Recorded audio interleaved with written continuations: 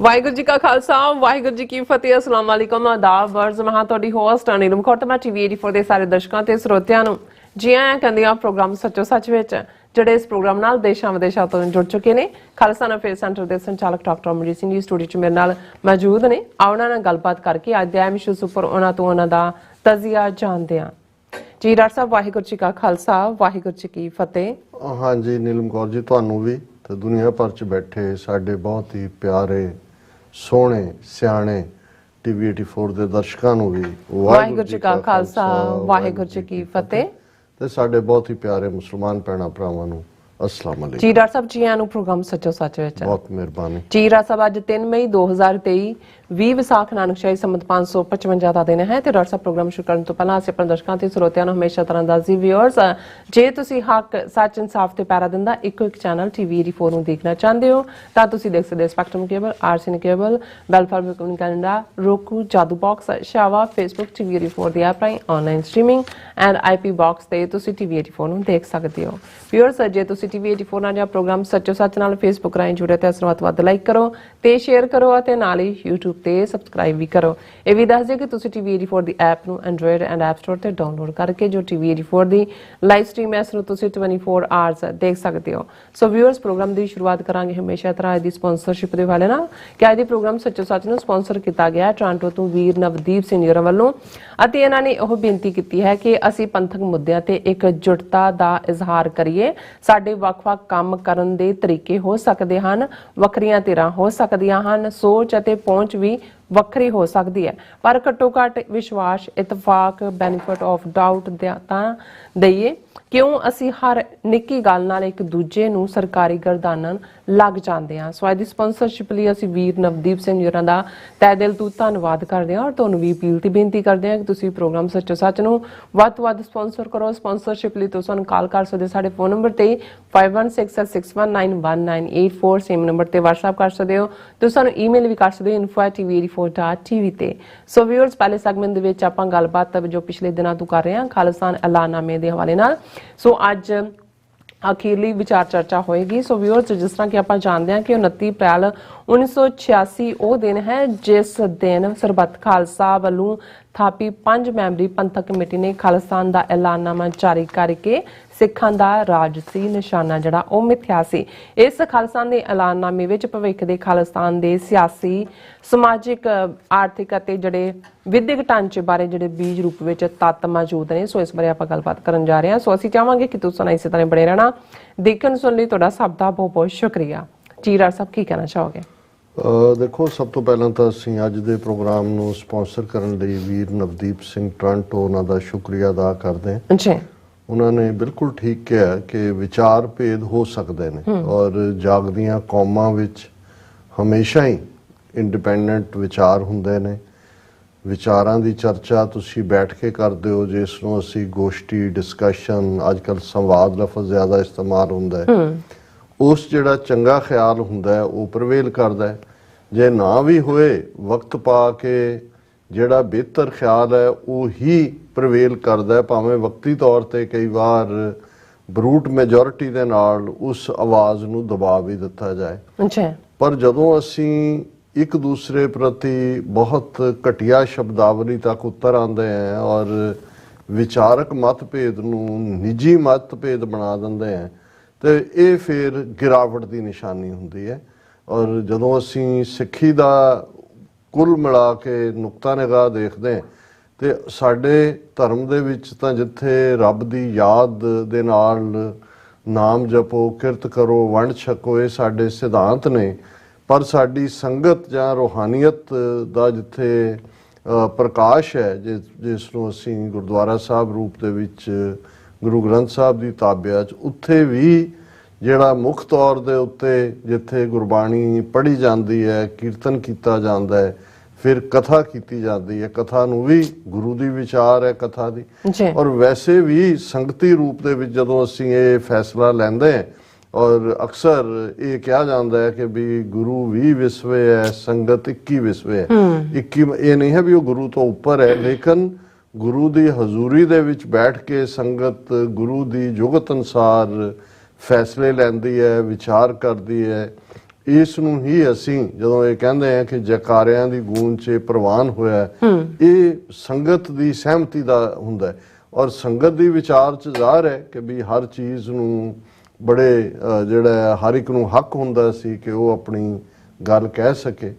ਇਹੀ ਪੈਟਰਨ ਜਦੋਂ ਅਸੀਂ 18ਵੀਂ ਸਦੀ ਦੀ ਸਿੱਖ ਲੀਡਰਸ਼ਿਪ ਦੇ ਵਿੱਚ ਦੇਖਦੇ ਹਾਂ, ਸਰਬੱਤ ਖਾਲਸਾ ਦੇ ਰੂਪ 'ਚ, ਸਰਬੱਤ ਖਾਲਸਾ ਵੀ ਆਪਣੇ ਆਪ ਦੇ ਵਿੱਚ ਜਦੋਂ ਅਸੀਂ ਸਰਬਸੰਮਤੀ ਜਾਂ ਯੂਨੈਨਿਮਿਟੀ ਕਹਿੰਦੇ ਹਾਂ ਤਾਂ ਇਹੀ ਹੁੰਦਾ ਸੀ ਕਿ ਉਹਦੇ 'ਚ ਜਿਹੜਾ ਮਿਸਲ ਦਾ ਸਰਦਾਰ ਹੈ ਉਹਦੀ ਆਵਾਜ਼ ਨੂੰ ਵੀ ਉਨਾ ਹੀ ਸ਼ਰਫ ਹਾਸਲ ਹੈ ਉਸ ਇਕੱਠ ਦੇ ਵਿੱਚ ਜਿੰਨਾ ਇੱਕ ਸਧਾਰਨ ਸਿੱਖ ਨੂੰ ਹੈ ਜਾਂ ਸਿੱਖ ਸੋਲਜਰ ਨੂੰ ਹੈ ਜਿਹੜਾ ਉਹਦੀ ਮਿਸਲ ਦਾ ਸਿਪਾਹੀ ਬਣ ਕੇ ਲੜਦਾ ਹੈ। ਔਰ ਈਵਨ ਇਹ ਵੀ ਸੀ ਕਿ ਕੋਈ ਵੀ ਮਿਸਲ ਦੇ ਵਿੱਚ ਵਿਚਰਨ ਵਾਲਾ ਸਿੱਖ ਸਿਪਾਹੀ ਜਾਂ ਸਿੱਖ ਸੰਤ ਸਿਪਾਹੀ ਜਦੋਂ ਮਰਜ਼ੀ ਕਿਸੇ ਹੋਰ 'ਚ ਜਾ ਸਕਦਾ ਸੀ। ਇਹ ਖੁੱਲ੍ਹਾ ਸੀ ਕਿਉਂਕਿ ਇਹ ਮੁੱਢਲੀ ਆਜ਼ਾਦੀ ਵੀ ਸੀ ਕਿ ਵੀ ਤੁਸੀਂ ਕਿਸੇ ਨਾਲ ਬੱਝੇ ਨਹੀਂ ਹੋਏ, ਤੇ ਇਸ ਲਈ ਉਸ ਮਿਸਲ ਦੇ ਵਿੱਚ ਵੀ ਉਹਨਾਂ ਦਾ ਜਿਹੜੀ ਲੀਡਰਸ਼ਿਪ ਸੀ ਉਹ ਇਹ ਸਮਝਦੇ ਸੀ ਕਿ ਵੀ ਸਾਨੂੰ ਐਸਾ ਮਾਹੌਲ ਰੱਖਣਾ ਪਏਗਾ ਕਿ ਸਾਡੇ ਸਾਰੇ ਉਸ ਵਿਹਾਰ ਤੋਂ ਸੰਤੁਸ਼ਟ ਹੋਣ। ਸੋ ਇਹ ਇੱਕ ਜੁਗਤ ਹੈ, ਜਦੋਂ ਗੁਰਮਤ ਜੁਗਤ ਕਹੀ ਜਾਂਦੀ ਹੈ।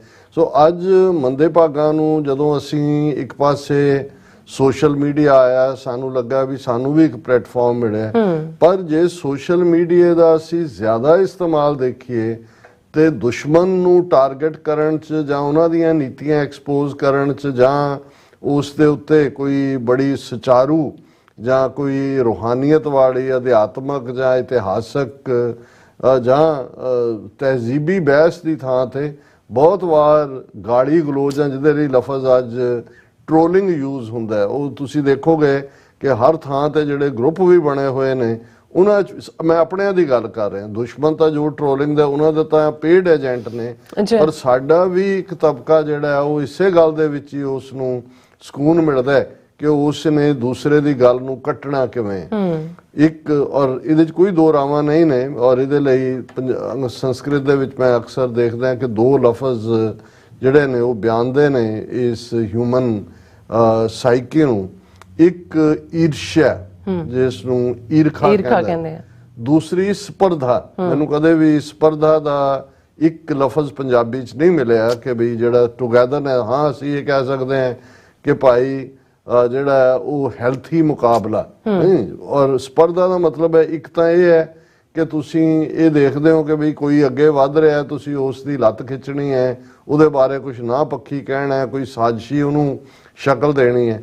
ਪਰ ਸਪਰਧਾ ਹੁੰਦਾ ਹੈ ਕਿ ਵੀ ਜਿਹਦੇ 'ਚ ਤੁਸੀਂ ਇੱਕ ਦੀ ਕਾਮਯਾਬੀ ਜਾਂ ਉਹਦੇ ਚੰਗੀ ਗੱਲ ਨੂੰ ਦੇਖ ਕੇ ਤੁਹਾਡੇ ਅੰਦਰ ਇਹ ਜਾਗਦਾ ਕਿ ਵੀ ਤੁਸੀਂ ਵੀ ਉਵੇਂ ਦਾ ਕਿਵੇਂ ਹੋਣਾ। ਜਿਵੇਂ ਗੁਰਮਤ ਦੇ ਵਿੱਚ ਜਾਏ ਪੁੱਛੋ ਸੁਹਾਗਣੀ ਵਾਹੇ ਕਿੰਨੀ ਬਾਤੀ ਸ਼ੌ ਪਾਈ ਹੈ। ਹੁਣ ਇਹ ਹੈ ਕਿ ਇਹ ਸਪਰਧਾ ਦੀ ਲਾਈਨ 'ਚ ਹੈ ਕਿ ਵੀ ਇੱਕ ਤੁਹਾਨੂੰ ਲੱਗਦਾ ਵੀ ਰੱਬ ਨਾਲ ਮਿਲੀਆਂ ਹੋਈਆਂ ਰੂਹਾਂ ਨੇ, ਤੁਸੀਂ ਉਹਨਾਂ ਦੀ ਸੰਗਤ ਕਰਦੇ ਹੋ, ਉਹਨਾਂ ਦੇ ਨਾਲ ਗੁਫ਼ਤਗੂ ਕਰਦੇ ਹੋ ਕਿ ਭਾਈ ਤੁਸੀਂ ਰੱਬ ਦੀ ਨਜ਼ਦੀਕੀ ਕਿਵੇਂ ਹਾਸਲ ਕੀਤੀ, ਤੁਹਾਨੂੰ ਰੱਬ ਦੀ ਕੁਰਬਤ ਕਿਵੇਂ ਮਿਲੀ। ਸੋ ਇਹ ਸਪਰਧਾ ਹਮੇਸ਼ਾ ਐਨਕਰੇਜਿੰਗ ਹੈ, ਲੇਕਿਨ ਮੈਨੂੰ ਇਹ ਨਜ਼ਰ ਆਉਂਦਾ ਹੈ ਕਿ ਵੀ ਬਹੁਤ ਵਾਰ ਸਾਡੇ ਕਲਚਰ ਦਾ ਜਿਹੜਾ ਅੱਜ ਹਿੱਸਾ ਬਣ ਚੁੱਕਾ ਹੈ ਕਿ ਅਸੀਂ, ਔਰ ਇਹ ਗੱਲ ਕੱਲੀ ਆਪਣਿਆਂ 'ਚ ਤਾਂ ਮੈਨੂੰ, ਕਿਉਂਕਿ ਜਦੋਂ ਤੁਸੀਂ ਆਪਣਿਆਂ 'ਚ ਵਿਚਰਦੇ ਹੋ ਕਈ ਵਾਰੀ ਤੁਹਾਨੂੰ ਜ਼ਿਆਦਾ ਲੱਗਦਾ, ਪਰ ਮੈਂ ਇਹ ਦੇਖਦਾ ਵੀ ਈਵਨ ਸਾਡੇ ਪਾਕਿਸਤਾਨੀ ਭੈਣ ਭਰਾ ਵੀ ਇਸ ਤੋਂ ਬਚੇ ਹੋਏ ਨਹੀਂ ਨੇ। ਔਰ ਕਈ ਵਾਰ ਅਸੀਂ ਜਦੋਂ ਜਿਹੜੇ ਸਾਂਝੇ ਇਕੱਠ ਹੁੰਦੇ ਨੇ ਜਿਨ੍ਹਾਂ 'ਚ ਜਾਣ ਦਾ ਮੌਕਾ ਮਿਲਦਾ, ਉਹਦੇ 'ਚ ਵੀ ਅਸੀਂ ਇਸ ਵਰਤਾਰੇ ਨੂੰ ਦੇਖਿਆ ਕਿ ਭਾਈ ਕਿਵੇਂ ਇੱਕ ਦੂਸਰੇ ਦੀ ਗੱਲ ਕੱਟਣ ਦਾ ਹੁੰਦਾ। ਔਰ ਇਹੀ ਕਾਰਨ ਸੀ ਕਿ ਇੱਕ ਸਟੇਜ ਤੇ ਅਸੀਂ, ਹਾਲਾਂਕਿ ਮੋਸਟ ਪ੍ਰੋਗਰਾਮ ਅਸੀਂ ਲਾਈਵ ਕਵਰ ਕਰਦੇ ਹਾਂ, ਫਿਰ ਸਾਨੂੰ ਲੱਗਣ ਲੱਗਾ ਕਿ ਭਾਈ ਇਹ ਜਦੋਂ ਆਪਸ 'ਚ ਬਹਿਸ ਮੁਬਾਹਿਸੇ ਪੈਣ ਵਾਲੇ ਸਾਡੇ ਵੀਰ ਹੋ ਜਾਂਦੇ ਨੇ ਤੇ ਲਾਈਵ ਜਾ ਰਿਹਾ ਹੁੰਦਾ, ਇੱਕ ਚੰਗਾ ਇਮੇਜ ਹੁੰਦਾ। ਸੋ ਅਸੀਂ ਜਿਵੇਂ ਵੀਰ ਨਵਦੀਪ ਸਿੰਘ ਹੋਰਾਂ ਨੇ ਕਿਹਾ ਕਿ ਭਾਈ ਕੌਮ ਦੀ ਗੱਲ ਹੈ, ਕੌਮ ਦਾ ਘਰ ਬਣਾਉਣਾ ਸਾਡਾ ਮਨਸ਼ਾ ਹੈ, ਸਿਰ ਜੋੜ ਕੇ ਅਸੀਂ ਬੈਠੀਏ ਔਰ ਕਿਸ ਉਦਮ ਤੇ ਰਾਜ ਮਿਲੇ, ਸ਼ਤਰੂ ਤੇ ਸਭ ਹੋਵੇ ਮੀਤਾ, ਸਾਡੀ ਇਹ ਪਹੁੰਚ ਹੋਣੀ ਚਾਹੀਦੀ। ਅਸੀਂ ਨਾਲ ਹੀ, ਹਾਲਾਂਕਿ ਕੱਲ ਵੀ ਅਸੀਂ ਮੈਂਸ਼ਨ ਕੀਤਾ ਸੀ ਕਿ TV 84 ਦੇ ਫਾਊਂਡਰ ਡਾਕਟਰ ਰਣਜੀਤ ਸਿੰਘ ਸਾਡੇ ਬਹੁਤ ਹੀ ਪਿਆਰੇ ਮਹਿਬੂਬ ਦੋਸਤ, ਆਲਮੋਸਟ 30 ਸਾਲ ਦੀ ਸਾਂਝ, ਜਿਹੜੇ ਪਿਛਲੇ ਵਰੇ ਸਾਨੂੰ ਵਿਛੋੜਾ ਦੇ ਗਏ ਸੀ ਜੂਨ ਦੇ ਮਹੀਨੇ, ਉਹਨਾਂ ਦੀ ਯਾਦ ਦੇ ਵਿੱਚ ਅਰਦਾਸ ਸਮਾਗਮ ਅਖੰਡ ਪਾਠ ਸਾਹਿਬ ਜਿਹੜਾ ਡਾਲਸ ਗੁਰਦੁਆਰਾ ਸਿੰਘ ਸਭਾ ਫਰਾਈਡੇ ਯਾਨੀ ਕਿ ਪਰਸੋਂ ਰੱਖਿਆ ਜਾਣਾ ਹੈ, ਐਤਵਾਰ ਭੋਗ ਹੋਏਗਾ। ਅਸੀਂ ਸ਼ਮੂਲੀਅਤ ਕਰਾਂਗੇ, ਹੋਰ ਵੀ ਜਿਹੜੇ ਉਹਨਾਂ ਨੂੰ ਪਿਆਰ ਕਰਨ ਵਾਲੇ ਨੇ ਉਹ ਸ਼ਾਮਲ ਹੋਣਗੇ। ਸੋ ਜਿਹੜੇ ਵੀ ਡਾਲਸ, ਹਿਊਸਟਨ, ਆਸਟਨ ਉਸ ਬੈਲਟ ਦੇ ਵਿੱਚ ਨੇ ਔਰ ਸਾਨੂੰ ਮਿਲਣਾ ਵੀ ਚਾਹੁੰਦੇ ਹੋਣ, ਜਾਂ ਉਹਨਾਂ ਨੂੰ ਵੀ ਲੱਗੇ ਕਿ ਭਾਈ ਜਿਹੜਾ ਕੌਮ ਦੇ ਲਈ ਤੁਰਿਆ ਇਨਸਾਨ ਜਿਸ ਨੇ ਆਪਣੀ ਜ਼ਿੰਦਗੀ ਦਾ ਇੱਕ ਵੱਡਾ ਹਿੱਸਾ 3 ਦਹਾਕੇ ਤੋਂ ਜ਼ਿਆਦਾ ਸਿਰਫ ਤੇ ਸਿਰਫ ਕੌਮ ਦੀ ਖਿਦਮਤ ਕੀਤੀ, ਉਹਨਾਂ ਦੀ ਯਾਦ ਦੇ ਵਿੱਚ ਵੀ ਜੁੜ ਬੈਠਣਾ ਤੇ ਉਹ ਜ਼ਰੂਰ ਉਸ ਸਮਾਗਮ ਦੇ ਵਿੱਚ ਸ਼ਮੂਲੀਅਤ ਕਰਨ। ਅਸੀਂ ਸੰਡੇ ਨਾਈਟ ਤੱਕ ਹੋਵਾਂਗੇ, ਮੰਡੇ ਮਾਰਨਿੰਗ ਫਿਰ ਅਸੀਂ ਵਾਪਸੀ ਹੋਏਗੀ, ਪਰ ਅਸੀਂ ਕੋਸ਼ਿਸ਼ ਕਰਾਂਗੇ ਕਿ ਕੱਲ ਦਾ ਪ੍ਰੋਗਰਾਮ ਅਸੀਂ ਕਰ ਸਕੀਏ। ਹੁਣ ਖਾਲਿਸਤਾਨ ਐਲਾਨਨਾਮਾ, ਔਰ ਸਾਨੂੰ ਖੁਸ਼ੀ ਹੈ ਕਿ ਬੇਸ਼ੱਕ ਬਹੁਤ ਵਾਰ ਇਹਦੇ 'ਚ ਕੋਈ ਚਟਪਟਾਪਨ ਤਾਂ ਨਹੀਂ ਹੁੰਦਾ ਜਦੋਂ ਤੁਸੀਂ ਰੋਜ਼ਾਨਾ ਕਿਸੇ ਖਬਰ ਤੇ ਕਮੈਂਟਰੀ ਕਰਦੇ ਹੋ ਜਾਂ ਤਬਸਰਾ ਕਰਦੇ ਹੋ, ਉਹਦੇ 'ਚ ਕੁਛ ਨਾ ਕੁਛ ਜਿਹੜਾ ਹੈ ਉਹ ਨਵਾਂ ਹੁੰਦਾ ਹੈ।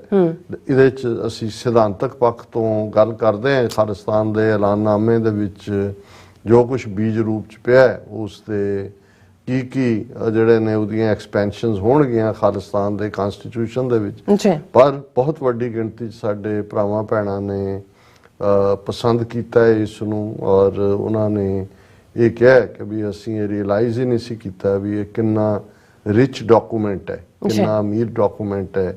ਔਰ ਬਹੁਤਿਆਂ ਨੂੰ, ਕਿਉਂਕਿ ਖਾਸ ਤੌਰ ਤੇ ਜਿੱਥੇ ਇੱਕ ਧੱਕਾਸ਼ਾਹੀ ਦਾ ਰਾਜ ਹੋਏ, ਤੁਸੀਂ ਪੁਲਿਸ ਦਾ ਡੰਡਾ ਦੇਖਿਆ ਹੋਇਆ ਜਾਂ ਅਫਸਰਾਂ ਦੀ ਖੁਸ਼ਾਮਦ ਜਾਂ ਪੈਸੇ ਵੰਡਦੇ ਦੇਖੇ ਹੋਏ ਨੇ ਜਾਂ ਦੂਜੇ, ਬਹੁਤਿਆਂ ਨੇ ਤਾਂ ਉੱਥੇ ਇੰਡੀਅਨ ਸੰਵਿਧਾਨ ਕੀ ਦੇਖਣਾ ਸੀ। ਜੇ ਦੇਖ ਵੀ ਲੈਣ ਤਾਂ ਉਹਨਾਂ ਨੇ ਕਹਿਣਾ ਜੀ ਸੰਵਿਧਾਨ ਦੀ ਜਿਲਦ ਚੁੱਕ ਕੇ ਵਿੱਚ ਪੈਸੇ ਹੀ ਰੱਖਣੇ ਪੈਣੇ ਆ ਕੋਈ ਵੀ ਕੰਮ ਕਰਾਉਣ ਲਈ, ਤੇ ਇਹਨੂੰ ਪੜ੍ਹ ਕੇ ਕੀ ਲੈਣਾ। ਤੇ ਉਹਨਾਂ ਦੇ ਲਈ ਇਹ ਇੱਕ ਬੜੀ ਅਹਿਮੀਅਤ ਵਾਲੀ ਗੱਲ ਹੈ ਵੀ ਬਹੁਤਿਆਂ ਨੂੰ ਇਸ ਗੱਲ ਦਾ ਵੀ ਅਹਿਸਾਸ ਹੋਇਆ ਕਿ ਵੀ ਜਿਹੜੇ ਐਲਾਨਨਾਮੇ ਹੁੰਦੇ ਨੇ, ਡੈਕਲੇਰੇਸ਼ਨਸ ਹੁੰਦੀਆਂ, ਉਹਨਾਂ ਦੀ ਕੀ ਅਹਿਮੀਅਤ ਹੁੰਦੀ ਹੈ। ਹਾਲਾਂਕਿ ਕੰਪੈਰੀਜ਼ਨ 4 ਜੁਲਾਈ 1776 ਨਾਲ ਜ਼ਿਆਦਾ ਕੀਤਾ ਹੈ, ਪਰ ਜੇ ਇਸ ਗੱਲ ਦਾ ਧਿਆਨ ਰਹੇ ਕਿ 23 ਮਾਰਚ 1940 ਨੂੰ ਜਿਹੜਾ ਪਾਕਿਸਤਾਨ ਦੇ ਵਿੱਚ ਅੱਜ ਵੀ ਯੌਮ-ਏ ਆਜ਼ਾਦੀ ਦਿਨ ਦੇ ਤੌਰ ਤੇ ਮਨਾਇਆ ਜਾਂਦਾ ਹੈ, ਲਾਹੌਰ ਡੈਕਲੇਰੇਸ਼ਨ ਜਿੱਥੇ ਹੁਣ ਮੀਨਾਰੇ ਪਾਕਿਸਤਾਨ ਬਣਿਆ ਲਾਹੌਰ ਦੇ ਵਿੱਚ, ਕਾਇਦੇ ਆਜ਼ਮ ਮੁਹੰਮਦ ਅਲੀ ਜਿਨ੍ਹਾਂ ਨੇ ਜਿਹੜਾ ਹੈ ਇਹ ਲਾਹੌਰ ਡੈਕਲੇਰੇਸ਼ਨ ਕੀਤੀ ਸੀ 23 ਮਾਰਚ 1940 ਨੂੰ,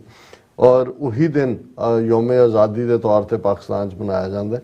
ਕਿਉਂਕਿ ਬੇਸ਼ੱਕ ਮੁੜ ਕੇ ਆਲਮੋਸਟ 7 ਸਾਲ ਦੇ ਕਰੀਬ ਲੱਗੇ ਪਾਕਿਸਤਾਨ ਆਜ਼ਾਦ ਹੁੰਦੇ ਆ, ਲੇਕਿਨ ਉਸ ਡਾਕੂਮੈਂਟ ਹਾਲਾਂ ਉਸ ਡਾਕੂਮੈਂਟ 'ਚ ਪਾਕਿਸਤਾਨ ਲਫ਼ਜ਼ ਮੈਂਸ਼ਨ ਨਹੀਂ ਸੀ, ਲੇਕਿਨ ਇਹ ਜਿਹੜਾ ਕੌਮ ਦਾ ਇਰਾਦਾ ਇਹ ਜ਼ਾਹਰ ਕਰ ਦਿੱਤਾ ਗਿਆ ਸੀ ਕਿ ਬਹੁ ਗਿਣਤੀ ਹਿੰਦੂਆਂ ਦੇ ਨਾਲ ਅਸੀਂ ਨਹੀਂ ਰਹਿਣਾ, ਸਾਡਾ ਆਪਣਾ ਅੱਡ ਨੇਸ਼ਨ ਹੈ, ਅੱਡ ਸਾਡਾ ਸੱਭਿਆਚਾਰ ਹੈ, ਅਸੀਂ ਜਿਹੜਾ ਇਸ ਮੈਜੋਰਟੀ ਦੇ ਵਿੱਚ ਸਾਡੀ ਉਹ ਹੋਂਦ ਨਹੀਂ ਰਹੇਗੀ।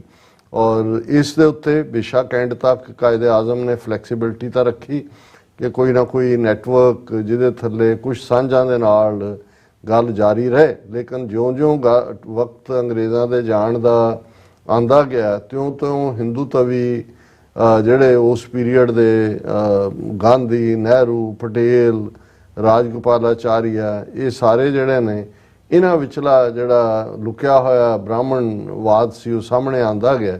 ਔਰ ਅਖੀਰ ਤੇ ਫਿਰ ਉਹ ਸਟੇਜ ਆਈ ਕਿ ਜਿਨ੍ਹਾਂ ਨੇ ਇਸ ਲਾਈਨ ਦੇ ਉੱਤੇ ਹੀ ਜਿਹੜਾ ਉਹ ਸਟੈਂਡ ਲਿਆ ਕਿ we Pakistan and nothing less than Pakistan. So ਮੈਂ ਇਸ ਦਾ ਕੰਪੈਰੀਜ਼ਨ ਦੇ ਰਿਹਾ ਕਿ ਭਾਈ ਬਹੁਤ ਵਾਰ ਇਹ ਹੁੰਦਾ ਕਿ ਵੀ ਤੁਸੀਂ ਜਿਹੜਾ ਜਦੋਂ ਇੱਕ ਰਾਹ ਦਸੇਰਾ ਬਣਾ ਦਿੰਦੇ ਹੋ ਤੇ ਫਿਰ ਉਸ ਦੇ ਉੱਤੇ ਕੌਮਾਂ ਤੁਰ ਪੈਂਦੀਆਂ। ਅਸੀਂ ਜਿਹੜਾ ਆਲਰੇਡੀ 3 ਹਿੱਸਿਆਂ 'ਚ ਅਸੀਂ ਡਿਸਕਸ ਕਰ ਚੁੱਕੇ ਹਾਂ, ਅੱਜ ਜਿਹੜਾ ਫਾਈਨਲ ਹੋਏਗਾ। ਔਰ ਇਸ ਦੇ ਨਾਲ ਹੀ ਅਸੀਂ ਜਿੱਥੇ ਕੱਲ ਛੱਡਿਆ ਸੀ, ਮੈਂ ਲਾਸਟ ਪੈਰਾਗ੍ਰਾਫ ਕੱਲ ਵਾਲਾ ਦੁਹਰਾ ਦਿੰਦਾ ਕਿ ਅੱਜ ਕੱਲ ਦੀ ਭਾਰਤ ਸਰਕਾਰ ਸ਼ੰਕਰਾਚਾਰੀਆ ਦੀ ਪਾਲਿਸੀ ਤੇ ਦ੍ਰਿੜਤਾ ਨਾਲ ਚੱਲਦਿਆਂ ਹੋਇਆਂ ਸਭ ਸਿਆਸੀ, ਸੱਭਿਆਚਾਰਕ, ਆਰਥਿਕ, ਪ੍ਰਬੰਧਕੀ ਅਤੇ ਫੌਜੀ ਸਾਧਨ ਵਰਤ ਕੇ ਸਿੱਖ ਅਤੇ ਸਿੱਖੀ ਦਾ ਭਾਰਤ ਵਿੱਚੋਂ ਖੁਰਾ ਖੋਜ ਮਿਟਾਉਣ ਤੇ ਤੁਲੀ ਹੋਈ ਹੈ।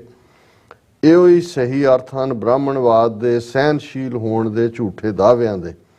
ਆਜ਼ਾਦ ਭਾਰਤ ਵਿੱਚ ਘੱਟ ਗਿਣਤੀ ਮਜ਼ਹਬਾਂ, ਧਰਮਾਂ ਉੱਤੇ ਪਾਬੰਦੀਆਂ ਲਾਉਣ ਦਾ ਭਾਰਤ ਦੀ ਲੋਕ ਸਭਾ ਵਿੱਚ ਹਿੰਦੂਆਂ ਦੇ ਧਰਮ ਤਬਦੀਲ ਕਰਨ ਉੱਤੇ ਪਾਬੰਦੀ ਲਾਉਣ ਦੀ ਮੰਗ ਉੱਠਦੀ ਰਹੀ ਹੈ। ਹਾਈ ਕੋਰਟ ਵਿੱਚ ਮੁਸਲਮਾਨਾਂ ਦੇ ਧਾਰਮਿਕ ਗ੍ਰੰਥ ਕੁਰਾਨ ਸ਼ਰੀਫ ਤੇ ਪਾਬੰਦੀ ਦੀ ਮੰਗ ਖੜੀ ਹੋਈ। ਇਹਦੇ ਤੱਕ ਅਸੀਂ ਵਿਚਾਰ ਕਰ ਲਿਆ ਸੀ ਜੀ। ਹੁਣ ਸਿੱਖਾਂ ਦੇ ਸਰਬਨਾਸ਼, ਸਿੱਖਾਂ ਦੇ ਧਾਰਮਿਕ ਨਿਸ਼ਾਨਾਂ ਨੂੰ ਫੌਜੀ ਤਾਕਤ ਦੀ ਵਰਤੋਂ ਨਾਲ ਢਾਹ ਢੇਰੀ ਕਰਨਾ, ਸਿੱਖੀ ਦਾ ਪ੍ਰਚਾਰ ਕਰਨ ਵਾਲੇ ਕੀਰਤਨੀ ਜਥਿਆਂ ਨੂੰ ਝੂਠੇ ਮੁਕੱਦਮਿਆਂ ਵਿੱਚ ਫਸਾ ਕੇ ਜੇਲ੍ਹ ਵਿੱਚ ਡੱਕਣਾ ਅਤੇ ਪਿੰਡ-ਪਿੰਡ ਵਿੱਚ ਸਿੱਖ ਗ੍ਰੰਥੀਆਂ ਨੂੰ ਡਰਾਉਣਾ, ਝੂਠੇ ਕੇਸਾਂ ਅਤੇ ਬਗੈਰ ਕੇਸ ਦਰਜ ਕੀਤਿਆਂ ਥਾਣੇ ਅਤੇ ਜੇਲ੍ਹਾਂ ਵਿੱਚ ਡੱਕੀ ਰੱਖਣਾ ਸਪਸ਼ਟ ਸਬੂਤ ਹੈ ਭਾਰਤ ਸਰਕਾਰ ਦੀ ਸਿੱਖਾਂ ਪ੍ਰਤੀ ਅਤਿਅੰਤ ਦੁਸ਼ਮਣੀ ਦੀ ਭਾਵਨਾ ਦਾ। ਜੀ। ਅਸੀਂ ਪਹਿਲਾਂ ਹੀ ਜ਼ਿਕਰ ਕਰ ਚੁੱਕੇ ਹਾਂ ਕਿ ਸਿੱਖੀ ਪ੍ਰਚਾਰ ਦੇ ਮਿਹਨਤ ਸਦਕਾ ਪੈਦਾ ਕੀਤੇ ਹੋਏ ਤਿਆਰ ਬਰ ਤਿਆਰ ਅੰਮ੍ਰਿਤਧਾਰੀ ਸਿੰਘ ਕਿਵੇਂ ਸਰਕਾਰੀ ਫੌਜੀ ਬਾਤਚੀਤ ਐਲਾਨਾਂ ਰਾਹੀਂ ਸਰਬਨਾਸ਼ ਦਾ ਨਿਸ਼ਾਨਾ ਬਣਾਏ ਗਏ ਹਨ ਅਤੇ ਬਣਾਏ ਜਾ ਰਹੇ ਹਨ। ਹੁਣ ਅਸੀਂ ਇਹ ਦੇਖ ਰਹੇ ਹਾਂ ਕਿ ਜਿਹੜੀ ਗੱਲ ਅੱਜ ਦੇਖਣ ਚਾਹਦੀ ਹੈ ਭਾਈ ਅੰਮ੍ਰਿਤਪਾਲ ਸਿੰਘ ਦੇ ਹਵਾਲੇ ਨਾਲ, ਭਾਈ ਅੰਮ੍ਰਿਤਪਾਲ ਸਿੰਘ ਦਾ ਵੀ ਸਭ ਤੋਂ ਵੱਡਾ ਕਸੂਰ ਇਹੀ ਹੈ ਕਿ ਉਹਨਾਂ ਨੇ ਅੰਮ੍ਰਿਤ ਛਕਣ ਦੇ ਉੱਤੇ ਇੱਕ ਮੁਹਿੰਮ ਖੜੀ ਕੀਤੀ, ਪੰਜਾਬ ਦੇ ਵਿੱਚ ਭਰਵਾਂ ਸਹਿਯੋਗ ਮਿਲਿਆ ਔਰ ਇਹ ਲਗਾਤਾਰਤਾ ਦੇ ਨਾਲ ਹਜ਼ਾਰਾਂ ਨੌਜਵਾਨ ਜਿਨ੍ਹਾਂ ਨੇ ਨਸ਼ਿਆਂ ਨੂੰ ਛੱਡਿਆ ਅੰਮ੍ਰਿਤਧਾਰੀ ਬਣੇ ਔਰ ਸਰਕਾਰ ਲਈ। ਔਰ ਅੱਜ ਵੀ ਇੱਕ ਸੱਜਣ ਜਿਹੜੇ ਗੱਲਬਾਤ ਫੋਨ ਤੇ ਕਰ ਰਹੇ ਸੀ, ਉਹ ਕਹਿੰਦੇ ਜੀ ਕਿ ਵੀ ਭਾਈ ਅੰਮ੍ਰਿਤਪਾਲ ਸਿੰਘ ਜਾਂ ਦੂਸਰੇ 9 ਹੋਰ ਸਿੰਘ ਜਿਨ੍ਹਾਂ ਦੇ ਉੱਤੇ NSA ਲਾਇਆ ਗਿਆ ਔਰ ਡਿਬਰੂਗੜ੍ਹ ਭੇਜਿਆ ਗਿਆ, ਉਹਨਾਂ ਨੇ ਕਿਹਾ ਵੀ ਪੰਜਾਬ 'ਚ ਵੀ ਜਿਹੜੇ ਲੋਕ ਇਹ ਸਮਝਦੇ ਸੀ ਕਿ ਵੀ ਨਹੀਂ ਚਲੋ ਇੱਥੇ ਹੁਣ ਬਦਲ ਗਿਆ ਹਾਲਾਤ ਭਗਵੰਤ ਮਾਨ ਦੀ ਸਰਕਾਰ ਨਾਲ ਜਾਂ ਹੁਣ ਉਹ ਦੂਜਾ ਨੇ, ਕਹਿੰਦੇ ਵੀ ਉਹ ਵੀ ਇਸ ਸਖਤੇ ਵਿੱਚ ਚਲੇ ਗਏ ਕਿ ਵੀ ਅੰਮ੍ਰਿਤਪਾਲ ਸਿੰਘ ਦਾ ਕਸੂਰ ਕੀ ਹੈ, ਬਿਲਕੁਲ ਬਾਕੀਆਂ ਦਾ ਕਸੂਰ ਕੀ ਹੈ। ਉਹਨਾਂ ਨੇ ਕਿਹਾ ਕਿ ਭਾਈ ਜੇ ਇਹ ਹਾਲ ਹੈ ਤੇ ਅਸੀਂ ਵਾਕਈ ਸਾਡੇ ਲਈ ਜਿਹੜਾ ਹੈ ਉਹ ਆਪਣਾ ਨੇਸ਼ਨ ਹੋਣਾ ਬੜਾ ਜ਼ਰੂਰੀ ਹੈ। ਔਰ ਇੱਕ ਉੱਗੇ ਗਾਇਕ ਦਾ ਨਾਮ ਲੈ ਰਿਹਾ ਸੀ, ਹਾਲਾਂ ਉਹ ਸਿੱਖੀ ਸਰੂਪ ਚ ਵੀ ਨਹੀਂ ਹੈ, ਪੰਜਾਬੀ ਦਾ ਗਾਇਕ, ਉਹ ਕਹਿੰਦਾ ਜੀ ਉਹਨੇ ਵੀ ਇੱਕ ਥਾਂ ਬੈਠਿਆਂ ਕਿਹਾ ਵੀ ਇਹ ਨੇਸ਼ਨ ਤੋਂ ਬਿਨਾ ਆਪਣੀ ਗੱਲ ਬਣਨੀ ਨਹੀਂ ਹੈ। ਔਰ ਉਹਨੇ ਕਿਹਾ ਵੀ ਹਾਂ ਇਹ ਹੁਣ ਸਾਡਾ ਬਣੇ ਕਿਵੇਂ ਜਦੋਂ ਤੱਕ ਸਾਡੀ ਕੋਈ ਬਾਂਹ ਨਾ ਫੜੇ ਜਾਂ ਦੂਜੇ। ਲੇਕਿਨ ਕਹਿਣ ਦਾ ਮਤਲਬ ਇਹ ਹੈ ਕਿ ਵੀ ਇਹ ਵਰਤਾਰਾ ਜੇ 1986 ਦੇ ਵਿੱਚ ਵੀ ਇਹੀ ਸੀ, ਇੱਕ ਪਾਸੇ ਅੰਮ੍ਰਿਤਧਾਰੀ ਸਿੰਘਾਂ ਨੂੰ ਚੁਣ ਕੇ ਜਿਹੜਾ ਹੈ ਉਹ ਫੜਿਆ ਜਾ ਰਿਹਾ ਸੀ, ਪਿੰਡਾਂ 'ਚੋਂ ਮਾਰਿਆ ਜਾ ਰਿਹਾ ਸੀ, ਤੇ ਬਹੁਤ ਵਾਰ ਜਿਹੜੇ ਕਿਸੇ ਦਾ ਸ਼ੋਕ ਸਮਾਗਮ ਹੈ ਜਾਂ ਕਿਸੇ ਦਾ ਆਨੰਦ ਕਾਰਜ ਹੈ, ਜਿਹੜਾ ਕੀਰਤਨੀ ਜਥਾ ਗਿਆ ਉਹਨੂੰ ਰਾਹ ਦੇ ਵਿੱਚ ਹੀ ਗ੍ਰਿਫਤਾਰ ਕਰਕੇ ਚੁੱਕ ਕੇ ਲੈ ਜਾਂਦੇ, ਪਿੰਡਾਂ 'ਚੋਂ ਗ੍ਰੰਥੀ ਚੁੱਕਣੇ ਸ਼ੁਰੂ ਕੀਤੇ ਹੋਏ ਸੀ। ਸੋ ਇਹ ਉਸ ਪਾਸੇ ਵੱਲ ਇਸ਼ਾਰਾ ਹੈ ਕਿ ਭਾਈ ਉਹਨਾਂ ਨੇ ਸਾਡੇ ਧਾਰਮਿਕ ਨਿਸ਼ਾਨਾਂ ਨੂੰ ਅਕਾਲ ਤਖਤ ਫੌਜੀ ਸ਼ਕਤੀ ਨਾਲ ਢਾਹ ਢੇਰੀ ਕੀਤਾ, ਕੀਰਤਨੀ ਜਥਿਆਂ ਨੂੰ, ਢਾਡੀਆਂ ਨੂੰ, ਦਿਆਲ ਸਿੰਘ ਦਿਲਬਰ ਪ੍ਰੋਮਿਨੈਂਟ ਜਿਹੜੇ ਵੀ ਢਾਡੀ ਜਿਹੜੇ ਨੇ ਮੰਜੀ ਸਾਹਿਬ ਤੋਂ ਜਿਹੜੇ ਨੇ ਦੀਵਾਨਾਂ ਨੂੰ ਸੰਬੋਧਨ ਕਰਦੇ ਰਹੇ ਆਪਣੇ ਢਾਡੀ ਵਾਰਾਂ ਰਾਹੀਂ, ਉਹ ਸਾਰੇ ਹੀ ਜਿਹੜੇ ਨੇ ਜੇਲ੍ਹਾਂ ਦੇ ਵਿੱਚ ਰੱਖ ਦਿੱਤੇ ਸੀ। ਕੀਰਤਨੀ ਜਥੇ ਵੀ, ਦਰਬਾਰ ਸਾਹਿਬ ਹਜ਼ੂਰੀ ਕੀਰਤਨੀ ਵੀ ਜਦੋਂ ਇਹਨਾਂ ਨੇ ਜੂਨ 84 ਤੋਂ ਬਾਅਦ ਕਿੰਨੇ ਜਿਹੜੇ ਨੇ ਉਹ ਜੋਧਪੁਰ ਤੋਰ ਦਿੱਤੇ ਸੀ। ਕੁਛ ਤਾਂ ਮੌਕੇ ਤੇ ਜਿਵੇਂ ਭਾਈ ਅਮਰੀਕ ਸਿੰਘ ਸੂਰਮੇ ਸਿੰਘ ਸੀ, ਉਹਨਾਂ ਨੂੰ ਮੌਕੇ ਤੇ ਸ਼ਹੀਦ ਕਰਤਾ ਸੀ ਔਰ ਬਾਕੀਆਂ ਨੂੰ ਬਹੁਤ ਜਿਹੜਾ ਹੈ ਉਹ ਜ਼ਲੀਲ ਕੀਤਾ ਸੀ। ਸੋ ਉਹਨਾਂ ਨੇ ਇਹ ਕਿਹਾ ਕਿ ਭਾਈ ਇਹ ਝੂਠੇ ਕੇਸ ਜੇਲ੍ਹਾਂ 'ਚ ਡੱਕਣਾ, ਔਰ ਉਹਨਾਂ ਨੇ ਕਿਹਾ ਵੀ ਇਹ ਜਿਵੇਂ ਬਾਤਚੀਤ ਦਾ ਹਵਾਲਾ ਉਹਦੇ 'ਚ ਫੇਰ ਦਿੱਤਾ ਗਿਆ ਕਿ ਭਾਈ ਕਿਵੇਂ ਸਿੱਖਾਂ ਨੂੰ ਜਿਹੜਾ ਨਿਸ਼ਾਨਾ ਬਣਾਇਆ ਗਿਆ, ਕਿਉਂਕਿ ਏਜੰਡਾ ਸਿੱਖਾਂ ਦਾ ਸਰਬਨਾਸ਼ ਹੈ। ਜਦੋਂ ਟੋਟਲ ਵਾਰ ਕਿਹਾ ਜਾਂਦਾ ਹੈ ਉਦੋਂ ਇਹਦਾ ਮਤਲਬ ਹੁੰਦਾ ਹੈ ਵੀ ਟੋਟਲ ਡਿਸਟਰਕਸ਼ਨ।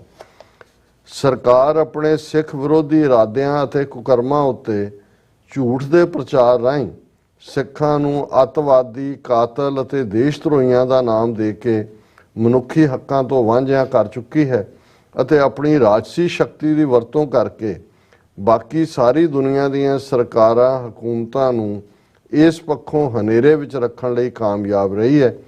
ਇਸ ਮੰਤਵ ਦੀ ਪੂਰਤੀ ਲਈ ਸੈਂਸਰਸ਼ਿਪ, ਪੰਜਾਬ ਵਿੱਚ ਵਿਦੇਸ਼ੀ ਪੱਤਰਕਾਰਾਂ ਤੇ ਅਖਬਾਰ ਨਵੀਸਾਂ ਦੇ ਦਾਖਲੇ ਤੇ ਪਾਬੰਦੀ 1984 ਤੋਂ ਲਗਾਤਾਰ ਚਲੀ ਆ ਰਹੀ ਹੈ।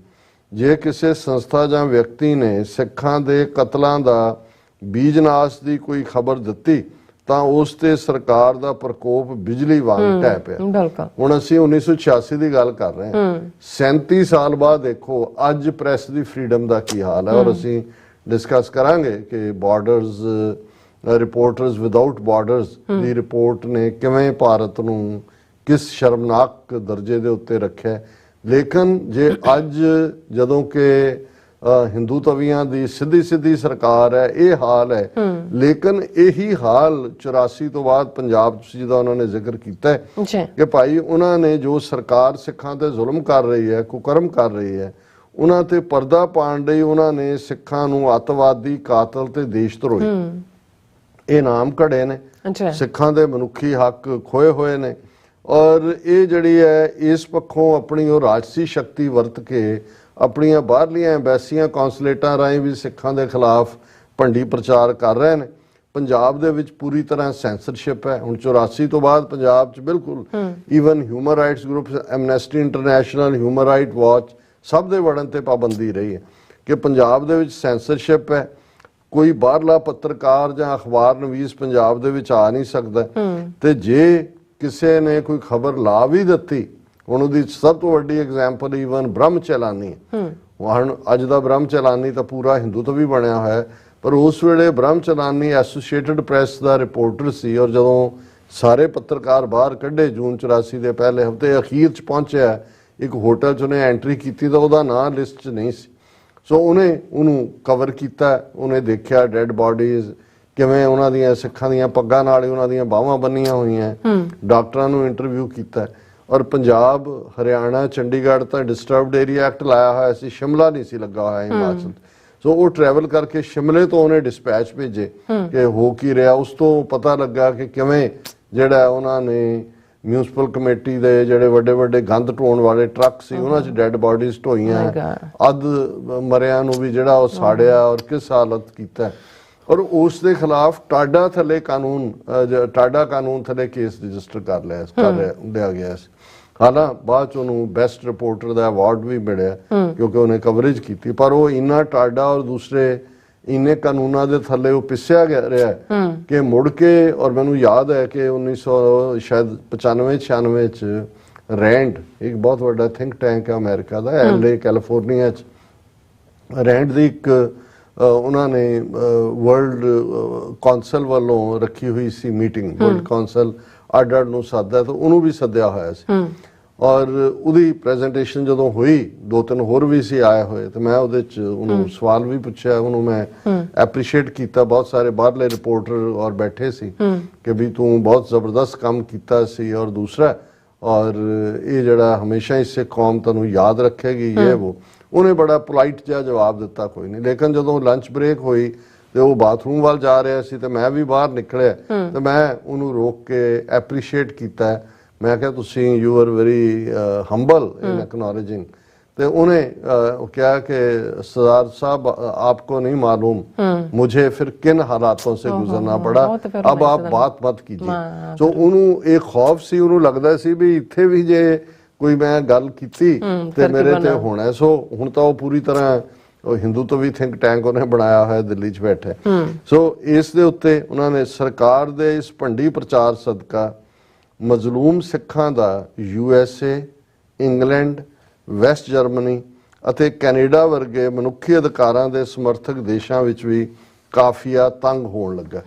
ਹੁਣ ਤਾਂ ਅਸੀਂ ਹੁਣ ਦੀ ਗੱਲ ਕਰਦੇ ਹਾਂ। ਇਸ ਪੀਰੀਅਡ 'ਚ ਇਹਨਾਂ ਨੇ 84 ਤੋਂ ਬਾਅਦ ਕੁਇਕਲੀ ਐਕਸਟ੍ਰਾਡੀਸ਼ਨ ਟ੍ਰੀਟੀਆਂ ਸਾਈਨ ਕਰਨੀਆਂ ਸ਼ੁਰੂ ਕਰਤੀਆਂ ਬਾਹਰਲੇ ਮੁਲਕ। ਉਹਨਾਂ ਨੂੰ ਸੀ ਵੀ ਜਿਹੜੇ ਇੱਥੋਂ ਬਚ ਕੇ ਬਾਹਰ ਵੀ ਗਏ ਨੇ ਉਹਨਾਂ ਦਾ ਕਾਫੀਆ ਤੰਗ ਕਰੋ, ਉਹਨਾਂ ਨੂੰ ਲਿਆਓ, ਜ਼ਲੀਲ ਕਰੋ ਇੱਥੇ, ਤਾਂ ਕਿ ਕੋਈ ਰਸਤਾ ਨਾ ਰਹੇ। ਉਹਨਾਂ ਨੇ ਹਾਲਾਂ ਬ੍ਰਿਟਨ ਪੀਰੀਅਡ ਦੀ ਅਮਰੀਕਾ ਦੇ ਨਾਲ 1930-32 ਦੀ ਐਕਸਟ੍ਰਾਡੀਸ਼ਨ ਟ੍ਰੀਟੀ ਸੀ, ਉਹਦੇ 'ਚ ਬਹੁਤੇ ਨਾਰਮ ਸਖਤ ਨਹੀਂ ਸੀ ਔਰ ਬਹੁਤ ਔਖਾ ਸੀ ਕਿਸੇ ਨੂੰ ਲੈ ਕੇ ਜਾਣਾ। ਇਹਨਾਂ ਨੇ ਉਸ ਤੋਂ ਬਾਅਦ ਅਮਰੀਕਾ ਨਾਲ ਐਕਸਟ੍ਰਾਡੀਸ਼ਨ ਟ੍ਰੀਟੀ, ਕੈਨੇਡਾ ਦੇ ਨਾਲ, UK ਦੇ ਨਾਲ ਤਾਂ ਹੈ ਹੀ ਕੀਤੀ। ਫਿਰ ਈਵਨ ਛੋਟੇ ਮੁਲਕਾਂ ਆ ਜਿਹੜੇ ਹੁਣ ਮਲੇਸ਼ੀਆ ਜਾਂ ਥਾਈਲੈਂਡ ਜਾਂ ਨੇਪਾਲ, ਇਹਨਾਂ ਸਾਰਿਆਂ ਤੋਂ ਵੀ ਉਹ ਨੌਜਵਾਨਾਂ ਨੂੰ ਲਿਜਾ ਰਹੇ ਨੇ ਸਾਡੇ ਹੁਣ। ਇਹਦਾ ਕਾਰਨ ਉਹ ਟ੍ਰੀਟੀਆਂ ਉਹਨਾਂ ਨੇ ਸਾਈਨ ਕੀਤੀਆਂ ਔਰ ਇਹ 1986 ਚ ਖਾਲਿਸਤਾਨ ਦੀ ਡੈਕਲੇਰੇਸ਼ਨ 'ਚ ਸਪਸ਼ਟ ਸੀ ਕਿ ਭਾਈ ਇਹ ਹੁਣ ਸਾਨੂੰ ਈਵਨ ਬਾਹਰ ਵੀ ਜੀਣ ਨਹੀਂ ਦੇਣਗੇ। ਔਰ ਅਸੀਂ ਦੇਖ ਰਹੇ ਹਾਂ ਕਿ ਵੀ 18 ਮਾਰਚ ਦੀਆਂ ਘਟਨਾਵਾਂ ਤੋਂ ਬਾਅਦ ਕਿਵੇਂ ਇਹਨਾਂ ਨੇ UK, ਆਸਟ੍ਰੇਲੀਆ, ਕੈਨੇਡਾ ਔਰ ਅਮਰੀਕਨ ਸਿਸਟਮ ਨੂੰ ਪ੍ਰੈਸ਼ਰ ਥੱਲੇ ਲਿਆਂਦਾ ਔਰ ਕਿਸ ਕਿਸਮ ਦਾ ਜਿਹੜੀਆਂ ਨੇ ਉਹ ਮੈਲਾਈਨਿੰਗ ਲਾਈਨ ਚੱਲ ਰਹੀ। ब्राह्मणवाद की कठपुतली प्रॉक्सी गवर्नमेंट ऑफ इंडिया सचमुच सिख पंथ पासों घुट घुट के मर जाऊं ये मर्जी मेरे सयाद की है साडे मरण की आस लाई बैठी है। ये एक बड़ा ब्रिटिश पीरियड का पॉपुलर एक शेयर सी कि ना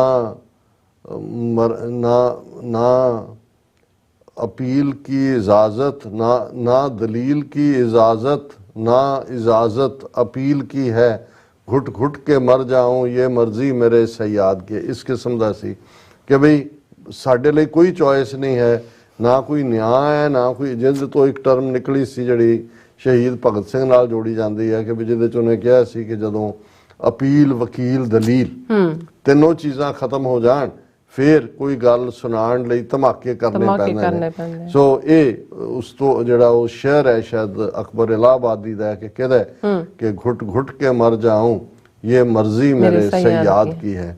कि यही आस ला रहे ने कि भी असीं इन्हां दा काफिया इन्ना तंग कर दईए कि ये हौली हौली हौली घुट घुट के आप ही दम तोड़ जाण। अफसोस इस गल दा है कि सिखां नूं सिख गुरुआं ने मर्दां वांग मरना छाती ताण के तुरना ते शेरां वांग अपना बोलबाला करना सिखाया। ये उन्हां दे पार्ट तो अफसोस है कि ब्राह्मणां नूं ये मैसेज दिता है कि बई तुसीं तां चाहुंदे हो कि असीं कुट कुट के मर जाइए पर साडे गुरु ने सानू मर्दां वांग मरना छाती ताण के तुरना ते शेरां वांग अपना बोलबाला करना सिखाया है।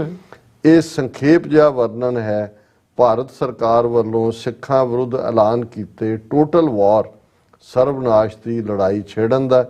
ये लड़ाई जून 84 दे ऑपरेशन नीला तारा अते ऑपरेशन वुड रोज नाल आरंभ हुई ते हुण तक दर पर दर जारी रखी जा रही। पिछे जे बंगलादेश सरकार ने सिख भारती शहरियां दा अपने मुल्क विच दाखला बंद कर दिता है पर जदों ये मामला भारत की लोक सभा विच उठाया गया तां स्पीकर बलराम जाखड़ ने अत्यंत बेशर्मी नाल इस नूं बांग्लादेश का अपना निजी मामला दस्सिया। हुण ये 84 तो 86 दे विच ऐसी की डिवेलपमेंट हुई होएगी इंडिया ने ही प्रैशर बिल्ड किया होएगा बांग्लादेश ते कि भाई कोई उधर नूं एस्केप ना करन कि सिखां दी वैसे ही एंट्री बंद कर दो पासपोर्ट दे उत्ते भी। और उदों जदों बलराम जाखड़ स्पीकर सी जिहड़ा हुण सुनील जाखड़ कांग्रेस छड्ड के बीजेपी च गया इहदा प्यो और यही बलराम जाखड़ है जिहदी ऑन रैकर्ड स्टेटमेंट है कि अगर भारत की एकता अखंडता के लिए 2 करोड़ सिखों को भी मारना पड़ा तो हम उससे हिचकिचाएंगे नहीं। हुण यही जिहड़ा इस दे विच मेंशन है कि भी उन्हें बलराम जाखड़ ने कहा जी ये तो बांग्लादेश का अपना अंदरूनी मामला है और ये इस तो वड्डी सियासी फिरकूपुणे दी कुड़तन दी दुनिया विच किते मिसाल नहीं मिल सकती। भारत सरकार दियां सारियां सियासी जथेबंदियां Bharatiya Janata party CPI CPM सारे दे सारे एक आवाज़ हो के सिखां दे विरुद्ध लामबंद हो गए हैं अते सिखां दे कतलेआम अते बीजनाश उत्ते हा दा नारा भी नहीं मारे। यही वर्तारा तुसीं 18 मार्च तो बाद मैं तो जदों इनू पढ़ रहे हैं तो काफ़ी वक्त हो गया सी इनू दोबारा पढ़े तो मैनू लग रहा भी ये तो यही हाँ कि भी अज भी यही तरह सारियां कौन की है किहड़ी शेड दा हिंदू है कोई रब नूं मनदा भी है कि नहीं पर सिखां नूं मारन लई सारे इकट्ठे ने और ये वर्तारा लगातारता नाल पिछले 39 साल तो जून 84 तो बाद खास तौर ते जारी है। फिर उन्होंने कहा भी ये सिखां दे कतलेआम अते बीजनाश उत्ते हा दा नारा भी नहीं मारिया। एक घिनौना दृश्य है सिखां विरुद्ध लड़ी जा रही गैर एलानिया जंग टोटल वॉर दा। गैर एलानिया इसलिए क्योंकि जदों कोई मुल्क किसी के खिलाफ वॉर के उत्ते जाता है तो डिकलेयर करता है कि वॉर है। सो उन्होंने कोई डिकलेयर नहीं किया भी असी सिखां के खिलाफ कोई वॉर विढ़ी हुई है लेकिन है टोटल वॉर है अनएलानिया। और प्रसिद्ध अखाण के मुताबिक इतिहास अपने आप को दोहराता है। अज फिर शाह मुहम्मद के कथन अनुसार जंग हिंद पंजाब का होण लगा अते चढ़े हिंदुस्तानी पूर्वी दखणी जी। असी अक्सर जंगनामा सिंघां फरंगियां जिन्हों कहा जाता है उन्हों का जंगनामा 1846 की अंग्रेज़ों नाल जंग का जिहदा ओरिजिनल नाम जंग हिंद पंजाब का सी और उहदे चों ये दोनों लाइनां लईआं होईआं ने। एक सी जंग हिंद पंजाब का होण लगा दोवें पातशाही फौजां भारीआं ने ਅੱਜ ਹੋਵੇ ਸਰਕਾਰ ਤਾਂ ਮੁੱਲ ਪਾਵੇ ਜਿਹੜੀਆਂ ਖਾਲਸੇ ਨੇ ਤੇਗਾਂ ਮਾਰੀਆਂ ਨੇ, ਤੇ ਦੂਸਰਾ ਕਈ ਕੋਟ ਚੜੇ ਪੂਰਬੀ ਦੱਖਣੀ ਜੀ। ਇਸ ਕਠਨ ਸਥਿਤੀ ਵਿੱਚ ਅੱਜ ਅਸੀਂ ਖਾਲਿਸਤਾਨ ਦਾ ਐਲਾਨ ਕਰਕੇ ਬਗੈਰ ਭਾਰਤ ਵਿਰੁੱਧ ਜਵਾਬੀ ਕਾਰਵਾਈ ਵਜੋਂ ਟੋਟਲ ਵਾਰ ਦਾ ਐਲਾਨ ਕਰਨ ਤੋਂ ਸੰਕੋਚ ਕੀਤਾ ਹੈ, ਤਾਂ ਜੋ ਦੁਨੀਆ ਦੀ ਕਚਹਿਰੀ ਵਿੱਚ ਸਾਡੇ ਉੱਤੇ ਜਲਦਬਾਜ਼ੀ ਦਾ ਇਲਜ਼ਾਮ ਨਾ ਲੱਗ ਸਕੇ ਕਿ ਉਹਨਾਂ ਨੇ ਤਾਂ ਸਾਡੇ ਤੇ ਟੋਟਲ ਵਾਰ ਭਰਪਾ ਕੀਤੀ ਹੋਈ ਹੈ, ਪਰ ਅਸੀਂ ਅਜੇ ਜਲਦਬਾਜ਼ੀ 'ਚ ਇਹਨਾਂ ਦੇ ਖਿਲਾਫ ਟੋਟਲ ਵਾਰ ਨਹੀਂ ਐਲਾਨ ਰਹੇ। ਫਿਰ ਟੋਟਲ ਵਾਰ ਤਾਂ ਫਿਰ ਉਹੀ ਤੌਰ ਤਰੀਕੇ ਜੋ ਉਹ ਵਰਤ ਰਹੇ ਨੇ ਅਸੀਂ ਵੀ ਵਰਤਣ ਤੇ ਮਜਬੂਰ ਹੁੰਦੇ। ਹੁਣ ਅਸੀਂ ਕਲੋਜ਼ਿੰਗ ਵੱਲ ਜਾ ਰਹੇ। ਜੇ ਭਾਰਤ ਸਰਕਾਰ ਆਪਣੀ ਜ਼ਾਹਰਾਨਾ ਕਾਰਵਾਈ ਤੋਂ ਬਾਜ਼ ਨਾ ਆਈ ਤਾਂ 26 ਜਨਵਰੀ 1986 ਦੇ ਸਰਬੱਤ ਖਾਲਸਾ ਵੱਲੋਂ ਸਥਾਪਿਤ ਕੀਤੀ 5 ਮੈਂਬਰੀ ਪੰਥਕ ਕਮੇਟੀ ਇਨਸਾਫ ਪਸੰਦ ਅਤੇ ਮਨੁੱਖੀ ਅਧਿਕਾਰਾਂ ਦੇ ਸਮਰਥਕ ਦੇਸ਼ਾਂ ਪਾਸੋਂ ਸਭ ਕਿਸਮ ਦੀ ਲੋੜੀਂਦੀ ਮਦਦ, ਸਪਲਾਈ, ਸਹਾਰਾ ਅਤੇ ਹਮਦਰਦੀ ਦੀ ਮੰਗ ਕਰੇਗੀ। UN ਪਾਸੋਂ ਵੀ ਅਸੀਂ ਇਸੇ ਕਿਸਮ ਦੀ ਮਦਦ ਦੀ ਮੰਗ ਕਰਦੇ ਹਾਂ। ਜਿਨ੍ਹਾਂ ਗੁਆਂਢੀ ਦੇਸ਼ਾਂ ਨੇ ਸਾਡੀ ਵਿਖੜੀ ਘੜੀ ਵਿੱਚ ਹਾਂ ਦਾ ਨਾਅਰਾ ਮਾਰਨ ਦਾ ਯਤਨ ਕੀਤਾ ਹੈ, ਅਸੀਂ ਉਹਨਾਂ ਦਾ ਅਹਿਸਾਨ ਨਹੀਂ ਭੁਲਾਵਾਂਗੇ।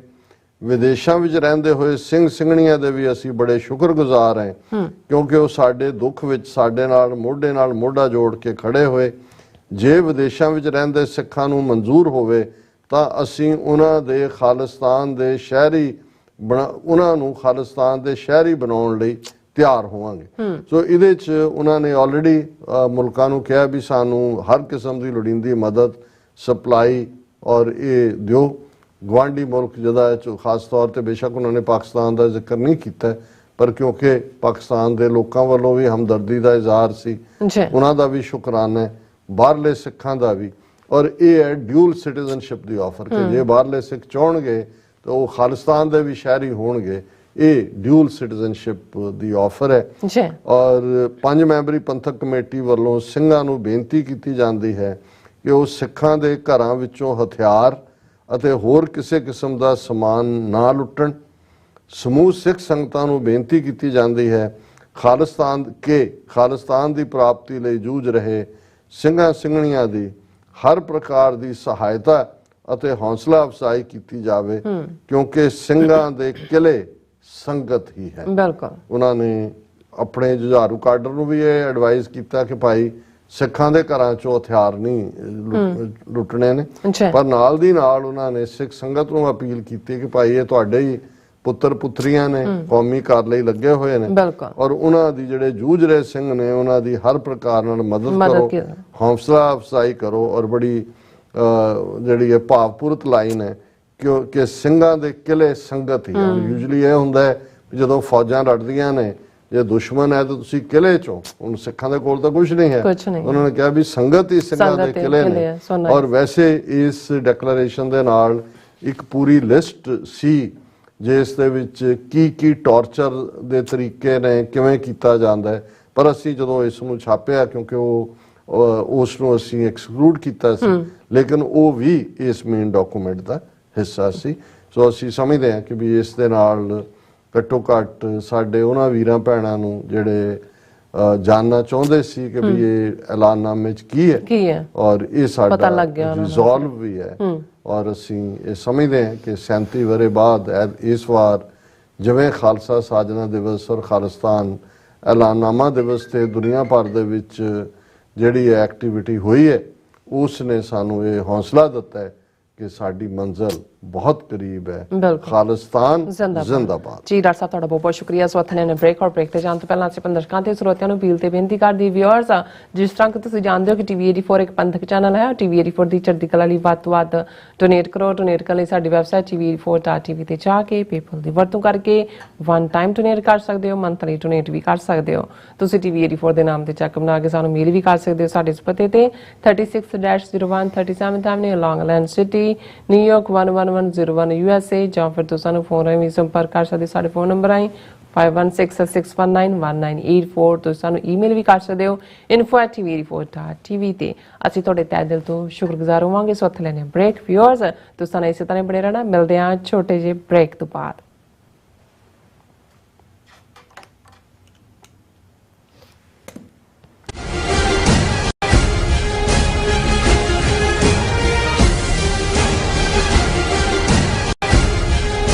ਕਰਨੀ ਪੈ ਰਹੀ ਹੈ ਤੁਹਾਡੇ ਚੈੱਕ ਲਈ, ਫਿਰ ਬ੍ਰੋਕਰਾਂ ਪਿੱਛੇ ਭੱਜਦੇ ਫਿਰਦੇ ਹੋ ਪੈਸੇ ਲਈ।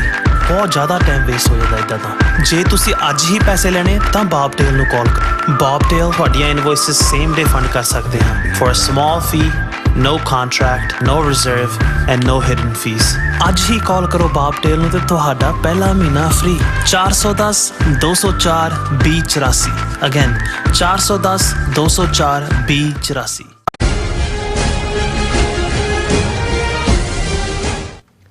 ਦਰਸ਼ਕੋ, ਬ੍ਰੇਕ ਤੋਂ ਬਾਅਦ ਤੁਹਾਡਾ ਸਭ ਦਾ ਭਰਪੂਰ ਸਵਾਗਤ ਹੈ। ਸੋ ਵੀਅਰਸ, ਗੱਲਬਾਤ ਕਰਨ ਜਾ ਰਹੇ ਹਾਂ ਕਿ ਆਪਣੇ ਆਪ ਨੂੰ ਦੁਨੀਆ ਦੀ ਸਭ ਤੋਂ ਵੱਡੀ ਡੈਮੋਕ੍ਰੇਸੀ ਦੱਸਣ ਵਾਲੇ ਭਾਰਤੀ ਹਾਕਮਾਂ ਤੇ ਉਹਨਾਂ ਦੀ ਦੁਮਛੱਲਿਆਂ ਦੇ ਮੂੰਹ ਤੇ ਇੱਕ ਕਰਾਰੀ ਚਪੇੜ ਵੱਜੀ ਹੈ। ਰਿਪੋਰਟਸ ਵਿਦਆਊਟ ਬਾਰਡਰਸ ਵੱਲੋਂ ਇਸ ਵਰ੍ਹੇ ਦੀ ਰਿਪੋਰਟ ਵਿੱਚ ਮੀਡੀਆ ਆਜ਼ਾਦੀ ਨੂੰ ਆਧਾਰ ਬਣਾ ਕੇ 180 ਦੇਸ਼ਾਂ ਦਾ ਸਰਵੇ ਕੀਤਾ ਗਿਆ ਔਰ ਭਾਰਤ ਨੂੰ ਇਸ ਰਿਪੋਰਟ ਵਿੱਚ 161ਵਾਂ ਸ਼ਰਮਨਾਕ ਜਿਹੜਾ ਸਥਾਨ ਹਾਸਲ ਹੋਇਆ ਹੈ। ਔਰ ਵਿਊਅਰਸ, ਧਿਆਨ ਰਹੇ ਕਿ ਇਸ ਰਿਪੋਰਟ ਵਿੱਚ ਅਫਗਾਨਿਸਤਾਨ ਅਤੇ ਪਾਕਿਸਤਾਨ ਭਾਰਤ ਨਾਲੋਂ ਬਿਹਤਰ ਜਿਹੜੀ ਸਥਿਤੀ ਵਿੱਚ ਹਨ। ਅਫਗਾਨਿਸਤਾਨ 150ਵੇਂ ਨੰਬਰ ਤੇ ਹੈ ਔਰ ਪਾਕਿਸਤਾਨ 151ਵੇਂ ਨੰਬਰ ਤੇ ਹੈ। ਸੋ ਲਾਨਤ ਹੈ ਇਹੋ ਜੀ ਜਿਹੜੀ ਡੈਮੋਕ੍ਰੇਸੀ ਔਰ ਜਮਹੂਰੀਅਤ ਦੇ ਉੱਤੇ। ਸੋ ਇਸ ਬਾਰੇ ਆਪਾਂ ਗੱਲਬਾਤ ਕਰਨ ਜਾ ਰਹੇ ਹਾਂ। ਸੋ ਅਸੀਂ ਚਾਹਾਂਗੇ ਕਿ ਤੁਸੀਂ ਇਸੇ ਤਰ੍ਹਾਂ ਬਣੇ ਰਹਿਣਾ। ਦੇਖਣ ਸੁਣ ਲਈ ਜਾਂ ਲਿਖਣ ਲਈ ਤੁਹਾਡਾ ਸਭ ਦਾ ਬਹੁਤ ਬਹੁਤ ਸ਼ੁਕਰੀਆ ਜੀ। ਡਾਕਟਰ ਸਾਹਿਬ, ਕੀ ਕਹਿਣਾ ਚਾਹੋਗੇ? ਦੇਖੋ, 2 ਦਿਨ ਪਹਿਲਾਂ ਮੈਂ ਗੱਲ ਕੀਤੀ ਸੀ ਕਿ ਜਿਹੜੇ ਹੁਣ ਭਾਰਤੀ 4-4 ਫੁੱਟੀਆਂ 3-3 ਫੁੱਟੀਆਂ ਐਂਕਰਾਂ ਨੇ ਜਿਹੜੀਆਂ 6-6 ਫੁੱਟ ਉਛਲਦੀਆਂ ਅੱਛਾ, ਔਰ ISI ਪਾਕਿਸਤਾਨ ਨੂੰ ਬਲੇਮ ਕਰਦੀਆਂ ਸੀ। ਹੁਣ ਉੱਥੇ ਇੱਕ ਰੁਝਾਨ ਇਸ ਪਾਸੇ ਵੱਲ ਵੀ ਤੁਰ ਪਿਆ। ਖਾਸ ਤੌਰ ਤੇ ਵਿਸਟਾ ਪ੍ਰੋਗਰਾਮ ਦੇ ਵਿੱਚ ਇੱਕ ਬੜੀ ਜਿਹੜੀ ਉਹਨਾਂ ਦੀ ਬਹੁਤ ਵੈਲ ਇਨਫੋਰਮਡ ਐਂਕਰ ਹੁੰਦੀ ਹੈ, ਉਹਨੇ ਵੀ ਪਿਛਲੇ ਦਿਨਾਂ 'ਚ ਇੱਕ ਸਟੋਰੀ ਕੀਤੀ ਕਿ ਵੀ ਇਸ ਤਰ੍ਹਾਂ ਲੱਗਦਾ ਹੈ ਕਿ ਜਿਹੜਾ ਵੈਸਟ ਹੈ, ਖਾਸ ਤੌਰ ਤੇ ਅਮਰੀਕਾ ਔਰ ਯੂਰਪੀਅਨ ਕੰਟਰੀਜ਼, ਇਹ ਭਾਰਤ ਦੇ ਵਿਸ਼ਵ ਗੁਰੂ ਬਣਨ ਜਾਂ ਭਾਰਤ ਦੀ ਪ੍ਰੋਗਰੈਸ ਦੇ ਰਾਹ 'ਚ ਰੁਕਾਵਟ ਪਾਉਣਾ ਚਾਹੁੰਦੇ ਨੇ ਔਰ ਇਹ ਖਾਲਿਸਤਾਨ ਦੇ ਇਸ਼ੂ ਨੂੰ ਉਭਾਰ ਰਹੇ ਨੇ। ਔਰ ਜ਼ਾਹਰ ਹੈ ਉਹਨਾਂ ਨੂੰ ਤਕਲੀਫ ਖਾਲਿਸਤਾਨ ਰੈਫਰੈਂਡਮ ਤੋਂ ਹੈ ਕਿ ਆਲਰੇਡੀ 3 ਮੁਲਕਾਂ 'ਚ ਕੈਨੇਡਾ, UK, ਆਸਟ੍ਰੇਲੀਆ ਉਸ 'ਚ ਹੋਇਆ। ਅਜੇ ਬਾਕੀ ਕੁਛ ਥਾਵਾਂ ਤੇ ਇਹਨਾਂ ਮੁਲਕਾਂ 'ਚ ਹੋ ਰਿਹਾ, ਲੇਕਿਨ ਪ੍ਰੈਸ਼ਰ ਦੇ ਬਾਵਜੂਦ ਉਹਨਾਂ ਨੇ ਕੋਈ ਹਕੂਮਤਾਂ ਨੇ ਕੋਈ ਇੰਟਰਫੀਅਰ ਨਹੀਂ ਕੀਤਾ। ਫਿਰ ਇਹਨਾਂ ਨੂੰ ਸਾਡੇ ਧਾਰਮਿਕ ਪ੍ਰੋਗਰਾਮਾਂ 'ਚ ਖਾਲਿਸਤਾਨ ਦੇ ਝੰਡਿਆਂ ਦੇ ਉੱਤੇ ਵੀ ਜਿਹੜੀ ਹੈ ਉਹ ਤਕਲੀਫ ਹੁੰਦੀ ਹੈ। ਔਰ ਅਸੀਂ ਦੱਸਿਆ ਸੀ ਕਿ ਕੈਨਬਰਾ 'ਚ ਕਿਵੇਂ ਜਿਹੜੇ ਆਲਮੋਸਟ 82 ਝੰਡੇ ਲੱਗੇ ਸੀ ਸਾਰੇ ਕੈਨਬਰਾ ਫੈਡਰਲ ਬਿਲਡਿੰਗ ਮੇਨ ਦੇ ਉੱਤੇ, ਔਰ ਕਿਵੇਂ ਇਹਨਾਂ ਨੇ ਇਤਰਾਜ਼ ਕਰਕੇ ਲੁਆ ਦਿੱਤੇ। ਪਰ ਫਿਰ ਸਿੱਖਾਂ ਦਾ ਪ੍ਰੈਸ਼ਰ ਬਿਲਟ ਹੋਇਆ ਔਰ ਵਾਪਸ ਉਸੇ ਤਰ੍ਹਾਂ ਲਾਉਣੇ ਪਏ। ਸੋ ਉਹ ਇਹ ਦੇਖਦੇ ਨੇ ਕਿ ਵੀ ਉਹਨਾਂ ਨੂੰ ਉਹਨਾਂ ਪਤਾ ਨਹੀਂ ਲੱਗਦਾ ਵੀ ਉਹ ਡੀਲ ਕਿਵੇਂ ਕਰਨ। ਔਰ ਅਸੀਂ ਜਦੋਂ ਕੱਲ US ਸਰਫ ਦੀ ਰਿਪੋਰਟ ਡਿਸਕਸ ਕੀਤੀ ਕਿ United States Commission on International Religious Freedom ਨੇ ਚੌਥੀ ਵਾਰ ਲਗਾਤਾਰਤਾ ਨਾਲ ਇਹ ਰਿਕਮੈਂਡੇਸ਼ਨ ਕੀਤੀ ਹੈ ਸਟੇਟ ਡਿਪਾਰਟਮੈਂਟ ਨੂੰ ਕਿ ਇੰਡੀਆ ਨੂੰ ਕੰਟਰੀ ਆਫ ਪਾਰਟਿਕੂਲਰ ਕੰਸਰਨ ਐਲਾਨਿਆ ਜਾਏ। ਫਿਰ ਇਸ ਦੇ ਨਾਲ ਈਵਨ ਉਹਨਾਂ ਨੇ ਇਹ ਵੀ ਮੰਗ ਕੀਤੀ ਕਿ ਜਿਹੜੇ ਕੰਸਰਨਡ ਵਾਇਲੇਟ ਕਰਨ ਵਾਲੇ ਉਹਨਾਂ ਦੇ ਅਧਿਕਾਰੀ ਔਰ ਆਫੀਸ਼ੀਅਲਸ ਨੇ ਉਹਨਾਂ ਦੇ ਉੱਤੇ ਸੈਂਕਸ਼ਨਸ ਲਾਈਆਂ ਜਾਣ, ਅਮਰੀਕਾ ਐਂਟਰੀ ਤੇ ਪਾਬੰਦੀ ਹੋਏ। ਸੋ ਉਸ ਦੇ ਉੱਤੇ ਬਹੁਤ ਤਕਲੀਫ ਹੋਈ। ਫੌਰਨ ਉਹਨਾਂ ਦੀ ਜਿਹੜੀ ਫੌਰਨ ਮਿਨਿਸਟਰੀ ਦਾ ਸਪੋਕਸਪਰਸਨ ਅਰਦਾਨ ਬਾਗਚੀ, ਉਹਨੇ ਇਸ ਨੂੰ ਟਰੈਸ਼ ਕਰਨ ਦੀ ਕੋਸ਼ਿਸ਼ ਕੀਤੀ ਹੈ ਇੰਟਰਨਲ ਅਫੇਅਰ 'ਚ ਦੂਜਾ ਤੀਜਾ। ਪਰ ਮੈਂ ਸਮਝਦਾ ਵੀ ਉਹ ਬਹੁਤ ਵਾਰ ਇਹ ਹੁੰਦਾ ਵੀ ਇਹ ਜਿਹੜਾ ਬੇਸ਼ੱਕ ਥੀਸਿਸ ਇਹ ਆਪ ਹੀ ਬਿਲਡ ਕਰਦੇ ਨੇ, ਲੇਕਿਨ ਫਿਰ ਜਦੋਂ ਘਟਨਾਕ੍ਰਮ ਇਸ ਕਿਸਮ ਦਾ ਵਾਪਰਦਾ ਹੈ ਤੇ ਉਹਨਾਂ ਨੂੰ ਵੀ ਇਸ ਦੇ ਉੱਤੇ ਯਕੀਨ ਹੋਣਾ ਸ਼ੁਰੂ ਹੋ ਜਾਏਗਾ ਕਿ ਵਾਕਈ ਅਮਰੀਕਾ ਜਿਹੜਾ ਉਹ ਹੁਣ ਭਾਰਤ ਨੂੰ ਕੁੱਟ ਰਿਹਾ। ਪਹਿਲਾਂ ਉਹਨਾਂ ਨੇ ਚਪੇੜਾਂ ਨਾਲ ਕੁੱਟਿਆ, ਫਿਰ ਬੈਲਟ ਨਾਲ, ਫਿਰ ਡੰਡੇ ਨਾਲ, ਔਰ ਹੁਣ ਜਿਹੜਾ ਉਹਨਾਂ ਦੀ ਚੰਗੀ ਤੌਣੀ ਲਾ ਰਹੇ ਨੇ।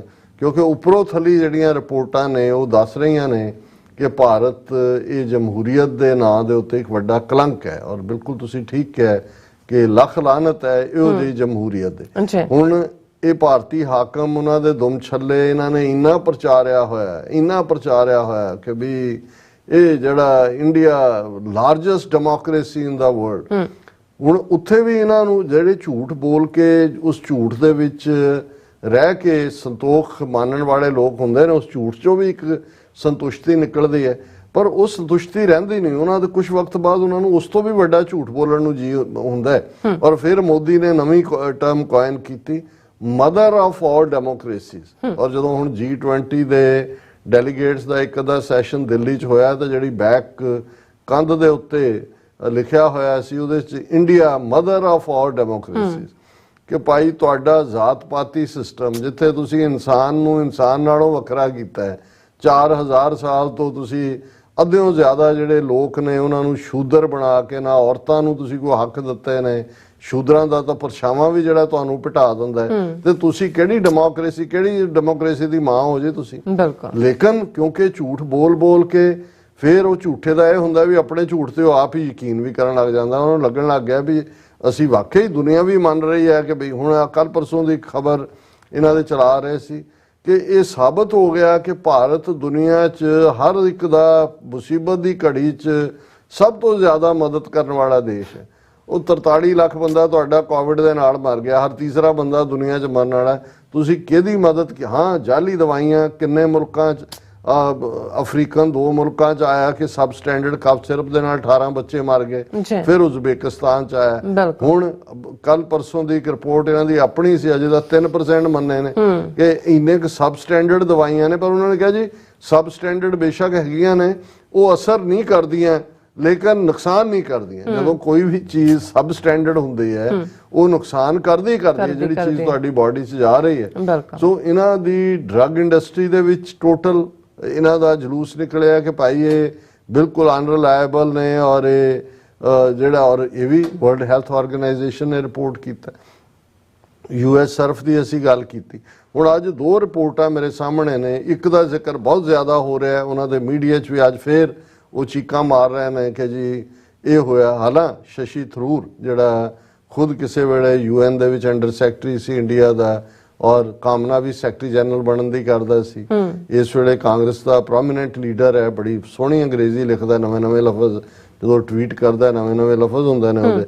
ਔਰ ਇਹ ਜਿਹੜੀ ਰਿਪੋਰਟ ਜਿਹੜਾ ਇੱਕ ਮੀਡੀਆ ਵਾਚ ਡੌਗ ਹੈ, ਰਿਪੋਰਟਰਸ ਵਿਦਆਊਟ ਬਾਰਡਰਸ, ਔਰ ਉਹਨੂੰ ਕਿਉਂਕਿ ਫ੍ਰੈਂਚ ਹੈ ਤਾਂ ਕਈ ਵਾਰੀ ਰਿਪੋਰਟਰਸ ਸੈਨ ਬਾਰਡਰਸ ਵੀ ਕਹਿੰਦੇ ਨੇ, ਪਰ ਸੈਨ ਦੀ ਥਾਂ ਤੇ ਵਿਦਆਊਟ ਬਾਕੀ ਦੁਨੀਆ ਦੇ ਅੰਗਰੇਜ਼ੀ ਸਮਝਣ ਵਾਲਿਆਂ ਲਈ ਇਹ ਲਫ਼ਜ਼ ਕੱਢਿਆ ਜਾਂਦਾ। ਔਰ ਇਹ ਐਨੂਅਲੀ ਇਹਨਾਂ ਦਾ ਜਿਹੜਾ ਪ੍ਰੈਸ ਫਰੀडम ਇੰਡੈਕਸ ਹੈ, ਜਿਸ ਦੇ ਮੁਤਾਬਕ ਉਹਨਾਂ ਨੇ ਰੱਖੇ ਹੋਏ ਨੇ ਪੈਮਾਨੇ, ਇਹ ਕੋਈ ਐਵੇਂ ਨਹੀਂ ਹੁੰਦਾ ਵੀ ਜੇ ਤੁਸੀਂ 2 ਖਬਰਾਂ ਉੱਥੋਂ ਪੜ੍ਹ ਲਈਆਂ ਤਾਂ ਤੁਸੀਂ ਕਹਿਤਾ ਜੀ ਇੱਥੇ ਤਾਂ ਮੀਡੀਆ ਦਾ ਬਹੁਤ ਬੁਰਾ ਹਾਲ ਹੈ ਜਾਂ ਨਹੀਂ। ਉਹ ਪੂਰੇ ਉਸ ਕ੍ਰਾਈਟੇਰੀਆ 'ਚੋਂ ਕੱਢਦੇ ਨੇ, ਔਰ ਉਹਨਾਂ ਨੇ ਜਿਹੜੀ ਇਸ ਵਰੇ ਦੇ ਲਈ, ਕਿਉਂਕਿ ਜਿਹੜੀ ਹੁਣ 2023 'ਚ ਰਿਪੋਰਟਾਂ ਆ ਰਹੀਆਂ ਨੇ, ਜਿਵੇਂ ਕੱਲ US ਸਰਫ ਦੀ ਸੀ ਜਾਂ ਅੱਜ ਰਿਪੋਰਟਰਸ ਸੈਨ ਬਾਰਡਰਸ ਹੈ, ਇਹ ਪਿਛਲੇ ਸਾਲ ਦੀਆਂ ਨੇ, ਰਿਲੀਜ਼ ਹੁਣ ਹੋ ਰਹੀਆਂ ਨੇ, ਔਰ ਉਹਦੇ 'ਚ 2022 'ਚ ਕੀ ਵਰਤਾਰਾ ਹੋਇਆ ਉਸ ਦੀ ਕਹਾਣੀ ਹੈ। ਹੁਣ 180 ਮੁਲਕ ਉਹਨਾਂ ਨੇ ਚੁਣੇ ਕਿ ਉਹਨਾਂ ਨੇ ਆਪਣਾ ਜਿਹੜਾ ਪ੍ਰੈਸ ਫਰੀडम ਇੰਡੈਕਸ ਹੈ ਉਹਨੂੰ ਆਧਾਰ ਬਣਾਇਆ। ਜਿਹੜੇ ਟੌਪ 3 ਮੁਲਕ ਜਿੱਥੇ ਕੰਪਲੀਟ ਫਰੀडम ਹੈ, ਉਹਨਾਂ ਦੇ ਵਿੱਚ 3 ਮੁਲਕਾਂ ਦੇ ਵਿੱਚ ਨਾਰਵੇ ਨੰਬਰ 1 ਤੇ, ਆਇਰਲੈਂਡ ਨੰਬਰ 2 ਤੇ, ਡੈਨਮਾਰਕ ਨੰਬਰ 3 ਤੇ, ਔਰ ਫਿਰ ਬਾਕੀ ਉਹਨਾਂ ਦਾ ਕ੍ਰਾਈਟੇਰੀਆ। ਹੁਣ ਅਸੀਂ ਜੇ ਉਹਦੇ ਟੌਪ ਤੇ 3 ਨੇ, ਉਹਦੇ 'ਚ ਨਾਰਵੇ ਹੈ, ਆਇਰਲੈਂਡ ਔਰ ਡੈਨਮਾਰਕ ਹੈ, ਤੇ ਜੇ ਬਾਟਮ ਤੇ ਦੇਖਣਾ ਫਿਰ ਵੀਅਤਨਾਮ ਹੈ, ਚੀਨ ਹੈ ਤੇ ਕੋਰੀਆ ਹੈ, ਕਿ ਵੀ ਜਿੱਥੇ ਬਿਲਕੁਲ ਹੈ ਹੀ ਨਹੀਂ ਕੋਈ ਆਜ਼ਾਦੀ ਨਾਂ ਦੀ ਚੀਜ਼ ਜਾਂ ਦੂਜੇ। ਹੁਣ ਇਨ ਬਿਟਵੀਨ ਕੌਣ ਕਿੱਥੇ ਫਿੱਟ ਹੁੰਦਾ ਹੈ, ਹਰ ਸਾਲ ਰੈਂਕ ਬਦਲਦਾ ਹੈ। ਕਈ ਵਾਰ ਕੁਝ ਮੁਲਕ ਜਿਹੜੇ ਨੇ ਅੱਪ ਜਾਂਦੇ ਨੇ, ਮਤਲਬ ਇਹ ਹੈ ਵੀ ਉਹ ਜਿਹੜੀ ਇੱਕ ਰਿਪੋਰਟ 'ਚ ਦਿੱਤਾ ਹੁੰਦਾ ਵੀ ਉੱਥੇ ਕੀ ਚੱਲ ਰਿਹਾ ਉਹਨੂੰ ਉਹ ਇੰਪਰੂਵ ਕਰਦੇ ਨੇ, ਉਹਨਾਂ ਦਾ ਦਰਜਾ ਅੱਪ ਹੋ ਜਾਂਦਾ। ਲੇਕਿਨ ਇੰਡੀਆ ਦਾ ਹਾਲ ਇਹ ਹੈ ਕਿ ਭਾਈ ਇਹਨਾਂ 180 ਮੁਲਕਾਂ ਦੀ ਲਿਸਟ ਦੇ ਵਿੱਚ ਭਾਰਤ ਦਾ ਸ਼ਰਮਨਾਕ 161ਵਾਂ ਨੰਬਰ ਹੈ। ਔਰ ਤੁਸੀਂ ਦੇਖੋ ਵੀ ਜਿਹੜੇ ਪਾਕਿਸਤਾਨ ਨੂੰ ਫੀਲਡ ਸਟੇਟ ਕਹਿੰਦੇ ਨੇ, ਅਫਗਾਨਿਸਤਾਨ, ਅਸੀਂ ਵੀ ਜਦੋਂ ਅਫਗਾਨਿਸਤਾਨ ਲਫ਼ਜ਼ ਆਉਂਦਾ ਤਾਂ ਤਾਲਿਬਾਨ, ਔਰ ਸਾਨੂੰ ਲੱਗਦਾ ਵੀ ਨਾ ਵਿਮਨ ਦੇ ਰਾਈਟ ਨੇ ਨਾ ਦੂਜੇ ਨੇ, ਕੋਈ ਬੋਲ ਨਹੀਂ ਸਕਦਾ, ਜਿਹਨੂੰ ਮਰਜੀ ਜਿਹੜਾ ਉਹ ਮੌਬ ਟਾਈਪ ਜਸਟਿਸ ਹੁੰਦਾ। ਲੇਕਿਨ ਅਫਗਾਨਿਸਤਾਨ 150ਵੇਂ ਨੰਬਰ ਤੇ ਹੈ, ਯਾਨੀ ਭਾਰਤ ਤੋਂ 11 ਰੈਂਕ ਉੱਤੇ, ਤੇ ਪਾਕਿਸਤਾਨ 151ਵੇਂ ਨੰਬਰ ਤੇ ਹੈ, ਭਾਰਤ ਤੋਂ 10 ਰੈਂਕ ਉੱਤੇ। ਕਿ ਪਾਕਿਸਤਾਨ ਔਰ ਅਫਗਾਨਿਸਤਾਨ 'ਚ ਵੀ ਜਿਹੜੀ ਮੀਡੀਆ ਦੀ ਹਾਲਤ ਹੈ ਉਹ ਬਿਹਤਰ ਹੈ ਇੰਡੀਆ ਨਾਲੋਂ। ਹੁਣ ਅਸੀਂ ਜੇ ਇਸ ਵੱਲ ਜੇ ਪੂਰਾ ਇਸ ਨੂੰ ਦੇਖੀਏ ਤੇ ਇਸ ਦੇ ਉੱਤੇ ਫਿਰ ਜਿਹੜਾ ਉਹਨਾਂ ਨੇ ਰਿਪੋਰਟਰਸ ਸੈਨ ਬਾਰਡਰਸ ਨੇ ਪ੍ਰੈਸ ਫਰੀडम ਨੂੰ ਜਦੋਂ ਡਿਫਾਈਨ ਕੀਤਾ ਤਾਂ ਉਹਨਾਂ ਦੀ ਡੈਫੀਨੇਸ਼ਨ ਹੈ ਦਾ ability of journalist as individuals and collectives to select, produce, and disseminate news in the public interest, independent of political, economic, legal, and social interference, and in the absence of threats to their physical and mental safety. कि ਜਿਹੜੇ ਬਿਨਾਂ ਕਿਸੇ ਡਰ ਭੈ ਤੋਂ ਬਿਨਾਂ ਉਹਨਾਂ ਦੇ ਉੱਤੇ ਹੋਏ ਜੀ ਉਹਨਾਂ ਦੀ ਨੂੰ ਨੌਕਰੀਆਂ ਕੱਢ ਦੇਣਗੇ, ਇਕਨੋਮਿਕਲ, ਲੀਗਲ, ਕਾਨੂੰਨੀ ਕਾਰਵਾਈ, ਸਮਾਜਿਕ ਤੌਰ ਤੇ ਉਹਨਾਂ ਦਾ ਬਾਈਕਾਟ ਜਾਂ ਕੋਈ ਫਿਜ਼ੀਕਲ ਉਹਨਾਂ ਨੂੰ ਹਾਰਮ ਜਾਂ ਮੈਂਟਲ ਟਾਰਚਰ, ਇਸ ਤੋਂ ਬਿਨਾਂ ਜਿਹੜੇ ਆਪਣੇ ਕੰਮ ਨੂੰ ਜੋ ਕਿ ਰਿਪੋਰਟਿੰਗ ਕਰਨਾ ਹੈ ਉਸ ਨੂੰ ਬਿਨਾਂ ਖੌਫ ਤੋਂ ਕਰ ਸਕਣ। ਹੁਣ ਇਸ ਸਾਰੇ ਦੇ ਚੱਲਦਿਆਂ ਇੰਡੀਆ ਦਾ ਜਿਹੜਾ ਹਾਲ ਹੈ ਉਸ 'ਚ ਉਹਨਾਂ ਨੇ ਬਹੁਤ ਸਾਰੇ ਉਸ ਦੇ ਰੀਜ਼ਨ ਦਿੱਤੇ ਨੇ। ਔਰ ਇੱਕ ਹੋਰ ਟੁਡੇ ਇਜ਼ ਵਰਲਡ ਉਸਨੇ ਤਾਂ ਪਹਿਲਾਂ ਕੋਟ ਕੀਤਾ ਹੈ ਕਿ ਭਾਈ ਕੀ ਇੰਡੀਆ 'ਚ ਹੋਇਆ ਕਿ ਬਿਟਵੀਨ 2010 ਐਂਡ 2020 154 ਜਰਨਲਿਸਟ ਵਰ arrested, detained, interrogated or harassed for their work in India. Over 40% of the incidents took place in 2020 itself. ਕਿ ਕੱਲੇ 2020 ਦੇ ਵਿੱਚ ਹੀ ਆਲਮੋਸਟ 40% ਦੀ ਘਟਨਾਵਾਂ ਜਿਹਦੇ ਚ 154 ਦੇ ਕਰੀਬ ਜਰਨਲਿਸਟ ਜਿਹੜੇ ਨੇ ਅਰੈਸਟ ਹੋਏ, ਡਿਟੇਨ ਹੋਏ, ਇੰਟੈਰੋਗੇਟ ਹੋਏ ਔਰ ਦੂਸਰਾ ਹੋਏ। ਔਰ ਇਸੇ ਤਰ੍ਹਾਂ ਫਾਊਂਡੇਸ਼ਨ ਲੰਡਨ ਦੀ ਸਟੋਰੀ ਹੈ, the Indian government has imposed travel bans on at least 22 journalists, several of whom have faced raids, threats and detention. This violates freedom of speech and freedom of movement. 22 journalist ਐਸੇ ਨੇ ਜਿਹੜੇ ਮੁਲਕ ਤੋਂ ਬਾਹਰ fly ਨਹੀਂ ਕਰ ਸਕਦੇ। ਉਹਨਾਂ ਦੇ ਵਿੱਚ ਈਵਨ ਇੱਕ ਸ੍ਰੀਨਗਰ ਦੀ ਰਹਿਣ ਵਾਲੀ ਬੀਬੀ ਜਿਹਨੂੰ ਬਹੁਤ ਵੱਡਾ ਇੰਟਰਨੈਸ਼ਨਲ ਅਵਾਰਡ ਮਿਲਿਆ ਫੋਟੋਗ੍ਰਾਫੀ ਲਈ, ਉਹਨੂੰ ਵੀ ਉਹਨਾਂ ਨੇ ਈਵਨ ਅਵਾਰਡ ਲੈਣ ਲਈ ਵੀ ਬਾਹਰ ਨਹੀਂ ਜਾਣ ਦਿੱਤਾ। ਸੋ ਇਹ ਉਹਨਾਂ ਦੇ ਮੁਤਾਬਕ ਹੈ। ਔਰ ਫਿਰ ਉਹਨਾਂ ਦਾ ਫਾਊਂਡੇਸ਼ਨ ਲੰਡਨ ਸਟੋਰੀ ਹੈ। ਇਨ October 2020 the Uttar Pradesh police arrested Sadiq Kapan, a freelance reporter, for covering the rape of a Dalit girl in Hathras. Although the Supreme Court had granted him bail on September 9th, 2022, he remains in pre-trial detention on terrorism charges. On February 2nd, 2023, the Kerala High Court finally granted him bail. ਅਸੀਂ ਇਸ case ਨੂੰ ਇਸ programme 'ਚ ਵੀ discuss ਕੀਤਾ ਸੀ ਕਿ ਹਾਥਰਸ ਦਲਿਤ ਬੱਚੀ ਨਾਲ rape ਹੁੰਦਾ ਹੈ। ਇਹ ਪ੍ਰੋਮੀਨੈਂਟ ਕੇਰਲਾ ਦਾ ਜਰਨਲਿਸਟ ਆਂਦਾ, ਉਹਨੂੰ ਰਾਹ 'ਚ ਰੋਕ ਲਿਆ ਜਾਂਦਾ ਹੈ, ਉਹਨੂੰ ਦਹਿਸ਼ਤਗਰਦੀ ਦੇ ਵਿੱਚ ਜਿਹੜਾ ਉਹ ਬਰੁਕ ਕਰ ਲਿਆ ਜਾਂਦਾ ਹੈ। ਜਦੋਂ ਉਹਦੀ ਜ਼ਮਾਨਤ ਵੀ ਹੋ ਜਾਂਦੀ ਹੈ ਉਸ ਦੇ ਉੱਤੇ ਹੋਰ ਕ੍ਰਿਮੀਨਲ ਕੇਸ ਪਾ ਦਿੱਤਾ ਜਾਂਦਾ ਹੈ।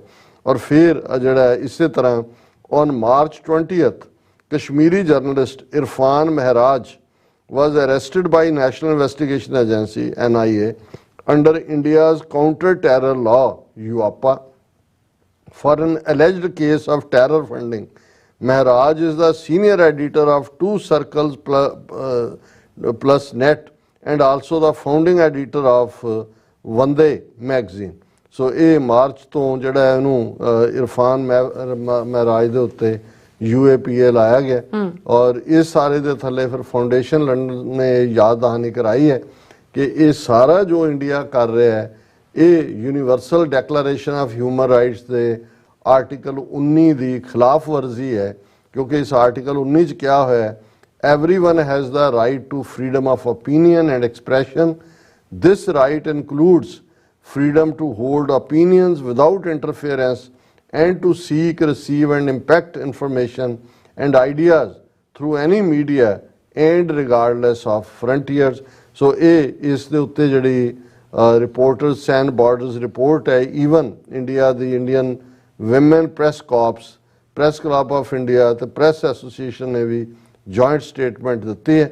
ਔਰ ਉਹਨਾਂ ਨੇ ਕਿਹਾ ਕਿ ਵੀ ਇਹ ਜਿਹੜਾ ਕੰਟਰੀ ਹੈ ਸਾਡੀ ਇਹ ਡਿਪ ਕਰ ਰਹੀ ਹੈ ਇੰਡੈਕਸ ਦੇ ਵਿੱਚ। The indices of press freedom have worsened in several countries, including India. और उधर च उन्होंने रिपोर्ट का हवाला देता है for developing democracies in global south where deep pockets of inequities exist. The media's role cannot be understated. Likewise, the constraints on press freedom due to hostile working conditions like contractorization have also been challenged. Insecure working condition can never contribute to a free press. ਇਹ ਗੋਲਮੋਲ ਜਿਹੀ statement ਹੈ ਪਰ ਉਹਨਾਂ ਨੂੰ ਹੌਸਲਾ ਹੋਇਆ ਵੀ ਘੱਟੋ ਘੱਟ ਜਿਹੜਾ ਇਹ ਇਸ ਆਰਗੇਨਾਈਜੇਸ਼ਨ ਨੇ ਇੰਡੀਆ 'ਚ ਜੋ ਜਰਨਲਿਸਟਾਂ ਨਾਲ ਹੋ ਰਿਹਾ ਉਹਨੂੰ ਹਾਈਲਾਈਟ ਕੀਤਾ। ਪਰ ਇੱਕ ਰਿਪੋਰਟ ਜਿਹਨੂੰ ਬੇਸ਼ੱਕ ਪੀਟੀਆਈ ਨੇ ਰਿਪੋਰਟ ਕੀਤਾ ਬਟ ਇੰਡੀਆ ਖਾ ਗਿਆ। ਸਟੇਟ ਡਿਪਾਰਟਮੈਂਟ ਦੀ ਇੱਕ ਰਿਪੋਰਟ ਜਿਹੜੀ ਕੱਲ ਹੀ ਰਿਲੀਜ਼ ਹੋਈ ਉਹਦੇ ਚ ਉਹਨਾਂ ਨੇ ਕਿਹਾ India does not adhere to international parental child abduction protocols, says US report. The Department of State's 2023 annual report on IPCA that was submitted to the US Congress on Tuesday was referring to pattern of non-compliance. ਹੁਣ ਇਹ report ਕੀ ਹੈ? ਦੁਨੀਆ ਦੇ ਵਿੱਚ ਬਹੁਤ ਵੱਡੇ ਪੈਮਾਨੇ ਦੇ ਉੱਤੇ ਹਿਊਮਨ ਟ੍ਰੈਫਿਕਿੰਗ ਤਾਂ ਹੁੰਦੀ ਹੈ ਜੀ, ਉਹਦੇ ਚ ਸੈਕਸ ਟ੍ਰੈਫਿਕਿੰਗ ਹੁੰਦੀ ਹੈ ਕਿ ਵੀ ਬੱਚੀਆਂ ਨੂੰ ਕਿੱਥੋਂ, ਸਭ ਤੋਂ ਵੱਡਾ ਮੁਲਕ ਨੇਪਾਲ ਹੈ, ਫਿਰ ਹੁਣ ਜਿਵੇਂ ਯੂਕਰੇਨ ਚ ਜੰਗ ਚੱਲ ਰਹੀ ਹੈ, ਕੈਂਪਾਂ 'ਚ ਵੀ ਜਿਹੜੇ ਬੱਚੀਆਂ ਆਈਆਂ ਹੁੰਦੀਆਂ ਉਹਨਾਂ ਨੂੰ ਕਿਸ ਤਰੀਕੇ ਦੇ ਨਾਲ ਉੱਥੋਂ ਕੱਢ ਕੇ ਜਿਹੜਾ ਦੁਨੀਆ 'ਚ ਫਲੈਸ਼ ਟ੍ਰੇਡ ਲਈ ਵਰਤਿਆ ਜਾਂਦਾ ਹੈ। ਪਰ ਬਹੁਤ ਵੱਡਾ ਜਿਹੜਾ ਈਵਨ ਚਾਈਲਡ ਐਬਡਕਸ਼ਨ ਵੀ ਹੈ, ਜਿਹਨੂੰ ਬੇਸ਼ੱਕ ਕੁਝ ਥਾਵਾਂ ਤੇ ਤਾਂ ਉਹਨੂੰ ਗੋਦ ਲੈਣ ਲਈ ਵਰਤਿਆ ਜਾਂਦਾ ਹੈ, ਪਰ ਚਾਈਲਡ ਅਬਿਊਜ਼ ਜਿਹੜਾ ਉਹ ਵੀ ਬੜੇ ਪੈਮਾਨੇ ਤੇ ਹੁੰਦਾ ਹੈ। ਹੁਣ ਉਹਨਾਂ ਨੇ ਇੰਡੀਆ ਦੇ ਉੱਤੇ ਇਸ ਰਿਪੋਰਟ 'ਚ ਉਹਨਾਂ ਨੇ ਕਿਹਾ India is among the 14 countries that do not adhere to any protocols concerning international parental child abduction ਕਿ ਵੀ ਇਹ ਜਿਹੜਾ ਇੰਟਰਨੈਸ਼ਨਲ ਹੈ ਉਹਦੇ 'ਚ ਇੰਡੀਆ ਬਿਲਕੁਲ ਕੋਆਪਰੇਟ ਨਹੀਂ ਕਰ ਰਿਹਾ। ਇਸ ਰਿਪੋਰਟ 'ਚ ਕਿਹਾ ਗਿਆ, ਉਹਨਾਂ ਨੇ ਕਿਹਾ ਕਿ ਵੀ ਅਸੀਂ ਇਹ ਇੰਡੀਆ ਨੂੰ ਕਈ ਵਾਰ ਯਾਦ ਦਹਾਨੀ ਕਰਾਈ, India does not adhere to any protocols with respect to international parental child abduction. In 2022, India continued to demonstrate a pattern of non-compliance. Specifically, the competent authorities in India persistently failed to work with the Department of State to resolve abduction cases. उन्होंने कहा बिल्कुल India cooperate नहीं करता। As a result of this failure, 65% of requests for the return of abducted children remained unresolved for more than 12 months. कि 65% case साल तो ਜਿਹੜੇ ਨੇ ਅਨਰਿਜ਼ੋਲਵਡ ਪਏ ਨੇ ਕਿਉਂਕਿ ਇੰਡੀਆ ਨਹੀਂ ਕਰ ਰਿਹਾ। ਔਰ ਇਨ ਦਾ ਐਂਡ ਉਹਨਾਂ ਨੇ ਸਟੇਟ ਡਿਪਾਰਟਮੈਂਟ ਨੂੰ ਕਿਹਾ ਵੀ ਇੰਡੀਆ ਨੂੰ ਇਸ ਦੇ ਲਈ ਜਿਹੜਾ ਉਹ ਜਵਾਬਦੇਹ ਬਣਾਇਆ ਜਾਏ। ਸੋ ਕੇਸ ਤਾਂ ਬਿਲਕੁਲ ਬਣਦਾ ਹੈ। ਉਹਨਾਂ ਨੂੰ ਬੀਬੀ ਵਿਸਟਾ ਸਾੜੀ ਹੋਏ ਜਾਂ ਆਪ ਇੰਡੀਆ ਜਾਂ ਦੂਜੇ ਜ਼ਰੂਰ ਇਹਦੇ ਤੇ ਸਟੋਰੀ ਕਰਨ ਕਿ ਇਹ ਸਭ ਹੁਣ ਖਾਲਿਸਤਾਨੀ ਕਰਵਾ ਰਹੇ ਨੇ। ਉਹਨਾਂ ਨੇ ਚਾਈਲਡ ਐਬਡਕਸ਼ਨ 'ਚ ਇੰਡੀਆ ਦੀ ਨਾਨ ਕੰਪਲਾਇੰਸ ਦੀ ਰਿਪੋਰਟ ਵੀ ਕਢਵਾ ਦਿੱਤੀ, US ਸਰਫ ਦੀ ਰਿਪੋਰਟ ਵੀ ਕਢਵਾ ਦਿੱਤੀ, ਰਿਪੋਰਟਰ ਸੈਨ ਬਾਰਡਰਸ ਵੀ ਕਢਵਾ ਦਿੱਤੀ। ਫਿਰ ਇਹਨੂੰ ਹੀ ਤਾਂ ਕਹਿੰਦੇ ਤਾਕਤ। ਜੀ ਡਾਕਟਰ ਸਾਹਿਬ ਤੁਹਾਡਾ ਬਹੁਤ ਬਹੁਤ ਸ਼ੁਕਰੀਆ। ਸਾਥ ਲੈਣਾ ਬ੍ਰੇਕ। ਵਿਊਅਰਸ ਦੋਸਤਾਂ ਨਾਲ ਇਸੇ ਤਰ੍ਹਾਂ ਹੀ ਬਣੇ ਰਹਿਣਾ। ਮਿਲਦੇ ਹਾਂ ਛੋਟੇ ਜਿਹੇ ਬ੍ਰੇਕ ਤੋਂ ਬਾਅਦ।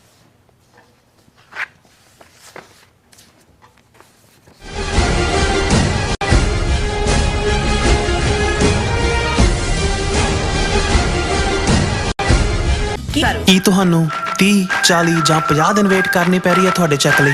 ਫਿਰ ਬ੍ਰੋਕਰਾਂ ਪਿੱਛੇ ਭੱਜਦੇ ਫਿਰਦੇ ਹੋ ਪੈਸੇ ਲਈ, ਬਹੁਤ ਜ਼ਿਆਦਾ ਟਾਈਮ ਵੇਸਟ ਹੋ ਜਾਂਦਾ ਇਦਾਂ ਦਾ। ਜੇ ਤੁਸੀਂ ਅੱਜ ਹੀ ਪੈਸੇ ਲੈਣੇ ਤਾਂ ਬਾਬਟੇਲ ਨੂੰ ਕਾਲ ਕਰੋ। ਬਾਬਟੇਲ ਤੁਹਾਡੀਆਂ ਇਨਵੋਇਸਿਸ ਸੇਮ ਡੇ ਫੰਡ ਕਰ ਸਕਦੇ ਹਨ for a small fee, no contract, no reserve and no hidden fees. ਅੱਜ ਹੀ ਕਾਲ ਕਰੋ ਬਾਬਟੇਲ ਨੂੰ ਤੇ ਤੁਹਾਡਾ ਪਹਿਲਾ ਮਹੀਨਾ free. 410 204 2084 again 410 204। Viewers welcome back to program. So viewers ਗੱਲਬਾਤ ਕਰਨ ਜਾ ਰਹੇ ਹਾਂ ਕਿ ਭਾਰਤ ਵਿੱਚ ਇਸ ਵੇਲੇ ਹਿੰਦੂਤਵਾ ਦਾ ਪੂਰਾ ਬੋਲਬਾਲਾ ਹੈ। ਸੋ ਹਿੰਦੂਤਵੀ ਢਾਂਚੇ ਵਿੱਚ ਸਿੱਖ, ਮੁਸਲਮਾਨ, ਈਸਾਈ, ਦਲਿਤ, ਆਦੀਵਾਸੀ ਦੂਸਰੇ ਦਰਜੇ ਦੇ ਜਿਹੜੇ ਉਹ ਸ਼ਹਿਰੀ ਨੇ। ਔਰ ਇਸ ਦਾ ਇੱਕ ਤਾਜ਼ਾ ਸਬੂਤ ਭਾਰਤੀ ਸੁਪਰੀਮ ਕੋਰਟ ਵੱਲੋਂ ਭਾਈ ਬਲਵੰਤ ਸਿੰਘ ਰਾਜਵਾਨਾ ਦੇ ਕੇਸ ਵਿੱਚ ਦਿੱਤਾ ਗਿਆ ਇੱਕ ਫੈਸਲਾ ਹੈ। ਸੋ 2019 ਵਿੱਚ ਗੁਰੂ ਨਾਨਕ ਸਾਹਿਬ ਜੀ ਦੇ 550 ਸਾਲਾ ਪ੍ਰਕਾਸ਼ ਪੁਰਬ ਮੌਕੇ ਭਾਈ ਰਾਜਵਾਨਾ ਦੀ ਫਾਂਸੀ ਦੀ ਸਜ਼ਾ ਉਮਰ ਕੈਦ ਵਿੱਚ ਬਦਲ ਦਿੱਤੀ ਗਈ ਸੀ, ਪਰ ਹੁਣ ਸੈਂਟਰ ਸਰਕਾਰ ਨੇ ਇਸ ਤੇ ਯੂ ਟਰਨ ਮਾਰਿਆ ਹੈ। ਸੁਪਰੀਮ ਕੋਰਟ ਨੇ ਕੇਂਦਰ ਸਰਕਾਰ ਦਾ ਪੱਖ ਪੂਰਦਿਆਂ ਭਾਈ ਰਾਜਵਾਨਾ ਨੂੰ ਕੋਈ ਵੀ ਰਾਹਤ ਦੇਣ ਤੋਂ ਇਨਕਾਰ ਕਰ ਦਿੱਤਾ ਹੈ। ਸੋ ਜੈ ਬੋਲੋ ਬੇਈਮਾਨ ਕੀ ਜੈ ਬੋਲੋ। ਸੋ ਇਸ ਬਾਰੇ ਆਪਾਂ ਗੱਲਬਾਤ ਕਰਨ ਜਾ ਰਹੇ ਹਾਂ। ਸੋ ਅਸੀਂ ਚਾਹਾਂਗੇ ਕਿ ਤੁਸੀਂ ਨਾਲ ਇਸੇ ਤਰ੍ਹਾਂ ਬਣੇ ਰਹਿਣਾ। ਦੇਖਣ ਸੁਣ ਲਿਆ, ਲਿਖਣ ਲਈ ਤੁਹਾਡਾ ਸਭ ਦਾ ਬਹੁਤ ਬਹੁਤ ਧੰਨਵਾਦ। ਜੀ ਡਾਕਟਰ ਸਾਹਿਬ ਕੀ ਕਹਿਣਾ ਚਾਹੋਗੇ? ਦੇਖੋ, ਜੇ ਤੁਸੀਂ ਸੰਤ ਜਰਨੈਲ ਸਿੰਘ ਜੀ ਖਾਲਸਾ ਭਿੰਡਰਾਂਵਾਲਿਆਂ ਦੀਆਂ ਸਪੀਚਿਸ ਸੁਣੋ, ਆਲਮੋਸਟ ਜਦੋਂ ਧਰਮ ਯੁੱਧ ਮੋਰਚੇ ਦੇ ਦੌਰਾਨ ਤਾਂ ਉਹਨਾਂ ਦੀਆਂ ਆਲਮੋਸਟ ਸਾਰੀਆਂ ਸਪੀਚਿਸ ਬੇਸ਼ੱਕ ਵੀਡੀਓਜ਼ ਨਾ ਵੀ ਹੋਣ, ਆਡੀਓ ਦੇ ਵਿੱਚ ਰਿਕਾਰਡਡ ਨੇ। ਔਰ ਰੋਜ਼ਾਨਾ ਜਦੋਂ ਖਾਸ ਤੌਰ ਤੇ ਧਰਮ ਯੁੱਧ ਮੋਰਚੇ 'ਚ ਜਥਾ ਗ੍ਰਿਫਤਾਰੀ ਦੇ ਲਈ ਜਾਂਦਾ ਸੀ ਮੰਜੀ ਸਾਹਿਬ ਤੋਂ ਅੰਮ੍ਰਿਤਸਰ ਦੀ ਕੋਤਵਾਲੀ, ਤੇ ਉਸ ਜਥੇ ਨੂੰ ਵਿਦਾਇਗੀ ਦੇਣ ਦੇ ਲਈ ਮੰਜੀ ਸਾਹਿਬ ਦੀਵਾਨ ਹਾਲ 'ਚ ਸੰਤ ਭਿੰਡਰਾਂਵਾਲੇ ਖੁਦ ਆਉਂਦੇ ਸੀ, ਐਡਰੈਸ ਵੀ ਕਰਦੇ ਸੀ। ਮੈਨੂੰ ਵੀ ਇਹ ਸ਼ਰਫ ਹਾਸਲ ਹੈ ਕਿ 3 ਅਕਤੂਬਰ 1983 ਨੂੰ 51 ਸਿੰਘਾਂ ਸਿੰਘਣੀਆਂ ਦਾ ਇੱਕ ਜਥਾ ਲੈ ਕੇ ਧਰਮਯੁੱਧ ਮੋਰਚੇ 'ਚ ਗ੍ਰਿਫਤਾਰੀ ਦੇਣ ਮੌਕੇ ਇਵੇਂ ਹੀ ਮੰਜੀ ਸਾਹਿਬ ਦੇ ਦੀਵਾਨ ਹਾਲ 'ਚੋਂ ਰੁਖਸਤੀ ਹੋਈ। ਫਿਰ ਅਕਾਲ ਤਖਤ ਸਾਹਿਬ ਤੇ ਸਿਰੋਪਾਓ ਦਿੱਤਾ ਜਾਂਦਾ ਸੀ ਔਰ ਦਰਸ਼ਨ ਕਰਕੇ ਵਾਕ ਕਰਕੇ ਤੁਸੀਂ ਕੋਤਵਾਲੀ ਤੱਕ ਜਾਂਦੇ ਸੀ। ਉੱਥੇ ਤੁਹਾਡੇ ਨਾਂ ਦੂਜੇ ਪਤੇ ਰਿਕਾਰਡ ਕਰਕੇ ਫਿਰ ਉਹ ਬੱਸਾਂ ਰਾਹੀਂ ਕਿਸੇ ਨੂੰ ਕਿਸੇ ਜੇਲ੍ਹ 'ਚ, ਕਿਸੇ ਨੂੰ ਕਿਸੇ 'ਚ, ਸਾਨੂੰ ਫਿਰੋਜ਼ਪੁਰ ਜੇਲ੍ਹ ਨੂੰ ਭਾਗ ਲੈਣ ਦਾ ਮੌਕਾ ਮਿਲਿਆ। ਸੋ ਜਦੋਂ ਤੁਸੀਂ ਉਹਨਾਂ ਦਾ ਉਹ ਸਾਰੇ ਪੈਟਰਨ ਜਿਹੜੀਆਂ ਰਿਕਾਰਡਡ ਸਪੀਚਸ ਨੇ, ਜੇ ਤੁਸੀਂ ਉਹਨਾਂ ਨੂੰ ਦੇਖੋ ਤੇ ਉਹਦੇ 'ਚ ਇੱਕ ਨੁਕਤੇ ਦੇ ਉੱਤੇ ਉਹਨਾਂ ਦਾ ਹਮੇਸ਼ਾ ਔਰ ਸ਼ਾਇਦ ਇਹ ਸਭ ਤੋਂ ਇਫੈਕਟਿਵ ਤਰੀਕਾ ਅੱਜ ਵੀ ਹੈ ਕਿ ਆਮ ਲੋਕ ਜਿਹੜੇ ਵਿਚਾਰੇ ਆਪਣੇ ਕਿਰਤ ਕਰਦੇ ਨੇ ਡੇ ਟੂ ਡੇ, ਅਖਬਾਰਾਂ ਮੀਡੀਆ, ਜਾਂ ਉਹਨਾਂ ਨੂੰ ਨਹੀਂ ਪਤਾ ਹੈ ਕੀ ਹੋ ਰਿਹਾ, ਉਹਨਾਂ ਦੇ ਲਈ ਇੱਕ ਰੈਡੀਮੇਡ ਤਰੀਕਾ ਹੁੰਦਾ ਸੀ ਕਿ ਭਾਈ ਦੇਖੋ ਸਾਡੇ ਭਾਈ ਗਜਿੰਦਰ ਸਿੰਘ ਹੋਰਾਂ ਨੇ ਜਹਾਜ਼ ਹਾਈਜੈਕ ਕੀਤਾ, ਗੁਰੂ ਗ੍ਰੰਥ ਸਾਹਿਬ ਦੀ ਪਾਵਨ ਚੰਦੋ ਕਲਾਂ ਦੇ ਵਿੱਚ ਸਰੂਪ ਸਾੜੇ ਗਏ, ਉਹਨਾਂ ਦੇ ਸੈਂਚੀਆਂ ਅਗਨ ਭੇਟ ਕੀਤੀਆਂ ਗਈਆਂ, ਉਹਨਾਂ ਨੂੰ ਜਲਾਵਤਨੀ ਹੈ, ਉਹਨਾਂ ਦੇ ਉੱਤੇ ਕੇਸ ਰਜਿਸਟਰ ਕਰਕੇ ਉਹਨਾਂ ਨੂੰ ਜੇਲ੍ਹਾਂ 'ਚ ਰੱਖਿਆ ਹੋਇਆ। ਪਰ ਦੂਸਰੇ ਪਾਸੇ ਉਹੀ ਪਾਂਡੇ ਭਰਾ ਦੋ ਜਿਹੜਾ ਨੇ ਜਦੋਂ ਇੰਦਰਾ ਗਾਂਧੀ ਨੂੰ ਐਮਰਜੈਂਸੀ ਜਦੋਂ ਟੁੱਟੀ, ਦਸਾਈ ਦੀ ਗਵਰਨਮੈਂਟ ਬਣੀ ਔਰ ਉਸ ਨੂੰ ਗ੍ਰਿਫਤਾਰ ਕੀਤਾ ਗਿਆ ਸੀ ਕੁਝ ਦੇਰ ਲਈ, ਤਾਂ ਉਹਦੀ ਰਿਹਾਈ ਲਈ ਦੋ ਪਾਂਡੇ ਭਰਾ ਸੀ, ਉਹਨਾਂ ਨੇ ਜਹਾਜ਼ ਹਾਈਜੈਕ ਕੀਤਾ ਸੀ ਲਖਨਊ ਤੋਂ ਕਾਨਪੁਰ ਜਾ ਰਿਹਾ ਜਾਂ ਕੀ ਹੈ। ਬਾਅਦ 'ਚ ਟੁੱਟ ਗਈ ਜਨਤਾ ਦੀ ਸਰਕਾਰ, ਇੰਦਰਾ ਗਾਂਧੀ ਜਦੋਂ ਵਾਪਸ ਆਈ ਤਾਂ ਉਹਨਾਂ ਦੋਨੋਂ ਹੀ ਜਿਹੜੇ ਹਾਈਜੈਕ ਕਰਨ ਵਾਲੇ ਪਾਂਡੇ ਸੀ ਉਹਨਾਂ ਨੂੰ ਟਿਕਟਾਂ ਦਿੱਤੀਆਂ ਗਈਆਂ ਔਰ ਉਹ ਵਜ਼ੀਰ ਵੀ ਬਣੇ। ਸੋ ਸੰਤ ਇਹ ਕਹਿੰਦੇ ਸੀ ਕਿ ਭਾਈ ਦੇਖ ਲਓ, ਇੱਕ ਪਾਸੇ ਹਾਈਜੈਕਿੰਗ ਵਾਲਿਆਂ ਲਈ ਜਲਾਵਤਨੀ, ਦੂਜਾ ਇਧਰ ਉਹਨਾਂ ਨੂੰ ਵਜ਼ੀਰੀਆਂ ਮਿਲ ਰਹੀਆਂ। ਫਿਰ ਪੰਜਾਬ 'ਚ ਹਥਿਆਰਾਂ ਦੀ ਲੈ ਕੇ ਕਿ ਭਾਈ ਕਾਲੀ ਚਰਨ ਜਿਹੜਾ ਉਹ ਲੁਧਿਆਣੇ ਇੱਕ ਬੜਾ ਗੰਦਾ ਆਰੀਆ ਸਮਾਜੀ ਸੀ, ਉਹਦੀ ਕਰਤੂਤ, ਪਵਨ ਕੁਮਾਰ ਪਟਿਆਲੇ 'ਚ। ਸੋ ਮਤਲਬ ਇਹ ਹੈ ਕਿ ਵੀ ਹਰ ਜਿਹੜਾ ਵਾਕਿਆ ਵਾਪਰ ਰਿਹਾ ਸੀ ਉਹ ਕਹਿੰਦੇ ਸੀ ਕਿ ਦੇਖੋ ਕਾਨੂੰਨ ਉਹੀ ਹੈ, ਲੇਕਿਨ ਜਦੋਂ ਸਿੱਖਾਂ ਦਾ ਮਾਮਲਾ ਆਉਂਦਾ ਹੈ ਕਾਨੂੰਨ ਕਿਵੇਂ ਜਿਹੜਾ ਹੈ ਉਹ ਅੱਖਾਂ ਬੰਦ ਕਰ ਲੈਂਦਾ ਹੈ ਤੇ ਉਧਰ ਜਿਹੜਾ ਉਹ ਕਿਵੇਂ ਉਹਨਾਂ ਨੂੰ ਰਾਹਤ ਦਿੰਦਾ ਹੈ। ਔਰ ਇਹੀ ਪੈਟਰਨ ਜੇ ਤੁਸੀਂ ਲਗਾਤਾਰਤਾ ਦੇ ਨਾਲ ਦੇਖੋ ਤੇ ਅਸੀਂ ਦੇਖਦੇ ਹਾਂ ਵੀ ਇਹਨਾਂ 39 ਸਾਲਾਂ 'ਚ ਜੇ ਜੂਨ 84 ਤੋਂ ਬਾਅਦ ਦੀ ਗੱਲ ਕਰੀਏ, ਹਾਲ ਤਾਂ ਇਹ 47 ਤੋਂ ਬਾਅਦ ਹੀ ਸੀ ਔਰ ਇਹਦੇ 'ਚ ਸ਼ਾਇਦ ਸਭ ਤੋਂ ਪਹਿਲਾਂ ਜਿਹੜਾ ਹਾਈ ਪ੍ਰੋਫਾਈਲ ਜਿਹਨੇ ਜੁਡੀਸ਼ਰੀ ਦਾ ਪੋਲ ਖੋਲ੍ਹਿਆ ਉਹ ਕੇਸ ਸਰਦਾਰ ਕਪੂਰ ਸਿੰਘ ਦਾ ਆਪਣਾ ਕੇਸ ਸੀ, ਜਦੋਂ ਉਹਨਾਂ ਨੂੰ 13-14 ਸਾਲ ਦੀ ICS ਦੀ ਨੌਕਰੀ ਤੋਂ ਜਿਹੜਾ ਉਹ ਝੂਠਾ ਕੇਸ ਬਣਾ ਕੇ ਕਰਪਸ਼ਨ ਦਾ ਵੀ ਔਰ ਸਰਕਾਰੀ ਸੀਕ੍ਰੇਟਸ ਲੀਕ ਕਰਨ ਦਾ ਕਿ ਜੀ ਉਹਨਾਂ ਨੇ ਜਿਹੜਾ 10 ਅਕਤੂਬਰ 1947 ਦਾ ਉਹਨਾਂ ਦਾ ਸਰਕੂਲਰ ਸੀ ਕਿ Sikhs are a criminal tribe and a menace to the law abiding Hindu ਸੇ ਮਾਸਟਰ ਤਾਰਾ ਸਿੰਘ ਨੂੰ ਦਿਖਾਇਆ, ਉਹਨਾਂ ਨੇ ਸਰਕਾਰੀ ਜਿਹੜਾ ਸੀਕ੍ਰੇਟ ਐਕਟ ਹੈ, ਗਵਰਨਮੈਂਟ ਸੀਕ੍ਰੇਟ ਐਕਟ, ਉਸ ਦੀ ਜਿਹੜੀ ਆ ਉਲੰਘਣਾ ਕੀਤੀ। ਲੇਕਿਨ ਉਹਨਾਂ ਦੇ ਕੋਲ ਕਿਉਂਕਿ ਉਹ ICS ਬ੍ਰਿਟਿਸ਼ ਪੀਰੀਅਡ ਦੇ ਸੀ ਔਰ ਉਹਦੇ 'ਚ ਕੋਈ ਐਸਾ ਤਰੀਕਾ ਨਹੀਂ ਸੀ ਕਿ ਉਹਨਾਂ ਨੂੰ ਇਵੇਂ ਜਿਹੜਾ ਉਹ ਡਿਸਮਿਸ ਕੀਤਾ ਜਾਂਦਾ ਨੌਕਰੀ ਤੋਂ ਬਿਨਾਂ ਪੈਨਸ਼ਨ ਤੋਂ। ਸੋ ਉਹਨਾਂ ਨੇ ਆਪਣਾ ਕੇਸ ਜਿਹੜਾ ਉਹ ਹਾਈ ਕੋਰਟ 'ਚ, ਉਦੋਂ ਸ਼ਿਮਲਾ ਹਾਈ ਕੋਰਟ ਸੀ, ਲਾਹੌਰ ਤੋਂ ਬਾਅਦ ਅਜੇ ਚੰਡੀਗੜ੍ਹ ਤਾਂ ਬਣਿਆ ਨਹੀਂ ਸੀ, ਉੱਥੋਂ ਲੂਜ਼ ਕੀਤਾ। ਫਿਰ ਉਹ ਸੁਪਰੀਮ ਕੋਰਟ 'ਚ ਗਏ ਔਰ ਸੁਪਰੀਮ ਕੋਰਟ 'ਚ ਕੀ ਉਹਨਾਂ ਦੇ ਨਾਲ ਵਾਪਰਿਆ, ਕਿਵੇਂ ਨਹਿਰੂ ਦੇ ਖੌਫ ਤੋਂ ਡਰਦੇ ਆ ਜਾਂ ਨਹਿਰੂ ਦੀ ਇੰਟਰਫੇਰੈਂਸ ਕਰਕੇ ਈਵਨ ਉਹ ਫਾਈਲ ਵੀ ਗਾਇਬ ਕਰ ਦਿੱਤੀ ਗਈ ਕੋਰਟ 'ਚੋਂ ਜਿਹਦੇ 'ਚ ਕਿ ਉਹ ਸਾਰੇ ਡਾਕੂਮੈਂਟ ਉਹਨਾਂ ਨੇ ਲਾਏ ਹੋਏ ਸੀ, ਔਰ ਕਿਵੇਂ ਪ੍ਰੋਮੀਨੈਂਟ ਵਕੀਲ ਜਿਹੜੇ ਇੱਕ ਦੋ ਇਹਨਾਂ ਨੇ ਖੜੇ ਕੀਤੇ, ਐਨ ਮੌਕੇ ਦੇ ਉੱਤੇ ਉਹ ਮੁੱਕਰ ਗਏ ਕਿਉਂਕਿ ਨਹਿਰੂ ਦਾ ਦਬਾਅ ਸੀ। ਔਰ ਉਹਨਾਂ ਹਾਲਾਤਾਂ 'ਚ ਹੀ ਉਹਨਾਂ ਨੇ ਉਹ ਰਿਡੀਕਿਊਲ ਵੀ ਕੀਤਾ ਹੋਇਆ ਕਿ ਭਾਈ ਫੇਰ ਕਿਉਂਕਿ ਜਸਟਿਸ ਲਫ਼ਜ਼ ਦੇ ਲਈ ਜਿਹੜਾ ਹਿੰਦੀ ਦਾ ਲਫ਼ਜ਼ ਹੈ ਨਿਆਇਧੀਸ਼ ਹੈ ਤੇ ਪੰਜਾਬੀ 'ਚ ਨਿਆਮੂਰਤੀ ਕਹਿੰਦੇ ਨੇ ਕਿ ਵੀ ਇਹ ਨਿਆਮੂਰਤੀ ਜਿਹੜੇ ਕਹਿਣ ਵਾਲੇ ਸੀ ਬੈਠੇ, ਕਿਵੇਂ ਉਹਨਾਂ ਨੇ ਕਾਲੇ ਲੇਖ ਲਿਖੇ ਔਰ ਉਹਨਾਂ ਨੇ ਜਿਹੜਾ ਉਹ ਜੋ ਨਹਿਰੂ ਔਰ ਪਟੇਲ ਦਾ ਫੈਸਲਾ ਸੀ ਮੈਨੂੰ ਕੱਢਣ ਦਾ ਉਸ ਤੇ ਸਹੀ ਪਾਈ ਤੇ ਉਸ ਦੇ ਉੱਤੇ ਉਹਨਾਂ ਨੇ ਕਿਹਾ ਸੀ ਕਿ ਮੁਲਕ ਹਿੰਦੂ ਕਾ ਰਾਜ ਤਿਕੜੀ ਕਾ ਗੁਰੂ ਰਾਖਾ ਭਾਈ ਸਿੱਖੜੇ ਕਾ। ਸੋ ਜਸਟਿਸ ਕੀ ਹੈ ਸਿੱਖਾਂ ਦੇ ਲਈ, ਇਹ ਉਹੀ ਇੱਕ ਜਿਹਨੂੰ ਤੁਸੀਂ ਕਲਾਸਿਕ ਕੇਸ ਕਹਿ ਸਕਦੇ ਹੋ, ਟਿਪੀਕਲ, ਉਹ ਆਪਣੇ ਆਪ 'ਚ ਹੀ ਦੱਸ ਰਿਹਾ ਸੀ ਕਿ ਭਾਈ ਹਾਲਾਤ ਕੀ ਨੇ। ਲੇਕਿਨ ਹੁਣ ਤਾਂ ਜਦੋਂ ਤੁਸੀਂ ਇਹ ਦੇਖਦੇ ਹੋ ਕਿ ਭਾਈ ਬਿਲਕਿਸ ਬਾਨੋ ਕੇਸ ਦੇ ਉਹ ਸਾਰੇ ਮਰਡਰਰ ਜਿਹੜੇ ਰੇਪਿਸਟ ਵੀ ਨੇ, ਮਰਡਰਰ ਵੀ ਨੇ, ਸ਼ਾਨੋ ਸ਼ੌਕਤ ਦੇ ਨਾਲ ਜਿਹੜੇ ਨੇ ਉਹ ਬਾਹਰ ਕੱਢੇ ਜਾਂਦੇ ਨੇ ਔਰ ਉਹ ਇੱਕ ਜੱਜ ਤੇ ਕੱਢਣ ਵੇਲੇ ਇੱਕ ਦੇ ਹੱਕ 'ਚ ਲਿਖਦਾ ਕਿ ਵੀ ਉਹ ਤਾਂ ਬ੍ਰਾਹਮਣ ਹੈ ਜਿਹਨੂੰ ਜੇਲ੍ਹ 'ਚ ਰੱਖਿਆ, ਵੀ ਅਸੀਂ ਤਾਂ ਬ੍ਰਾਹਮਣ ਦੇਵਤਾ ਹੈ, ਬ੍ਰਾਹਮਣ ਤਾਂ ਕੋਈ ਗੁਨਾਹ ਕਰ ਹੀ ਨਹੀਂ ਸਕਦਾ। ਹੁਣ ਈਵਨ ਉਸ ਕੇਸ ਦੇ ਮਾਮਲੇ 'ਚ ਜਦੋਂ ਸੁਪਰੀਮ ਕੋਰਟ 'ਚ ਪਟੀਸ਼ਨ ਪਈ ਹੋਈ ਹੈ ਔਰ ਈਵਨ ਜੋਸਫ ਕੇ ਕੀ ਇੱਕ ਜੱਜ ਹੈ, ਉਹ ਹੁਣ ਜਿਹੜੇ ਉਹ ਅਕਿਊਜ਼ਡ ਨੇ ਉਹ ਇਸ ਕਿਸਮ ਦੇ ਹਰਬੇ ਵਰਤ ਰਹੇ ਨੇ ਕਿ ਉਹਦੀ ਤਰੀਕ ਹੀ ਨਹੀਂ ਪੈਣ ਦੋ, ਉਹਨੇ ਰਿਟਾਇਰ ਹੋ ਜਾਣਾ ਹੈ। ਤੇ ਉਹ ਕੱਲ ਪਿਛਲੇ ਹਫਤੇ ਉਹਨੇ ਵੀ ਕਿਹਾ, ਉਹਨੇ ਜੋਸਫ ਸਟੀਫਨ ਕੇ ਕੀ ਹੈ ਕਿ ਕਿਸ ਸੁਪਰੀਮ ਕੋਰਟ ਦੇ ਜੱਜ ਵੀ ਜੇ ਕੋਈ ਜਸਟਿਸ ਕਰਨਾ ਚਾਹੁੰਦਾ ਹੈ ਤੇ ਉਹ ਬੇਬਸ ਨੇ, ਕਿਉਂਕਿ ਇਸ ਕਿਸਮ ਦਾ ਜਾਲ ਜਿਹੜਾ ਉਹਨਾਂ ਨੇ ਹੁਣ ਦਿੱਤਾ। ਜਦੋਂ ਪਿਛਲੇ ਦਿਨਾਂ 'ਚ ਚੀਫ ਜਸਟਿਸ ਚੰਦਰਚੂੜ ਜਾਂ ਇੱਕ ਹੋਰ ਨੇ ਥੋੜਾ ਐਗਰੈਸਿਵ ਸਟੈਂਸ ਲਿਆ ਤੇ ਤੁਸੀਂ ਦੇਖੋ ਵੀ ਕਿਵੇਂ ਪਾਰਲੀਮੈਂਟ ਦੇ ਵਿੱਚ ਜਿਹੜਾ ਕਿਰਨ ਰਿਜਿਜੂ ਹੈ ਉੱਥੋਂ ਅਰੁਣਾਚਲ ਦਾ ਵਜ਼ੀਰ, ਉਹਨੇ ਜੁਡੀਸ਼ਰੀ ਨੂੰ ਹੈਡ ਔਨ ਲਿਆ ਔਰ ਇਹ ਕਿਹਾ ਜੀ ਪਾਰਲੀਮੈਂਟ ਸੁਪਰੀਮ ਹੈ, ਔਰ ਇਸ ਹੱਦ ਤੱਕ ਪਹੁੰਚ ਗਏ ਕਿ ਵੀ ਅਸੀਂ ਈਵਨ ਜਿਹੜੇ ਉਹਨਾਂ ਨੇ ਅਪਾਇੰਟ ਕੀਤੇ ਸੀ, ਆਪਣਾ ਜਿਹੜਾ ਉਹਨਾਂ ਦਾ ਤਰੀਕਾ ਹੈ ਜੱਜ ਅਪਾਇੰਟ ਕਰਨ ਦਾ, ਕੋਲੀਜੀਅਮ ਕੀ ਉਹਨੂੰ ਕਹਿੰਦੇ ਨੇ, ਉਹਨੂੰ ਈਵਨ ਉਹਦੇ ਥੱਲੇ ਕਿੰਨੀ ਦੇਰ ਸੈਂਟਰ ਨੇ ਰੋਕ ਲਾ ਛੱਡੀ।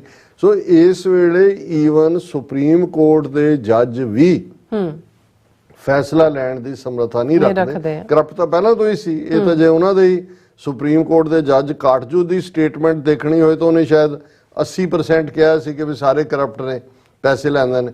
ਹੁਣ ਇਹਨਾਂ ਹਾਲਾਤਾਂ 'ਚ ਤੁਸੀਂ ਔਰ ਸਰਕਾਰ ਔਰ ਜੁਡੀਸ਼ਰੀ ਦੋਨਾਂ ਦਾ ਜਲੂਸ ਨਿਕਲਦਾ ਦੇਖੋ ਕਿ ਹੁਣ ਭਾਈ ਬਲਵੰਤ ਸਿੰਘ ਰਾਜੋਆਣਾ ਪੰਜਾਬ ਦਾ ਬੁੱਚੜ ਬੇਅੰਤਾ 1995 'ਚ 31 ਅਗਸਤ ਨੂੰ ਜਿਸ ਦਾ ਖਾਤਮਾ ਹੋਇਆ, ਹੁਣ ਨਾ ਤਾਂ ਰਾਜੋਆਣਾ ਖੁਦ ਉਸ ਹਮਲੇ ਦੇ ਵਿੱਚ ਸ਼ਰੀਕ ਸੀ ਕਿਉਂਕਿ ਉਹਨੇ ਕੋਈ ਗੋਲੀ ਨਹੀਂ ਚਲਾਈ, ਕਿਸੇ ਨੂੰ ਮਾਰਿਆ ਨਹੀਂ, ਕੰਸਪੀਰੇਸੀ 'ਚ ਉਹਨਾਂ ਨੇ ਜ਼ਰੂਰ ਪਾਇਆ। ਜਿਹੜਾ ਜਿਹਨੇ ਕੀਤਾ ਬੰਬ ਧਮਾਕਾ ਦਿਲਾਵਰ ਸਿੰਘ, ਉਹ ਤਾਂ ਮੌਕੇ ਤੇ ਸ਼ਹੀਦ ਹੋ ਗਿਆ।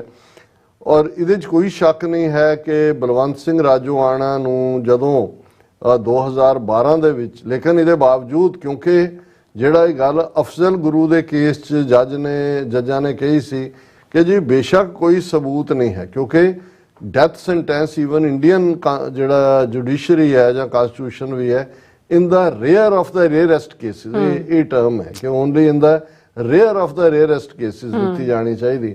ਹੁਣ ਅਫਜ਼ਲ ਗੁਰੂ ਦੇ ਕੇਸ 'ਚ ਵੀ ਜੱਜ ਇਹ ਕਹਿੰਦੇ ਸੀ ਕਿ ਜੀ ਭਾਵੇਂ ਕੋਈ ਨਾ ਡਾਇਰੈਕਟ ਐਵੀਡੈਂਸ ਹੈ ਨਾ ਪ੍ਰੂਫ ਹੈ, ਪਰ ਕਲੈਕਟਿਵ ਕੌਨਸ਼ੀਅਸਨੈਸ ਆਫ ਦਾ ਬਿਲੀਵਰਸ ਹਿੰਦੂਆਂ ਦੀ ਕਿ ਉਹਨੂੰ ਸੈਟੀਸਫਾਈ ਕਰਨ ਲਈ ਇਹਦੀ ਬਲੀ ਦੇਣੀ ਪੈਣੀ ਹੈ, ਇਸ ਲਈ ਇਹਨੂੰ ਅਸੀਂ ਡੈਥ ਸੈਂਟੈਂਸ ਦੇ ਰਹੇ। ਹੁਣ ਰਾਜੋਆਣੇ ਨੂੰ ਵੀ ਉਹਨਾਂ ਹਾਲਾਤਾਂ 'ਚ ਹੀ ਜਿਹੜਾ ਉਹ ਡੈਥ ਸੈਂਟੈਂਸ ਦਿੱਤੀ ਗਈ। 2012 ਦੇ ਵਿੱਚ ਬਲੈਕ ਵਾਰੰਟ ਜਾਰੀ ਕਰ ਦਿੱਤੇ, ਪਰ ਇਵੇਂ ਪੰਜਾਬ ਸਿੱਖ ਕੌਮ ਖਲੋਤੀ ਔਰ ਬਾਅਦ ਭਾਵੇਂ ਸ਼ਸ਼ੀਕਾਂਤ ਦਾ ਹੁਣ ਡੂਬੀਅਸ ਜਿਹਾ ਰੋਲ ਹੈ, ਪਰ ਇਹ ਉਸ ਵੇਲੇ ਜਿਹੜਾ ਆਈਜੀ ਪ੍ਰਿਜ਼ਨਸ ਸੀ ਪਟਿਆਲਾ, ਇਹਨੇ ਕਿਹਾ ਜੀ ਮੈਂ ਤਾਂ, ਕਿਉਂਕਿ ਉਹਨਾਂ ਨੂੰ ਪਟਿਆਲੇ ਰੱਖਿਆ, ਮੈਂ ਤਾਂ ਨਹੀਂ ਜੇਲ੍ਹ 'ਚੋਂ ਹਵਾਲੇ ਕਰਦਾ, ਉੱਥੇ ਵੀ ਨਹੀਂ ਫਾਂਸੀ ਦੇਣ ਦਿਆਂਗੇ। ਪਰ ਇੰਨਾ ਪ੍ਰੈਸ਼ਰ ਸਿੱਖਾਂ ਦਾ ਬਿਲਟ ਹੋਇਆ ਕਿ 2 ਵਾਰ ਜਾਰੀ ਹੋਏ ਜਿਹੜੇ ਬਲੈਕ ਵਾਰੰਟ ਸੀ ਉਹ ਵਾਪਸ ਹੋਏ, ਉਹਨਾਂ ਦਾ ਬਚਾਅ ਹੋਇਆ। ਕਿਉਂ ਰਾਜੋਆਣਾ ਤਾਂ ਬਜ਼ਿੱਦ ਸੀ ਕਿ ਬਈ ਮੈਂ ਕੋਈ ਮਰਸੀ ਅਪੀਲ ਅਪੂਲ ਨਹੀਂ ਕਰਨੀ, ਲਾ ਦਿਓ ਫਾਂਸੀ।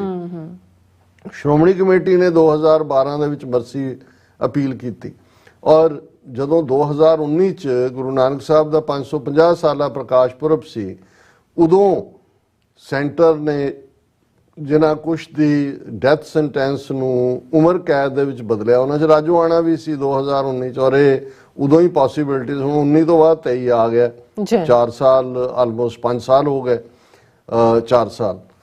ਹੁਣ ਪੈਟੀਸ਼ਨ ਕੀਤੀ ਹੋਈ ਸੀ ਸ਼੍ਰੋਮਣੀ ਕਮੇਟੀ ਵੱਲੋਂ ਵੀ ਸੁਪਰੀਮ ਕੋਰਟ ਜਾਂ ਦੂਜੇ 'ਚ ਕਿ ਵੀ ਆਲਰੇਡੀ 25 ਸਾਲ, ਹੁਣ ਇੱਕ ਪਾਸੇ ਮੋਹਾਲੀ ਔਰ ਚੰਡੀਗੜ੍ਹ ਦੀਆਂ ਬਰੂਹਾਂ ਦੇ ਉੱਤੇ ਮੋਰਚਾ ਲੱਗਾ ਹੋਇਆ ਕਿ ਭਾਈ ਜਿਨ੍ਹਾਂ ਨੇ ਆਪਣੀਆਂ ਜੇਲ੍ਹ ਟਰਮਸ ਪੂਰੀਆਂ ਕੀਤੀਆਂ ਉਹਨਾਂ ਨੂੰ ਛੱਡੋ।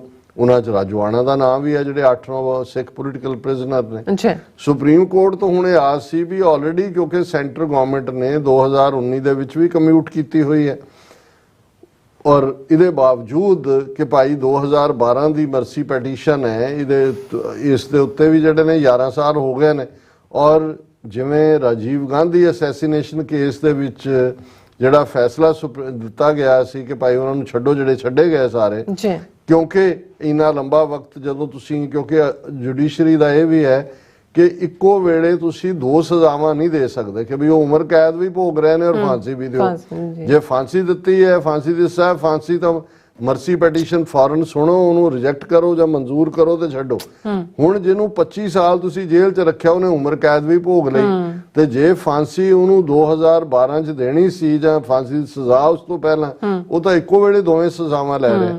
ਹੁਣ ਇਹਨੂੰ ਆਧਾਰ ਬਣਾ ਕੇ ਰਾਜੋਆਣਾ ਦੇ ਵਕੀਲਾਂ ਨੇ ਸ਼੍ਰੋਮਣੀ ਕਮੇਟੀ ਰਾਹੀਂ ਫਿਰ ਪਟੀਸ਼ਨ ਕੀਤੀ ਹੋਈ ਸੀ, ਔਰ ਹੁਣ ਜਿਹੜਾ ਸੁਪਰੀਮ ਕੋਰਟ ਨੇ ਫੈਸਲਾ ਅੱਜ ਦਿੱਤਾ, ਅੱਜ ਮੇਨ ਖਬਰ ਹੀ ਇਹ ਹੈ, ਉਹਨਾਂ ਨੇ ਸੈਂਟਰ ਗਵਰਨਮੈਂਟ ਨੇ ਯੂ ਟਰਨ ਮਾਰਿਆ, ਕਿਉਂਕਿ ਜਦੋਂ ਇਹ ਮਾਫੀ ਸੀ ਉਦੋਂ ਬਾਦਲ ਅਕਾਲੀ ਦਲ ਇਹਨਾਂ ਦਾ ਹਿੱਸਾ ਸੀ ਸਰਕਾਰ ਦੇ ਵਿੱਚ। ਉਹਨਾਂ ਨੂੰ ਲੱਗਦਾ ਸੀ ਵੀ ਸਿੱਖਾਂ ਨੂੰ ਖੁਸ਼ ਕਰੀਏ ਵਕਤੀ ਤੌਰ ਦੇ ਉੱਤੇ, ਕਿਉਂਕਿ ਇਹ ਤਾਂ ਕਾਂਗਰਸੀ ਮਾਰਿਆ ਸੀ ਬੁੱਚੜ ਬੇਅੰਤਾ। ਹੁਣ ਹਾਲਾਤ ਬਦਲ ਗਏ, ਹੁਣ ਬੀਜੇਪੀ ਆਪਣਾ ਟਫ ਲਾਈਨ ਹਿੰਦੂਤਵਾ ਉਹ ਤਾਂ ਸਿੱਖਾਂ ਨੂੰ ਉਹ ਸਭ ਸਿਖਾਉਣ ਤੇ ਲੱਗੀ ਹੋਈ ਹੈ। ਉਹ ਪੰਜਾਬ ਦੇ ਹਿੰਦੂਆਂ ਨੂੰ ਵੀ ਇਹ ਸੁਨੇਹਾ ਦੇਣਾ ਚਾਹੁੰਦੀ ਹੈ, ਦੇਖੋ ਅਸੀਂ ਕਿੰਨੇ ਟਫ ਹੈ, ਰੈਸਟ ਆਫ ਇੰਡੀਆ 'ਚ ਵੀ ਦੇਣਾ ਚਾਹੁੰਦੇ ਨੇ। ਹੁਣ ਕੰਮ ਤਾਂ ਸੁਪਰੀਮ ਕੋਰਟ ਦਾ ਸੀ, ਜਿਹੜਾ ਸੁਪਰੀਮ ਕੋਰਟ ਰਾਹੁਲ ਗਾਂਧੀ ਦੇ ਕਾਤਲਾਂ ਦੇ ਮਾਮਲੇ 'ਚ ਔਰ ਅਦਰਵਾਈਜ਼ ਜਿਹੜਾ ਹੈ ਉਹਨੂੰ ਇਹ ਹੁੰਦਾ ਹੈ ਕਿ ਜੀ ਇਹ ਜਸਟਿਸ ਹੋਣਾ ਚਾਹੀਦਾ ਹੈ। ਹੁਣ ਸੁਪਰੀਮ ਕੋਰਟ ਜਿਹੜਾ Supreme Court backs ministry of home affairs call to defer Rajoana mercy petition. ਉਹਨਾਂ ਨੇ ਕਿਹਾ ਜੀ ਕਿਉਂਕਿ ਸੈਂਟਰ ਗਵਰਨਮੈਂਟ ਨੇ ਕਿਹਾ ਜੀ ਅਜੇ ਅਸੀਂ ਇਸ ਤੇ ਵਿਚਾਰ ਕਰ ਰਹੇ ਹਾਂ ਮਰਸੀ ਪੈਟੀਸ਼ਨ ਤੇ, ਇਸ ਲਈ ਇਹ ਜਿਹੜਾ ਦੂਸਰਾ ਪਾਰਟ ਹੈ ਕਿ ਜੀ 11 ਸਾਲਾਂ ਤੋਂ ਨਹੀਂ, ਉਹਨਾਂ ਨੇ ਕਿਹਾ ਜੀ ਰਾਜੋਆਣਾ ਨੇ ਕਿਹੜੀ ਆਪ ਮਰਸੀ ਕੀਤੀ, ਸ਼੍ਰੋਮਣੀ ਕਮੇਟੀ ਨੇ ਤੁਸੀਂ ਐਂਟਰਟੇਨ ਕਿਵੇਂ ਕਰ ਲਈ ਸੀ? ਜੇ ਸਿਰਫ ਮਰਸੀ ਪੈਟੀਸ਼ਨ ਜਿਹੜੇ ਬੰਦੇ ਨੂੰ ਹੋਈ ਹੈ ਉਹਦੇ ਬਿਹਾਫ ਤੇ ਹੀ ਹੁੰਦੀ ਹੈ ਤੇ ਫਿਰ ਕੋਈ ਪੁੱਛ ਸਕਦਾ ਵੀ 2012 ਤੋਂ ਇਹ ਮਰਸੀ ਪੈਟੀਸ਼ਨ ਜਿਹੜੀ ਸ਼੍ਰੋਮਣੀ ਕਮੇਟੀ ਨੇ ਕੀਤੀ ਹੈ ਤੁਹਾਡੇ ਕੋਲ ਪਈ ਕੀ ਕਰ ਰਹੀ ਸੀ, ਤੁਸੀਂ ਇੱਥੇ ਹੀਅਰਿੰਗ ਕਿਉਂ ਕੀਤੀ? ਲੇਕਿਨ ਗੱਲ ਉਹੀ ਹੈ ਕਿ ਮੁਲਕ ਹਿੰਦੂ का राज तिकड़ी का, उदों तिकड़ी नेहरू पटेल और चंदूलाल त्रिवेदी सी, अज जिहड़ी है वो मोदी अमित शाह और उहदे तुसीं मोहन भागवत नूं ला सकदे हो जां जिहड़ा भी होर इस दा हिस्सा होएगा जिथे भी बैठ के डिसीजन लैंदे ने। सो असीं समझदे हां कि भाई राजोआणा तां मजबूत इरादे दा बंदा है, उहनूं तां नहीं है कि भी, लेकिन सिख कौम नूं उन्हां ने ये मैसेज जरूर दिता है कि भाई असीं तुहानूं जिहड़ा है वो सैकंड क्लास नहीं, ਤੁਹਾਨੂੰ ਅਸੀਂ ਕ੍ਰਿਮੀਨਲ ਹੀ ਸਮਝਦੇ ਹਾਂ। ਜੋ 10 ਅਕਤੂਬਰ 1948 ਦੇ ਕ੍ਰਿਮੀਨਲ ਟ੍ਰਾਈਬ ਐਲਾਨਣ ਵਾਲੇ ਸਰਕੂਲਰ 'ਚ ਸੀ, ਔਰ ਤੁਹਾਡੇ ਲਈ ਜੇਲ੍ਹਾਂ ਨੇ ਇੱਕ ਪਾਸੇ ਸਾਡੇ 10 ਨੌਜਵਾਨ ਜਿਹੜੇ ਨੇ ਉਹ 2900 ਕਿਲੋਮੀਟਰ ਦੂਰ ਡਿਬਰੂਗੜ੍ਹ ਕਾਲੇ ਪਾਣੀ ਦੇ ਵਿੱਚ ਸੜਨ ਲਈ ਛੱਡ ਦਿੱਤੇ ਨੇ NSA ਲਾ ਕੇ, ਔਰ ਜਿਹੜੇ ਜੇਲ੍ਹਾਂ 'ਚ ਬੰਦ ਨੇ ਜਿਨ੍ਹਾਂ ਨੂੰ ਇਹ ਹੋਪ ਸੀ ਜੀ ਸਰਕਾਰ ਰਾਹਤ ਦੇਗੀ ਕੁਝ ਹੋਰ ਦੇਗੀ। ਜੇ ਸਰਕਾਰ ਨੇ ਸਿੱਖਾਂ ਪ੍ਰਤੀ ਕੋਈ ਨਰਮ ਗੋਸ਼ਾ ਦਿਖਾਣਾ ਹੁੰਦਾ ਤੇ ਇਹ ਕੋਰਟ ਰਾਹੀਂ ਦਿਖਾ ਸਕਦੇ ਸੀ, ਕਿਉਂਕਿ ਆਲਰੇਡੀ ਇਸ ਕੇਸ ਤਾਂ 2019 ਚੋਂ ਕਮਿਊਟ ਕੀਤਾ ਹੋਇਆ ਸੀ, ਲੇਕਿਨ ਉਹ ਇਹੀ ਮੈਸੇਜ ਦੇ ਰਹੇ ਨੇ ਕਿ ਭਾਈ ਸਿੱਖਾਂ ਦੇ ਖਿਲਾਫ ਜਿਹੜੀ ਟੋਟਲ ਵਾਰ ਹੈ ਉਹ ਇਵੇਂ ਹੀ ਜਾਰੀ ਰਹੇਗੀ। ਜੀ ਡਾਕਟਰ ਸਾਹਿਬ ਤੁਹਾਡਾ ਬਹੁਤ ਬਹੁਤ ਸ਼ੁਕਰੀਆ। ਸਾਥ ਲੈਣਾ ਬ੍ਰੇਕ ਵਿਊਅਰਸ ਤੁਸੀਂ ਨਾਲ ਇਸੇ ਤਰ੍ਹਾਂ ਬਣੇ ਰਹਿਣਾ, ਮਿਲਦੇ ਹਾਂ ਛੋਟੇ ਜਿਹੇ ਵਕਫੇ ਤੋਂ ਬਾਅਦ।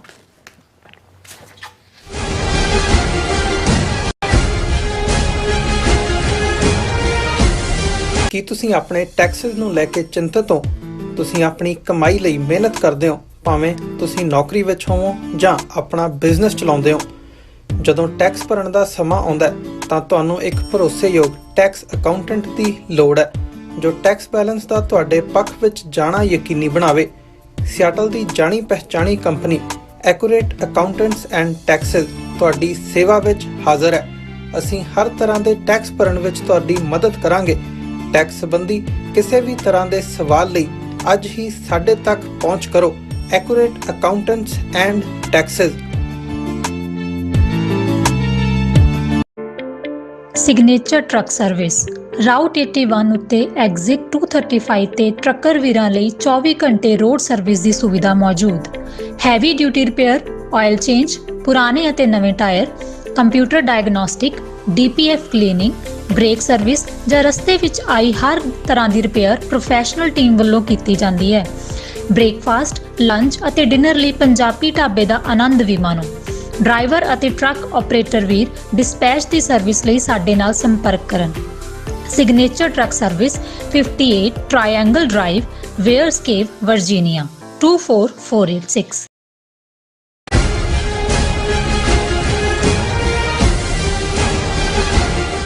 ਦਰਸ਼ਕੋ ਬ੍ਰੇਕ ਤੋਂ ਬਾਅਦ ਤੁਹਾਡਾ ਸਭ ਦਾ ਭਰਪੂਰ ਸਵਾਗਤ ਹੈ। ਸੋ ਵੀਅਰਸ ਗੱਲਬਾਤ ਕਰਨ ਜਾ ਰਹੇ ਹਾਂ ਕਿ ਕੈਲੀਫੋਰਨੀਆ ਸਟੇਟ ਵਿੱਚ ਸਿੱਖਾਂ ਨੇ ਇੱਕ ਹੋਰ ਇਤਿਹਾਸਕ ਜਿੱਤ ਹਾਸਲ ਕੀਤੀ ਹੈ। ਕੈਲੀਫੋਰਨੀਆ ਦੇ ਸੈਨੇਟਰ ਬ੍ਰਾਇਨ ਡਾਲੇ ਵੱਲੋਂ ਸਟੇਟ ਟਰਾਂਸਪੋਰਟੇਸ਼ਨ ਕਮੇਟੀ ਵਿੱਚ ਇੱਕ ਬਿੱਲ ਪੇਸ਼ ਕੀਤਾ ਜਿਸ ਵਿੱਚ ਕਿਹਾ ਗਿਆ ਹੈ ਕਿ ਸਿੱਖਾਂ ਨੂੰ ਦਸਤਾਰ ਜਾਂ ਪਟਕੇ ਨਾਲ ਮੋਟਰਸਾਈਕਲ ਚਲਾਉਣ ਦਾ ਹੱਕ ਹੋਣਾ ਚਾਹੀਦਾ ਹੈ। ਸੋ ਸਿੱਖਾਂ ਨੂੰ ਹੈਲਮਟ ਤੋਂ ਛੂਟ ਦਿੱਤੀ ਜਾਵੇ। ਇਹ ਬਿੱਲ 9 ਦੇ 9 ਮੈਂਬਰਾਂ ਵੱਲੋਂ ਸਰਬਸੰਮਤੀ ਨਾਲ ਪਾਸ ਕਰ ਦਿੱਤਾ ਗਿਆ ਹੈ ਔਰ ਬਹੁਤ ਜਲਦੀ ਇਹ ਕਾਨੂੰਨ ਦੀ ਸ਼ਕਲ ਜਿਹੜਾ ਇਖਤਿਆਰ ਕਰੇਗਾ। ਸੋ ਇਸ ਬਿੱਲ ਨੂੰ ਪਾਸ ਕਰਾਉਣ ਵਿੱਚ ਪਲੈਨਿੰਗ ਕਮਿਸ਼ਨਰ ਮਨਦੀਪ ਸਿੰਘ ਨੇ ਵਿਸ਼ੇਸ਼ ਜਿਹੜਾ ਰੋਲ ਅਦਾ ਕੀਤਾ ਹੈ। ਸੋ ਅਸੀਂ ਸਮੁੱਚੀ ਸਿੱਖ ਕੌਮ ਨੂੰ ਇਸ ਪ੍ਰਾਪਤੀ ਤੇ ਮੁਬਾਰਕਬਾਦ ਪੇਸ਼ ਕਰਦੇ ਹਾਂ। ਸੋ ਇਸ ਬਾਰੇ ਆਪਾਂ ਗੱਲਬਾਤ ਕਰਨ ਜਾ ਰਹੇ ਹਾਂ। ਸੋ ਅਸੀਂ ਚਾਹਾਂਗੇ ਕਿ ਤੁਸੀਂ ਇਸੇ ਤਰ੍ਹਾਂ ਬਣੇ ਰਹਿਣਾ। ਦੇਖਣ ਸੁਣਨ ਲਈ ਜਾਂ ਲਿਖਣ ਲਈ ਤੁਹਾਡਾ ਸਭ ਦਾ ਬਹੁਤ ਬਹੁਤ ਧੰਨਵਾਦ ਜੀ। ਡਾਕਟਰ ਸਾਹਿਬ ਕੀ ਵਿਚਾਰਾਂ ਨੇ? ਦੇਖੋ, ਅਸੀਂ ਜਿਹੜੇ ਸਾਡੇ ਵੀਰ ਭੈਣਾਂ ਲਾਈਵ ਚੈਟ ਦੇ ਉੱਤੇ YouTube ਤੇ ਨੇ ਉਹਨਾਂ ਨੂੰ ਐਕਨੋਲਜ ਕਰਨਾ ਚਾਹੁੰਦੇ ਹਾਂ। ਸੋਨਮਾਲ ਉਹਨਾਂ ਨੇ ਤੁਹਾਨੂੰ ਵੀ ਮੈਨੂੰ ਵੀ ਫਤਿਹ ਅਰਜ਼ ਕੀਤੀ ਹੈ। ਭੈਣ ਜੀ ਕਮਲਜੀਤ ਕੌਰ ਨੇ ਫਤਿਹ ਬੁਲਾਈ ਹੈ। ਗੁਰਫਤਿਹ ਜੀ। ਖਾਲਸਾ ਰਾਜ ਦੀ ਆਈਡੀ ਤੋਂ ਵਾਹਿਗੁਰੂ ਆਜ਼ਾਦੀ ਦੇ ਬਿਨਾਂ ਸਿੱਖ ਕੌਮ ਦਾ ਤੇ ਦੇਸ਼ ਪੰਜਾਬ ਦਾ ਕੋਈ ਵੀ ਹੋਰ ਹੱਲ ਨਹੀਂ ਹੋ ਸਕਦਾ। ਖਾਲਸਾ ਦੇਸ਼ ਪੰਜਾਬ ਦੀ ਆਈਡੀ ਤੋਂ ਹੈ ਵਾਹਿਗੁਰੂ ਜੀ ਕਿਰਪਾ ਕਰਨ ਦੇਸ਼ ਪੰਜਾਬ ਤੇ ਵਾਹਿਗੁਰੂ ਦੀ ਆਜ਼ਾਦੀ ਤੇ ਬਿਨਾਂ ਸਿੱਖ ਕੌਮ ਦਾ ਕੋਈ ਵੀ ਹੱਲ ਇੰਡੀਆ ਦੇ ਵਿੱਚ ਨਹੀਂ ਹੋ ਸਕਦਾ। ਪੰਜਾਬੀਓ ਜਾਗੋ, ਤੁਸੀਂ ਬਿਲਕੁਲ ਠੀਕ ਫਰਮਾਇਆ। ਅਵਤਾਰ 87 ਵਾਹਿਗੁਰੂ ਕਿਰਪਾ ਕਰੇ ਜਲਦ ਹੀ ਪੰਜਾਬ ਆਜ਼ਾਦ ਹੋਵੇਗਾ। ਜਸ ਜੀ ਲਿਖਦੇ ਨੇ ਸਤਿ ਸ੍ਰੀ ਅਕਾਲ, ਸਲਾਮ, hello to all. Jatinder Singh Waheguru ji ਕਾ ਖਾਲਸਾ ਵਾਹਿਗੁਰੂ ਜੀ ਕੀ ਫਤਿਹ। ਉਹਨਾਂ ਨੇ ਤੁਹਾਨੂੰ ਵੀ ਔਰ ਮੈਨੂੰ ਵੀ। ਔਰ ਫਿਰ ਪੀ ਅਟਵਾਲ ਖਾਲਿਸਤਾਨ ਜ਼ਿੰਦਾਬਾਦ। ਟੌਪ ਜੱਟ 47 ਆਈਡੀ ਤੋਂ ਉਹਨਾਂ ਨੇ ਪਲੀਜ਼ ਵੋਟ SFJ ਰੈਫਰੈਂਡਮ। ਇਹੀ ਸਰ ਜਸਵੀਰ ਸਿੰਘ ਬਰਾੜ ਵੀ ਜਿਹੜੇ ਰੈਗੂਲਰਲੀ ਸਾਡੇ ਵਿਊਅਰ ਨੇ, ਸਾਡੇ ਨਾਲ ਜੁੜਦੇ ਨੇ, ਉਹਨਾਂ ਨੇ ਵੀ 2-3 ਮੈਸੇਜ ਇਸੇ ਲਾਈਨ ਦੇ ਉੱਤੇ ਲਿਖੇ ਨੇ ਜੀ। ਇਸੇ ਤਰ੍ਹਾਂ ਗੁਰਮੁਖ ਸਿੰਘ ਗੁਰਮੁਖ ਔਰ ਜਸ ਫਿਰ ਲਿਖਦੇ ਨੇ Bangladesh has a small prosperous Sikh community well assimilated speaking Bengali, first Sikh citizen born in Bangladesh receiving birth certificate available। ਤੁਸੀਂ ਬਿਲਕੁਲ ਠੀਕ ਕਿਹਾ, ਪਰ ਜਿਹੜੀ ਖਾਲਿਸਤਾਨ ਡੈਕਲੇਰੇਸ਼ਨ ਦੇ ਵਿੱਚ 1986 ਦੇ ਵਿੱਚ ਮੈਂਸ਼ਨ ਸੀ ਕਿ ਵੀ ਉਹਨਾਂ ਨੇ ਐਂਟਰੀ ਤੇ ਪਾਬੰਦੀ ਲਾਈ ਸੀ, ਉਹ ਬਿਟਵੀਨ 84 ਐਂਡ 86 ਸੀ। ਉਸ ਤੋਂ ਬਾਅਦ ਕੁਝ ਦੇਰ ਬਾਅਦ ਇਹ ਪਾਬੰਦੀ ਚੁੱਕੀ, ਪਰ ਇਹ ਜ਼ਾਹਰ ਸੀ ਕਿ ਉਹ ਇੰਡੀਆ ਗਵਰਨਮੈਂਟ ਦੇ ਕਹਿਣ ਤੇ ਲਾਈ ਸੀ। ਔਰ ਜਦੋਂ ਬਲਰਾਮ ਜਾਖੜ ਨੂੰ ਇਹ ਸਵਾਲ ਪੁੱਛਿਆ ਗਿਆ ਤਾਂ ਉਹਨੇ ਪਾਰਲੀਮੈਂਟ 'ਚ ਕਿਹਾ ਸੀ ਜੀ ਇਹ ਬੰਗਲਾਦੇਸ਼ ਦਾ ਅੰਦਰੂਨੀ ਮਾਮਲਾ ਹੈ। ਸੋ ਉਸ ਤੋਂ ਹੀ ਪਤਾ ਲੱਗ ਗਿਆ ਸੀ ਕਿ ਭਾਈ ਇਹ ਇੰਡੀਆ ਦੇ ਕਹਿਣ ਤੇ ਹੀ, ਕਿਉਂਕਿ ਉਦੋਂ ਜਿਹੜਾ ਉਹਨਾਂ ਦਾ ਇੰਡੀਆ ਦਾ ਕਾਫੀ ਇਨਫਲੂਐਂਸ ਬੰਗਲਾਦੇਸ਼ ਦੇ ਉੱਤੇ ਸੀ। ਵੈਸੇ ਹੁਣ ਵੀ ਹਸੀਨਾ ਸ਼ੇਖ ਇੰਡੀਆ ਦੇ ਕਹਿਣ ਤੇ ਹੀ ਚੱਲਦੀ ਹੈ, ਕਾਫੀ ਉਹਨਾਂ ਦਾ ਪ੍ਰਭਾਵ ਹੈ ਉਹਨਾਂ ਤੇ। ਔਰ ਇਹ ਸਿੰਘ ਜੇ ਚਾਹਵੇਂ ਤਾਂ ਤੇਰਾ ਖਾਲਸਾ ਆਪਣੇ ਹੱਕ 'ਚ ਉਹਨਾਂ ਨੇ ਵੀ ਜਿਹੜੀ ਹੈ ਫਤਿਹ ਅਰਜ਼ ਕੀਤੀ ਹੈ। ਔਰ ਮੈਂ ਥੱਲੇ ਦੇਖ ਰਿਹਾ ਸਿੰਘ ਗਰਚਾ ਖਾਲਿਸਤਾਨ ਜ਼ਿੰਦਾਬਾਦ। ਸੋ ਸਭ ਦਾ ਬਹੁਤ ਬਹੁਤ ਸ਼ੁਕਰੀਆ। ਦੇਖੋ ਅਗੇਨ ਮੈਨੂੰ ਤਾਂ ਉਹ ਐਂਕਰਸ ਯਾਦ ਆ ਰਹੇ ਆ ਕਿ ਉਹ ਵਿਚਾਰੀਆਂ ਦਾ ਕੀ ਹਾਲ ਹੋਏਗਾ ਕਿ ਉਹ ਤਾਂ ਸਿੱਖਾਂ ਨੂੰ ਅੱਤਵਾਦੀ ਦਹਿਸ਼ਤਗਰਦ ਬਣਾ ਕੇ ਬਾਹਰਲੇ ਮੁਲਕਾਂ 'ਚੋਂ ਵੀ ਸਿੱਖਾਂ ਨੂੰ ਐਕਸਟ੍ਰਾਡੀਸ਼ਨ ਟੀਟੀਆਂ ਰਾਹੀਂ ਸੱਦੋ ਵਾਪਸ। ਔਰ ਹੁਣ ਤਾਂ ਇੱਕ ਆਪ ਇੰਡੀਆ 'ਚ ਸੀ ਆਰਟੀਕਲ ਕਿ ਜੀ ਇਹਨਾਂ ਨੂੰ ਜਿਹੜਾ NRI ਵੀਜ਼ੇ ਦਿੱਤੇ ਜਾਂਦੇ ਨੇ ਇਹਨਾਂ ਦੀਆਂ ਦੂਜਾ ਕਰੋ।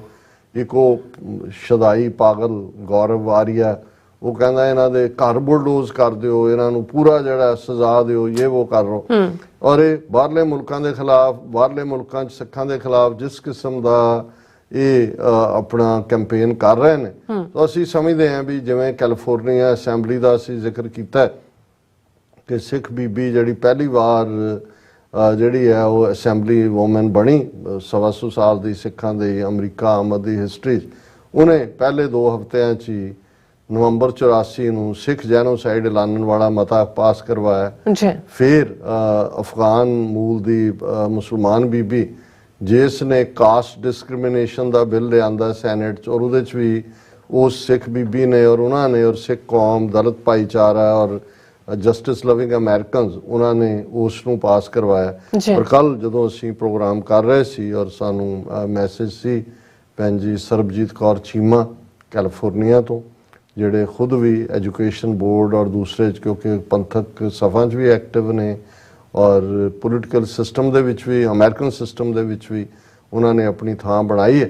ਔਰ ਉਹਨਾਂ ਨੇ ਇਹ ਖੁਸ਼ਖਬਰੀ ਦਿੱਤੀ ਕਿ ਭਾਈ ਕਿਵੇਂ ਇਹ ਹਾਲਾਂ ਬਹੁਤ ਪਹਿਲਾਂ ਮੈਨੂੰ 80s ਦਾ ਯਾਦ ਹੈ, ਲੇਟ 80s ਦਾ, ਉਦੋਂ ਭਜਨ ਜੋਗੀ ਜਿਹੜਾ ਜਿਸ ਨੇ ਆਪਣੇ ਇੱਥੇ ਸਿੱਖ ਧਰਮਾਂ ਦੇ ਨਾਂ ਥੱਲੇ 3H ਦੇ ਆਪਣੇ ਸਿੱਖ ਬਣਾਏ ਹੋਏ ਸੀ, ਉਹਨਾਂ ਨੇ ਕੋਈ ਕੇਸ ਵਗੈਰਾ ਜਿਹੜਾ ਇੱਥੋਂ ਸ਼ੁਰੂਆਤ ਹੋਈ ਸੀ, ਜਿਹੜੇ ਗੋਰੇ ਸਿੱਖ ਬਣੇ ਉਹ ਜਦੋਂ ਬਾਈਕ ਚਲਾਉਂਦੇ ਸੀ ਤਾਂ ਉਹਨਾਂ ਨੂੰ ਹੈਲਮਟ ਲਈ ਕਿਹਾ ਗਿਆ ਔਰ ਉਹਨਾਂ ਨੇ ਜਿਹੜਾ ਨਾ ਕੀਤੀ, ਲੇਕਿਨ ਉਹਨਾਂ ਨੂੰ ਫਾਈਨ ਹੋਇਆ ਸੀ, ਫਾਈਨ ਮਾਫ ਨਹੀਂ ਹੋਇਆ। ਔਰ ਉਦੋਂ ਕਿਉਂਕਿ ਇੱਥੇ ਜਿਹੜੇ ਇਹ ਨੇ ਇਹਨਾਂ ਦਾ ਕੋਈ ਹੋਰ ਸਿੱਖਾਂ ਦੇ ਕੇਸਿਸ ਜਾਂ ਕੋਈ ਲਾਗਾ ਦੇਗਾ ਨਹੀਂ ਹੈ 3H ਵਾਲਿਆਂ ਦਾ, ਪਰ ਇੰਨਾ ਕੁ ਮੇਰੀ ਯਾਦ 'ਚ ਪਿਆ ਹੋਇਆ ਕਿ ਵੀ ਪਹਿਲੀ ਵਾਰੀ ਇਹ ਇਸ਼ੂ ਕਿ ਵੀ ਸਿੱਖਾਂ ਨੂੰ ਜਿਹੜਾ ਹੈ ਉਹ ਦਸਤਾਰ ਦੇ ਨਾਲ ਉਹ ਮੋਟਰ ਬਾਈਕ ਚਲਾ ਸਕਣ, ਇਹ ਇਸ਼ੂ ਉਸ ਪੀਰੀਅਡ ਦੇ ਵਿੱਚ ਉੱਭਰਿਆ ਸੀ, ਪਰ ਕੋਈ ਨਤੀਜਾ ਨਹੀਂ, ਉਹਦੇ 'ਚ ਕੋਈ ਰਾਹਤ ਨਹੀਂ ਮਿਲੀ। ਹਾਲਾਂਕਿ ਉਸ ਤੋਂ ਪਹਿਲਾਂ ਇਹ ਆਲਮੋਸਟ 60s ਦੀ ਗੱਲ ਹੈ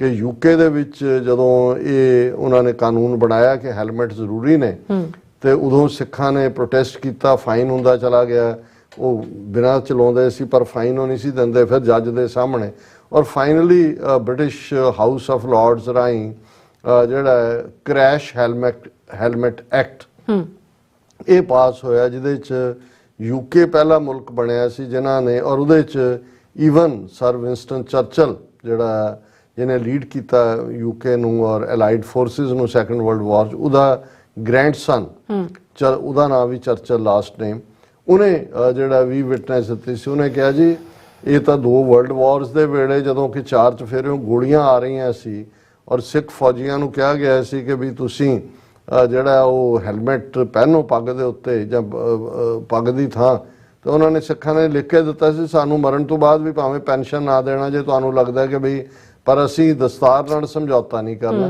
ਉਹਨੇ ਕਿਹਾ ਵੀ ਜਿਹੜੇ ਵਰਦੀਆਂ ਗੋਲੀਆਂ ਦੇ ਵਿੱਚ ਦਸਤਾਰਾਂ ਦੇ ਨਾਲ ਜਿਨ੍ਹਾਂ ਨੇ ਜੰਗਾਂ ਲੜੀਆਂ ਹੋਈਆਂ ਨੇ ਉਹਨਾਂ ਦੇ ਉੱਤੇ ਇਹ ਕਾਨੂੰਨ ਜਿਹੜਾ ਹੈਲਮਟ ਵਾਲਾ ਮਤ ਲਾਗੂ ਕਰੋ, ਔਰ ਉਹ ਕ੍ਰੈਸ਼ ਹੈਲਮਟ ਐਕਟ ਦੇ ਥੱਲੇ ਸਿੱਖਾਂ ਨੂੰ ਰਿਲੀਫ ਮਿਲੀ ਸੀ। ਕੈਨੇਡਾ 'ਚ ਵੀ ਜਿਹੜਾ ਕੁਝ ਥਾਵਾਂ ਤੇ ਹੈ, ਓਨਟਾਰੀਓ ਵਾਲਿਆਂ ਨੇ ਕੇਸ ਜਿੱਤਿਆ ਸੀ, ਪਰ ਕੈਲੀਫੋਰਨੀਆ ਦੀ ਜਿਹੜੀ ਖਬਰ ਮੈਂ ਸਮਝਦਾ ਹਾਂ ਵੀ ਇਹ ਇੱਕ ਖੁਸ਼ੀ ਭਰੀ ਖਬਰ ਹੈ ਕਿ ਕੈਲੀਫੋਰਨੀਆ ਸਟੇਟ ਦੀ ਕੈਪੀਟਲ ਜ਼ਾਹਰ ਹੈ ਸੈਕਰਾਮੈਂਟੋ ਹੈ, ਔਰ ਇਸ ਕਿਸਮ ਦਾ ਜਦੋਂ ਵੀ ਕੋਈ ਰਾਹਤ ਮਿਲਦੀ ਹੈ ਉਦੋਂ ਪਹਿਲਾਂ ਤਾਂ ਸਟੇਟ ਟਰਾਂਸਪੋਰਟੇਸ਼ਨ ਕਮੇਟੀ ਦੇ ਵਿੱਚ ਇੱਕ ਬਿੱਲ SB 847 ਇਹ ਪੇਸ਼ ਕੀਤਾ ਗਿਆ ਔਰ ਇਹ ਸੈਨੇਟਰ ਬ੍ਰਾਇਨ ਡਾਲੇ ਜਾਂ ਡਹਿਲੇ ਉਹਨਾਂ ਵੱਲੋਂ ਕੀਤਾ ਗਿਆ।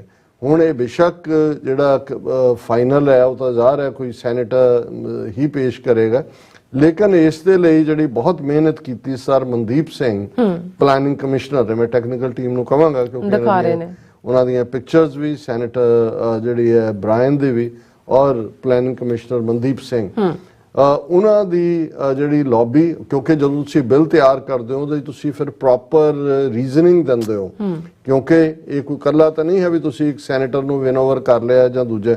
ਹੁਣ ਇਸ ਕਮੇਟੀ ਦੇ ਵਿੱਚ ਜਿੱਥੇ ਪੇਸ਼ ਹੋਇਆ SB 847 vehicles motorcycle safety helmet exception, ਉਹਦੇ 9 ਮੈਂਬਰ ਸੀ ਔਰ 9 ਦੇ 9 ਨੇ ਇਸ ਦੀ ਫੇਵਰ ਦੇ ਵਿੱਚ ਵੋਟ ਪਾਈ। ਇਹ ਬਹੁਤ ਵੱਡੀ ਗੱਲ ਹੈ ਕਿ ਸਪਲਿਟ ਵੋਟ ਨਹੀਂ ਹੈ।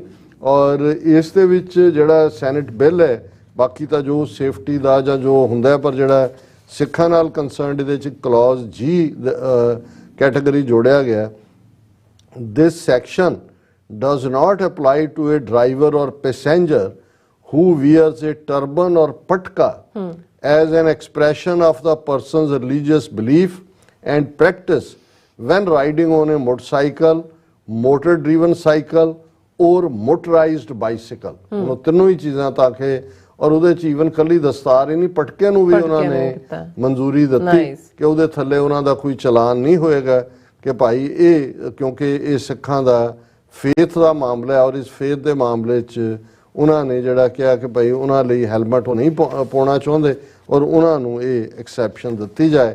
ਸੋ ਅਸੀਂ ਇਹ ਸਮਝਦੇ ਹਾਂ ਕਿ ਇਹ ਬਹੁਤ ਵੱਡੀ ਪ੍ਰਾਪਤੀ ਹੈ। ਇਸ ਦੇ ਲਈ ਅਸੀਂ ਜਿੱਥੇ ਸੈਨੇਟਰ ਬ੍ਰਾਇਨ ਡੈਲੇ ਔਰ ਜਿਨ੍ਹਾਂ ਹੋਰ 8 ਮੈਂਬਰਾਂ ਨੇ ਉਹਨਾਂ ਦੇ ਨਾਲ ਵੋਟ ਕੀਤਾ, ਉਹਨਾਂ ਦਾ ਸ਼ੁਕਰੀਆ ਅਦਾ ਕਰਦੇ ਹਾਂ। ਹੁਣ ਇਹ ਬਹੁਤ ਜਲਦੀ ਐਕਟ ਬਣੇਗਾ, ਇਹ ਬਿੱਲ ਪਾਸ ਹੋ ਗਿਆ। ਜਦੋਂ ਤੱਕ ਕੋਈ ਇਨੀਸ਼ੀਅਲ ਸਟੇਜ ਤੇ ਹੁੰਦਾ ਬਿੱਲ ਹੁੰਦਾ, ਜਦੋਂ ਉਸ ਦੇ ਉੱਤੇ ਸਹਿਮਤੀ ਹੁੰਦੀ ਹੈ ਫਿਰ ਕਾਨੂੰਨੀ ਤੌਰ ਤੇ ਗੈਜ਼ਟ ਰਾਹੀਂ ਜਿਹੜਾ ਉਹ ਰਹਿੰਦਾ।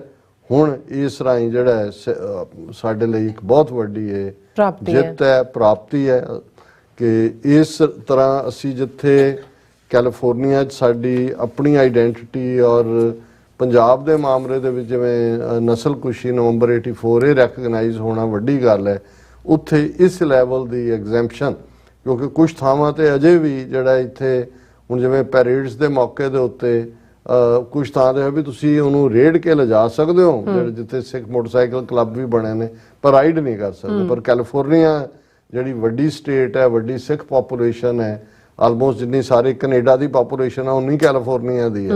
ਇਹ ਬਹੁਤ ਵੱਡੀ ਰਾਤ ਹੈ ਔਰ ਅਸੀਂ ਸਮੁੱਚੀ ਸਿੱਖ ਕੌਮ ਨੂੰ, ਵੀਰ ਮਨਦੀਪ ਸਿੰਘ ਨੂੰ ਔਰ ਬਾਕੀ ਸਾਰੇ ਜਿਹੜੇ ਐਕਟਿਵਿਸਟ ਜਿਨ੍ਹਾਂ ਨੇ ਇਹਦੇ ਲਈ, ਕਿਉਂਕਿ ਇਸ ਕਿਸਮ ਦੇ ਪਿੱਛੇ ਬਹੁਤ ਮਿਹਨਤ ਹੁੰਦੀ ਹੈ, ਲੰਮਾ ਅਰਸਾ ਤੁਸੀਂ ਡਰਾਫਟ ਬਿਲ ਡਿਸਕਸ ਕੀਤਾ, ਉਹਨੂੰ ਪ੍ਰੋਪਰਲੀ ਰਿਸਰਚ ਕੀਤਾ, ਉਹਨੂੰ ਕਨਵਿੰਸ ਕੀਤਾ। ਸੋ ਅਸੀਂ ਮੁਬਾਰਕਬਾਦ ਦਿੰਦੇ ਜੀ। ਡਾਕਟਰ ਸਾਹਿਬ ਤੁਹਾਡਾ ਬਹੁਤ ਬਹੁਤ ਧੰਨਵਾਦ। ਸਾਥੀਆਂ ਨੂੰ ਬ੍ਰੇਕ ਵਿਊਅਰਸ, ਤੁਸੀਂ ਕਿਤੇ ਨਹੀਂ ਜਾਣਾ, ਮਿਲਦੇ ਆਫਟਰ ਦਿਸ ਸ਼ਾਰਟ ਬ੍ਰੇਕ।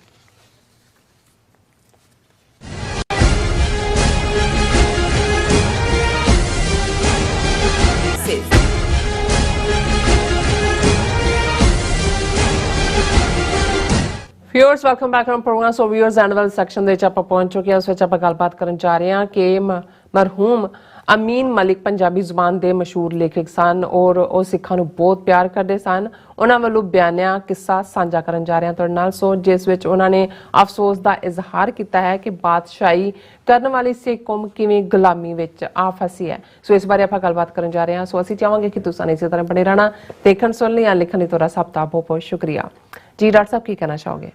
ਦੇਖੋ, ਜਿਹੜੇ ਸਾਡੇ ਵੀਰ ਭੈਣਾਂ ਫੇਸਬੁੱਕ ਰਾਹੀਂ ਸਾਡੇ ਨਾਲ ਜੁੜੇ ਹੋਏ ਨੇ, ਅਸੀਂ ਉਹਨਾਂ ਨੂੰ ਐਕਨੋਲਜ ਕਰਨਾ ਚਾਹੁੰਦੇ ਹਾਂ। ਜਗਦੀਪ ਸਿੰਘ ਸੰਧੂ, ਉਹਨਾਂ ਨੇ ਤੁਹਾਨੂੰ ਵੀ ਮੈਨੂੰ ਵੀ ਫਤਿਹ ਬੁਲਾਈ ਹੈ। ਪ੍ਰਦੀਪ ਸਿੰਘ, ਅਰਜਨ ਸਿੰਘ, ਬੌਬ ਸਿੰਘ, ਲਵ ਸਿੰਘ, ਦਵਿੰਦਰ ਸੰਧੂ, ਟੋਨੀ ਢਿੰਡਸਾ, ਐਮ ਜਾਵੇਦ ਬਾਬਰ ਔਰ ਸਿੰਘ ਹਰਮਿੰਦਰ, ਮਹਿੰਦਰ ਸਿੰਘ, ਮਨਿੰਦਰ ਸਿੰਘ, ਇਹਨਾਂ ਸਾਰਿਆਂ ਨੇ ਫਤਿਹ ਬੁਲਾਈ ਹੈ। ਗੁਰਸਿੱਖ ਢਿੱਲੋਂ ਲਿਖਦੇ ਨੇ, ਡਾਕਟਰ ਸਾਹਿਬ ਜੀ ਤੁਹਾਡੀ ਸਾਰੀ ਟੀਮ ਨੂੰ ਵਾਹਿਗੁਰੂ ਜੀ ਕਾ ਖਾਲਸਾ ਵਾਹਿਗੁਰੂ ਜੀ ਕੀ ਫਤਿਹ। ਡਾਕਟਰ ਸਾਹਿਬ ਜੀ, ਸਾਡੀ ਸਿੱਖ ਕੌਮ ਨੇ ਇਸ ਧਰਤੀ ਤੇ ਜਿੰਨਾ ਖੂਨ ਡੋਲਿਆ ਹੈ ਕਿਸੇ ਵੀ ਕੌਮ ਨੇ ਨਹੀਂ ਡੋਲਿਆ, ਪਰ ਅੱਜ ਸਿੱਖ ਕੌਮ ਦਰ-ਦਰ ਦੀਆਂ ਠੋਕਰਾਂ ਖਾ ਰਹੀ ਹੈ। ਪਰ ਇੱਕ ਗੱਲ ਯਾਦ ਰੱਖਿਓ, ਜਿੱਤ ਸੱਚ ਦੀ ਹੀ ਹੁੰਦੀ ਹੈ। ਇਸ ਧਰਤੀ ਤੇ ਜ਼ਰੂਰ ਖਾਲਿਸਤਾਨ ਬਣੂਗਾ ਤੇ ਬਣ ਕੇ ਰਹੂਗਾ। ਖਾਲਿਸਤਾਨ ਜ਼ਿੰਦਾਬਾਦ। ਗੁਰਸਿੱਖ ਢਿੱਲੋਂ ਜੀ, ਤੁਸੀਂ ਬਿਲਕੁਲ ਠੀਕ ਫਰਮਾਇਆ ਕਿ ਅਲਟੀਮੇਟਲੀ ਸੱਚ ਜਿੱਤਦਾ ਹੈ, ਪਰ ਸੱਚ ਇਸ ਲਈ ਜਿੱਤਦਾ ਹੈ ਕਿਉਂਕਿ ਸੱਚ ਬਿਨਾਂ ਡਰ ਤੋਂ ਖਲੋ ਕੇ ਝੂਠ ਨੂੰ ਚੈਲੰਜ ਕਰਦਾ। ਜੇ ਝੂਠ ਨੂੰ ਚੈਲੰਜ ਨਾ ਕਰੇ, ਫਿਰ ਤੁਸੀਂ 7-8 ਹਜ਼ਾਰ ਸਾਲ ਦੀ ਇਨਸਾਨੀ ਤਾਰੀਖ 'ਚ ਦੇਖੋਗੇ ਕਿ ਲੰਬਾ ਵਕਤ ਕੂੜ ਦਾ ਵੀ ਬੋਲਬਾਲਾ ਰਹਿੰਦਾ ਰਿਹਾ। ਲੇਕਿਨ ਕਿਉਂਕਿ ਗੁਰੂ ਨੇ ਸਿੱਖ ਕੌਮ ਦੇ ਅੰਦਰ ਜਿਹੜੀ ਸਿੱਖ ਦੀ ਪ੍ਰੋਗਰਾਮਿੰਗ ਹੈ 10 ਗੁਰੂ ਸਾਹਿਬਾਨ ਨੇ ਕੀਤੀ ਹੋਈ, ਉਹ ਤਾਂ ਰਸਤਾ ਹੀ ਉਸ ਦਾ ਸੱਚ ਦਾ ਹੈ, ਸੱਚ, ਹੱਕ, ਇਨਸਾਫ ਦਾ। ਔਰ ਜਿਵੇਂ ਮੈਂ ਇਸ ਵਿਸਾਖੀ ਪੈਰੇਡ ਦੇ ਮੌਕੇ ਕਿਹਾ ਸੀ ਕਿ ਜਦੋਂ ਤੱਕ ਇਸ ਧਰਤੀ ਤੇ ਇੱਕ ਵੀ ਸਿੱਖ ਜਿਉਂਦਾ ਹੈ ਔਰ ਉਹ ਬਾਂਹ ਖੜੀ ਕਰਕੇ ਖਾਲਿਸਤਾਨ ਜ਼ਿੰਦਾਬਾਦ ਕਹਿੰਦਾ ਹੈ, ਸਾਡਾ ਸੰਘਰਸ਼ ਜਾਰੀ ਹੈ। ਤੇ ਗੁਰੂ ਅਲਟੀਮੇਟਲੀ ਉਸ ਧਰਤੀ ਤੇ ਕੋਈ ਸ਼ੱਕ ਨਹੀਂ ਹੈ ਕਿ ਪੰਜਾਬ ਦੀ ਧਰਤੀ ਦਾ ਇੱਕ ਇੱਕ ਜ਼ਰਾ ਇਹਨਾਂ 3 ਸਦੀਆਂ ਦੇ ਵਿੱਚ ਜੇ ਦੇਖਣਾ ਹੋਏ ਖਾਲਸੇ ਦੇ ਖੂਨ ਨਾਲ ਸਿੰਜਿਆ ਹੋਇਆ। ਪਰ ਹੁਣ ਕੀ ਕੀਤਾ ਜਾ ਸਕਦਾ ਹੈ ਜਦੋਂ ਕੋਈ ਕੌਮ ਆਪਣੀ ਇਸ ਕਿਸਮ ਦੀ ਨਾਅਹਿਲ ਲੀਡਰਸ਼ਿਪ ਨੂੰ ਕਬੂਲ ਕਰ ਲੈਂਦੀ ਹੈ ਤਾਂ ਉਹਨਾਂ ਦੇ ਫੈਸਲੇ ਫਿਰ ਉਹੀ ਲਮਹੋਂ ਨੇ ਖਤਾ ਕੀ ਸਦੀਆਂ ਨੇ ਸਜ਼ਾ ਪਾਈ, ਉਸ ਚੋਂ ਗੁਜ਼ਰਨਾ ਪੈਂਦਾ ਹੈ। ਰਾਜਵਿੰਦਰ ਸਿੰਘ, ਲਵ ਸਿੰਘ, ਦਲਜੀਤ ਸਿੰਘ, ਸੋਹਣ ਸਿੰਘ ਮਾਇਲ, ਦੀਪ ਸਿੰਘ, ਉਹਨਾਂ ਸਾਰਿਆਂ ਨੇ ਜਿਹੜਾ ਉਹ ਖਾਲਿਸਤਾਨ ਜ਼ਿੰਦਾਬਾਦ। ਔਰ ਦੀਪ ਸਿੰਘ ਹੋਰਾਂ ਨੇ ਕਿਹਾ ਜੀ ਭਾਰਤ ਇੱਕ ਡੈਮੋਕ੍ਰੇਸੀ ਹੈ, ਇਹ ਰਿਡਿਕਿਊਲ ਹੈ। ਜਿਹੜੀ ਗੱਲ ਗੁਰਸਿੱਖ ਢਿੱਲੋਂ ਜੀ ਨੇ ਕਹੀ, ਅੱਜ ਕੁਦਰਤੀ ਹਾਲਾਂ ਮੈਨੂੰ ਇਹ ਯਾਦ ਹੈ ਕਿ ਵੀ ਇਹ ਵਾਕਿਆ ਕੁਛ ਅਰਸਾ ਪਹਿਲਾਂ 2-3 ਸਾਲ ਪਹਿਲਾਂ ਮੈਂ ਪਹਿਲਾਂ ਵੀ ਸ਼ੇਅਰ ਕੀਤਾ ਹੋਇਆ ਅਮੀਨ ਮਲਿਕ ਜੀ ਦਾ। ਪਰ ਕਿਉਂਕਿ ਜਦੋਂ ਬਾਰ-ਬਾਰ ਗੁਲਾਮੀ ਦਾ ਵੀ ਜ਼ਿਕਰ ਹੁੰਦਾ ਹੈ ਤੇ ਸਿੱਖਾਂ ਦੇ ਪ੍ਰਾਊਡ ਪਾਸਟ ਦਾ ਵੀ ਜ਼ਿਕਰ ਹੁੰਦਾ ਹੈ, ਪਿਛੋਕੜ ਦਾ ਵੀ ਹੁੰਦਾ ਹੈ, ਤੇ ਪਾਕਿਸਤਾਨ ਦੇ ਕੁਝ ਐਸੀਆਂ ਹਸਤੀਆਂ ਰਹੀਆਂ ਨੇ ਜਿਹੜੀਆਂ ਸਿੱਖਾਂ ਨੂੰ ਇੰਤਹਾ ਮੁਹੱਬਤ ਕਰਦੀਆਂ ਸੀ ਔਰ ਅਖੀਰਲੇ ਸਾਹ ਤੱਕ ਉਹ ਉਹਨਾਂ ਸਾਂਝਾਂ ਲਈ ਤਰਸਦੀਆਂ ਰਹੀਆਂ ਕਿ ਭਾਈ ਜਿਹੜੀ ਇਹਨਾਂ ਕੌਮਾਂ ਦੀ ਸੀ ਔਰ ਹੈ ਔਰ ਰਹਿਣੀ ਚਾਹੀਦੀ ਆ। ਉਹਨਾਂ ਦੇ ਵਿੱਚ ਇੱਕ ਜ਼ੈਗਮ ਬੜੇ ਜ਼ਬਰਦਸਤ ਪੰਜਾਬੀ ਸ਼ਾਇਰ ਹੋਏ ਨੇ ਔਰ ਇਸੇ ਤਰ੍ਹਾਂ ਅਫਜ਼ਲ ਅਹਿਸਨ ਰੰਧਾਵਾ ਜਿਨ੍ਹਾਂ ਨੇ ਨਵਾਂ ਘੱਲੂਘਾਰਾ 9 ਜੂਨ ਨੂੰ ਲਿਖਿਆ। ਅਮੀਨ ਮਲਿਕ ਜਿਹੜੇ ਬਹੁਤ ਗੁਰਮੁਖੀ ਵੀ ਲਿਖਦੇ ਸੀ, ਇਹਨਾਂ ਦੀ ਲਿਖਤਾਂ ਪੰਜਾਬੀ ਦੇ ਜਿਹੜੇ ਡੇਲੀ ਅਖਬਾਰ ਨੇ ਲੱਖਾਂ 'ਚ ਛਪਣ ਵਾਲੇ ਜਲੰਧਰ ਤੋਂ ਉਹਨਾਂ 'ਚ ਵੀ ਛਪਦੀਆਂ ਸੀ। ਸੋ ਬਹੁਤ ਵੱਡਾ ਦਾਇਰਾ ਕਾਰ। ਔਰ ਇਹ ਜਦੋਂ ਕਦੇ ਇਕੱਠਾਂ ਦੇ ਵਿੱਚ ਯੂਨੀਵਰਸਿਟੀਆਂ 'ਚ ਜਾਂ ਪੰਜਾਬੀ ਕਾਨਫਰੰਸਾਂ 'ਚ ਵੀ ਬੋਲਦੇ ਸੀ, ਇਹ ਉਹ ਸੀ ਜਿਹੜੇ ਰੋਣ ਲੱਗ ਜਾਂਦੇ ਸੀ। ਉਸੇ ਜਿਹਨੂੰ ਰਾਹ ਲਵ ਹੈ, ਮੁਹੱਬਤ ਹੈ। ਤਰਨਤਾਰਨ ਦੇ ਨੇੜੇ ਇਹਨਾਂ ਦਾ ਪਿੰਡ ਸੀ ਔਰ ਇਹਨਾਂ ਦੇ ਘਰੋਂ ਵੀ ਇਹਨਾਂ ਦੀ ਬੇਗਮ ਸਾਹਿਬਾ ਵੀ ਉਵੇਂ ਹੀ ਜਿਹੜੀ ਹੈ ਹੰਬਲ ਔਰ ਪੂਰਾ ਰਹੇ। ਔਰ ਮੈਂ ਉਹਨਾਂ ਦਾ ਵਾਕਿਆ ਇਸ ਲਈ ਕਿ ਬਈ ਸਾਨੂੰ ਇਹ ਅਹਿਸਾਸ ਰਹੇ, ਹਾਲਾਂਕਿ ਨਜ਼ਮਾਂ ਦੇ ਵਿੱਚ ਤਾਂ ਬਹੁਤ ਹੁੰਦਾ ਹੈ ਕਿ ਵੀ ਅਸੀਂ ਵੀ ਕਦੇ ਹੁੰਦੇ ਸੀ ਤਖਤਾਂ ਵਾਲੇ, ਤਾਜਾਂ ਵਾਲੇ। ਉਹਨੇ ਅਮੀਨ ਮਲਕ ਜੀ ਨੇ ਵਾਕਿਆ ਲਿਖਿਆ ਕਿ ਵੀ ਮੈਂ ਜਦੋਂ ਆਪਣੀ ਬੀਵੀ ਨਾਲ ਜਰਮਨ ਦੀਆਂ ਸੜਕਾਂ ਤੇ ਤੁਰਿਆ ਫਿਰਦਾ ਸੀ, ਇੱਕ ਜਗ੍ਹਾ ਕੁਝ ਭੀੜ ਜਿਹੀ ਇਕੱਤਰ ਹੋਈ ਤੇ ਮੇਰੀ ਬੀਵੀ ਉਧਰ ਨੂੰ ਉਲਰ ਗਈ। ਔਰ ਉਹਨਾਂ ਨੇ ਫਿਰ ਆਪਣੀ ਬੀਵੀ ਨੂੰ ਕਿਹਾ ਕਿ ਛੱਡ, ਆਪਾਂ ਵਿਰਾਸਤੀ ਇਮਾਰਤਾਂ ਦੇਖਦੇ ਹਾਂ, ਵੀ ਕੋਈ ਤਮਾਸ਼ਾ ਜਿਹਾ ਹੋ ਰਿਹਾ ਵੀ ਅਸੀਂ ਜਿਹੜੀ ਹੈ ਹੈਰੀਟੇਜ ਬਿਲਡਿੰਗਸ। ਪਰ ਬੀਵੀ ਉਦੋਂ ਤੱਕ ਭੀੜ ਕੋਲ ਪੁੱਜ ਚੁੱਕੀ ਸੀ। ਲੇਖਕ ਵੀ ਮਗਰ ਗਿਆ ਤੇ ਬੀਵੀ ਕੋਲ ਜਾ ਕੇ ਖਲੋ ਗਿਆ, ਕੋਈ ਤਮਾਸ਼ਾ ਦਿਖਾ ਰਿਹਾ ਸੀ। ਬੀਵੀ ਪਿੱਛੇ ਮੁੜਨ ਲੱਗੀ ਤਾਂ ਲੇਖਕ ਨੇ ਰੋਕ ਲਿਆ। ਇਹ ਸੈਕੰਡ ਪਰਸਨ 'ਚ ਗੱਲ ਹੋ ਰਹੀ। ਉਹ ਬੋਲੀ, ਇੰਨਾ ਵਧੀਆ ਨਹੀਂ, ਆਓ ਵਿਰਾਸਤੀ ਇਮਾਰਤਾਂ ਦੇਖਦੇ ਹਾਂ। ਹੁਣ ਪਹਿਲਾਂ ਉਹ ਕਹਿ ਰਿਹਾ ਵੀ ਚੱਲੀਏ ਵਿਰਾਸਤੀ ਇਮਾਰਤਾਂ, ਤੇ ਉਹਨੇ ਭੀੜ ਦੇਖੀ ਔਰ ਵਾਈਫ ਉਧਰ ਨੂੰ ਹੋ ਗਈ। ਤੇ ਜਦੋਂ ਉਹਨੇ ਕਿਹਾ ਕਿ ਵੀ ਚੱਲੀਏ, ਉਹਨੇ ਕਿਹਾ ਨਹੀਂ ਨਹੀਂ, ਬੀਵੀ ਕਹਿੰਦੀ ਵੀ ਇਹਨੂੰ ਛੱਡੋ, ਆਪਾਂ ਹੁਣ ਇਮਾਰਤਾਂ ਹੀ ਦੇਖਦੇ ਹਾਂ। ਨਹੀਂ, ਇਹ ਸਾਡੀ ਵਿਰਾਸਤ ਹੈ। ਲੇਖਕ ਨੇ ਮੁੜਦੀ ਬੀਵੀ ਨੂੰ ਰੋਕਦਿਆਂ ਕਿਹਾ, ਤੂੰ ਤਮਾਸ਼ਾ ਨਾ ਦੇਖ, ਤਮਾਸ਼ਾ ਦਿਖਾਉਣ ਵਾਲੇ ਨੂੰ ਦੇਖ। ਹੁਣ ਆਪਣੀ ਅਮੀਨ ਸਾਹਿਬ ਜਿਹੜੇ ਨੇ ਆਪਣੀ ਬੀਵੀ ਨੂੰ ਕਹਿ ਰਹੇ ਨੇ, ਤੂੰ ਤਮਾਸ਼ਾ ਨਹੀਂ, ਤਮਾਸ਼ਾ ਦਿਖਾਉਣ ਵਾਲੇ ਨੂੰ ਦੇਖ। ਤਮਾਸ਼ਾ ਇੱਕ ਸਿੱਖ ਮੁੰਡਾ ਕਰ ਰਿਹਾ ਸੀ। ਔਰ ਇਹ ਤੁਹਾਨੂੰ ਯੂਰਪ ਦੇ ਵਿੱਚ ਫਰਾਂਸ, ਇਟਲੀ, ਦੂਜੇ ਤੀਜੇ ਜਦੋਂ ਆਪਣੇ ਨਵੇਂ ਮੁੰਡੇ ਆਉਂਦੇ ਨੇ, ਜਾਂ ਉਹ ਫਲੀ ਆ ਮਾਰਕੀਟ ਲਾਉਂਦੇ ਨੇ, ਜਾਂ ਕਿਤੇ ਫੁੱਲ ਵੇਚ ਰਹੇ ਹੁੰਦੇ ਨੇ, ਜਾਂ ਕਿਤੇ ਕੋਈ ਇਸ ਤਰ੍ਹਾਂ ਆਪਣੇ ਆਪ ਨੂੰ ਸੈਲਾਨੀਆਂ ਦਾ ਦਿਲ ਬਹਿਲਾ ਕੇ ਜੋ ਕੋਈ ਚਾਰ ਛਿੱਲੜ ਸੁੱਟਦਾ ਉਹਦੇ ਨਾਲ ਆਪਣੀ ਰੋਜ਼ੀ ਕਮਾਉਂਦੇ ਨੇ, ਉਹ ਤਮਾਸ਼ਾ ਦਿਖਾ। ਹੁਣ ਉਹ ਤਮਾਸ਼ਾ ਜਿਹੜਾ ਉਹ ਇੱਕ ਸਿੱਖ ਲੜਕਾ ਜਿਹੜਾ ਉਹ ਦਿਖਾ ਰਿਹਾ ਸੀ। ਫਿਰ ਹੁਣ ਇਹ ਜਿਹੜੇ ਲਫ਼ਜ਼ ਨੇ, ਕੋਈ ਵੀ ਸਿੱਖ ਜਦੋਂ ਪੜ੍ਹਦਾ ਹੈ ਤੇ ਉਹ ਸਮਝ ਸਕਦਾ ਹੈ ਕਿ ਇਹਨਾਂ ਦੇ ਵਿੱਚ ਕਿੰਨੀ ਡੂੰਘੀ ਮੁਹੱਬਤ ਵੀ ਔਰ ਆਪਣਾ ਗਵਾਚਿਆ। ਜਦੋਂ ਅਸੀਂ ਇਹ ਕਹਿੰਦੇ ਹਾਂ ਵੀ ਜਦੋਂ ਸਿੱਖ, ਹੁਣ ਕਿਸੇ ਨੇ ਪੁੱਛਿਆ ਕਿ ਜੀ ਸਿੱਖੀ ਤਾਂ ਬਰਾਬਰੀ 'ਚ ਯਕੀਨ ਰੱਖਦੀ ਹੈ, ਕੋਈ ਰਾਜਿਆਂ ਮਹਾਰਾਜਿਆਂ ਦਾ ਕਨਸੈਪਟ ਨਹੀਂ, ਪਰ ਕਿਉਂ ਹਰ ਸਾਲ ਸਿੱਖ ਜੱਥਾ ਮਹਾਰਾਜਾ ਰਣਜੀਤ ਸਿੰਘ ਦੀ ਬਰਸੀ ਮਨਾਉਣ ਦੇ ਲਈ ਜਿਹੜਾ ਉਹ 29 ਜੂਨ ਨੂੰ ਪਾਕਿਸਤਾਨ ਜਾਂਦਾ ਹੈ ਉਹਨਾਂ ਦੀ ਸਮਾਧੀ ਦੇ ਉੱਤੇ। ਤੇ ਮੈਂ ਇਹਦੇ ਤੇ ਲਿਖਿਆ ਵੀ ਹੋਇਆ, ਮੇਰਾ ਇਹੀ ਕਹਿਣਾ ਹੁੰਦਾ ਕਿ ਵੀ ਗੱਲ ਕਿਸੇ ਇੱਕ ਦੀ ਨਹੀਂ ਹੈ। ਉਹ ਤਾਂ ਬਹੁਤ ਸਾਰੇ ਆਏ ਰਾਜੇ ਮਹਾਰਾਜੇ, ਦੁਨੀਆ 'ਚ ਵੱਡੇ ਵੱਡੇ ਅੰਪਾਇਰ ਹੋਏ। ਅਸੀਂ ਜਦੋਂ ਜਾਂਦੇ ਹਾਂ ਤੇ ਅਸੀਂ ਆਪਣੀ ਗੁਆਚੀ ਸੋਵਰਨਿਟੀ ਦੇ ਨੈਣ ਨਕਸ਼ ਲੱਭ ਰਹੇ ਹੁੰਦੇ ਕਿ ਜਿਹੜਾ 173 ਸਾਲ ਪਹਿਲਾਂ ਜਿਸ ਰਾਜ ਭਾਗ ਨੂੰ, ਜਿਹੜੀ ਸੋਵਰਨਿਟੀ ਨੂੰ, ਪ੍ਰਭੂ ਸੱਤਾ ਨੂੰ ਸਿੱਖਾਂ ਨੇ ਗਵਾਇਆ ਔਰ ਇੱਕ ਗੁਲਾਮੀ ਫਰੰਗੀ ਦੀ 'ਚ ਫਸੇ ਤੇ ਫਰੰਗੀ ਚੋਂ ਨਿਕਲ ਕੇ 75 ਸਾਲਾਂ ਤੋਂ ਹਿੰਦੂ ਤਵੀਆਂ ਦੀ ਗੁਲਾਮੀ 'ਚ ਅਸੀਂ ਤਾਂ ਆਪਣੇ ਗੁਆਚੇ ਜਿਹੜੇ ਨੇ ਰਾਜ ਭਾਗ ਦੇ ਨੈਣ ਨਕਸ਼ ਪਛਾਣ ਰਹੇ ਹੁੰਦੇ। ਹੁਣ ਇਹ ਜਿਹੜੇ ਨੇ ਅਮੀਨ ਮਲਕ ਸਾਹਿਬ ਕਹਿੰਦੇ ਨੇ ਕਿ ਇਹ ਜਿਹੜਾ ਮਹਾਰਾਜਾ ਦਲੀਪ ਸਿੰਘ ਦੀ ਕਲਗੀ ਦੇ ਮੋਤੀ ਨੇ। ਹੁਣ ਆਪਣੀ ਵਾਈਫ ਨੂੰ ਕਹਿ ਰਹੇ ਨੇ ਕਿ ਵੀ ਸਿੱਖ ਮੁੰਡੇ ਵੱਲ ਇਸ਼ਾਰਾ ਕਰਕੇ ਕਿ ਇਹ ਮਹਾਰਾਜਾ ਦਲੀਪ ਸਿੰਘ ਦੀ ਕਲਗੀ ਦੇ ਮੋਤੀ ਨੇ। ਇਹਨਾਂ ਦਾ ਆਪਣਾ ਕੋਈ ਦੇਸ਼ ਨਹੀਂ, ਸੋ ਪਰਾਏ ਦਰਾਂ ਤੇ ਭਟਕਦੇ ਫਿਰਦੇ ਨੇ। ਕਦੇ ਲਾਹੌਰ ਦੇ ਸ਼ਾਹੀ ਕਿਲੇ ਤੇ ਇਹਨਾਂ ਦਾ ਕੇਸਰੀ ਪਰਚਮ ਝੂਲਦਾ ਸੀ, ਉਸ ਤੋਂ ਪਹਿਲਾਂ ਲਾਲ ਕਿਲੇ ਤੇ ਵੀ ਇਹਨਾਂ ਨੇ ਨਿਸ਼ਾਨ ਝੁਲਾਇਆ, ਪਰ ਅੱਜ ਇਹਨਾਂ ਦਾ ਆਪਣਾ ਕੋਈ ਵਤਨ ਨਹੀਂ। ਤੂੰ ਤਮਾਸ਼ਾ ਨਾ ਦੇਖ, ਤਮਾਸ਼ਾ ਕਰਨ ਵਾਲੇ ਦੀ ਮਜਬੂਰੀ ਦੇਖ। ਤੂੰ ਸਹੀ ਆਖਦੀ ਹੈ ਕਿ ਇਸ ਦਾ ਤਮਾਸ਼ਾ ਵਧੀਆ ਨਹੀਂ, ਇਸ ਨੂੰ ਤਮਾਸ਼ਾ ਕਰਨਾ ਨਹੀਂ ਆਉਂਦਾ। ਅਸਲ ਵਿੱਚ ਇਹ ਤਮਾਸ਼ਾ ਕਰਨ ਲਈ ਨਹੀਂ ਬਣੇ ਹੋਏ। ਬਿਲਕੁਲ। ਹੁਣ ਅੱਗੋਂ ਬੀਵੀ ਕਹਿੰਦੀ ਹੈ ਜੇ ਤਮਾਸ਼ਾ ਕਰਨ ਲਈ ਨਹੀਂ ਬਣੇ ਫਿਰ ਕਾਹਦੇ ਲਈ ਬਣੇ ਨੇ? ਤੇ ਅੱਗੋਂ ਕਹਿੰਦਾ ਹੈ ਰਾਜ ਕਰਨ ਲਈ।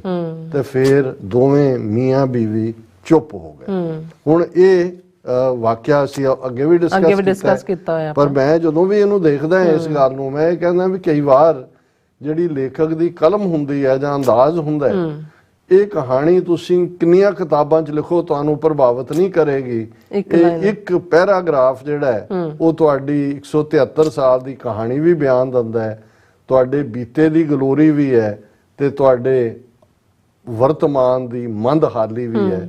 ਲੇਕਿਨ ਇਸ ਚੋਂ ਇਹ ਹੋਪ ਵੀ ਹੈ ਕਿ ਭਾਈ ਇਹ ਤਮਾਸ਼ਾ ਕਰਨ ਲਈ ਨਹੀਂ ਬਣੇ ਹੋਏ, ਅਲਟੀਮੇਟਲੀ ਇਹ ਭਵਿੱਖ ਦੀ ਜਿਹੜੀ ਹੈ ਉਹ ਦਸਤਕ ਵੀ ਹੈ ਕਿ ਭਵਿੱਖ ਫਿਰ ਵੀ ਇਹਨਾਂ ਦਾ ਕਦੇ ਹੋਏਗਾ।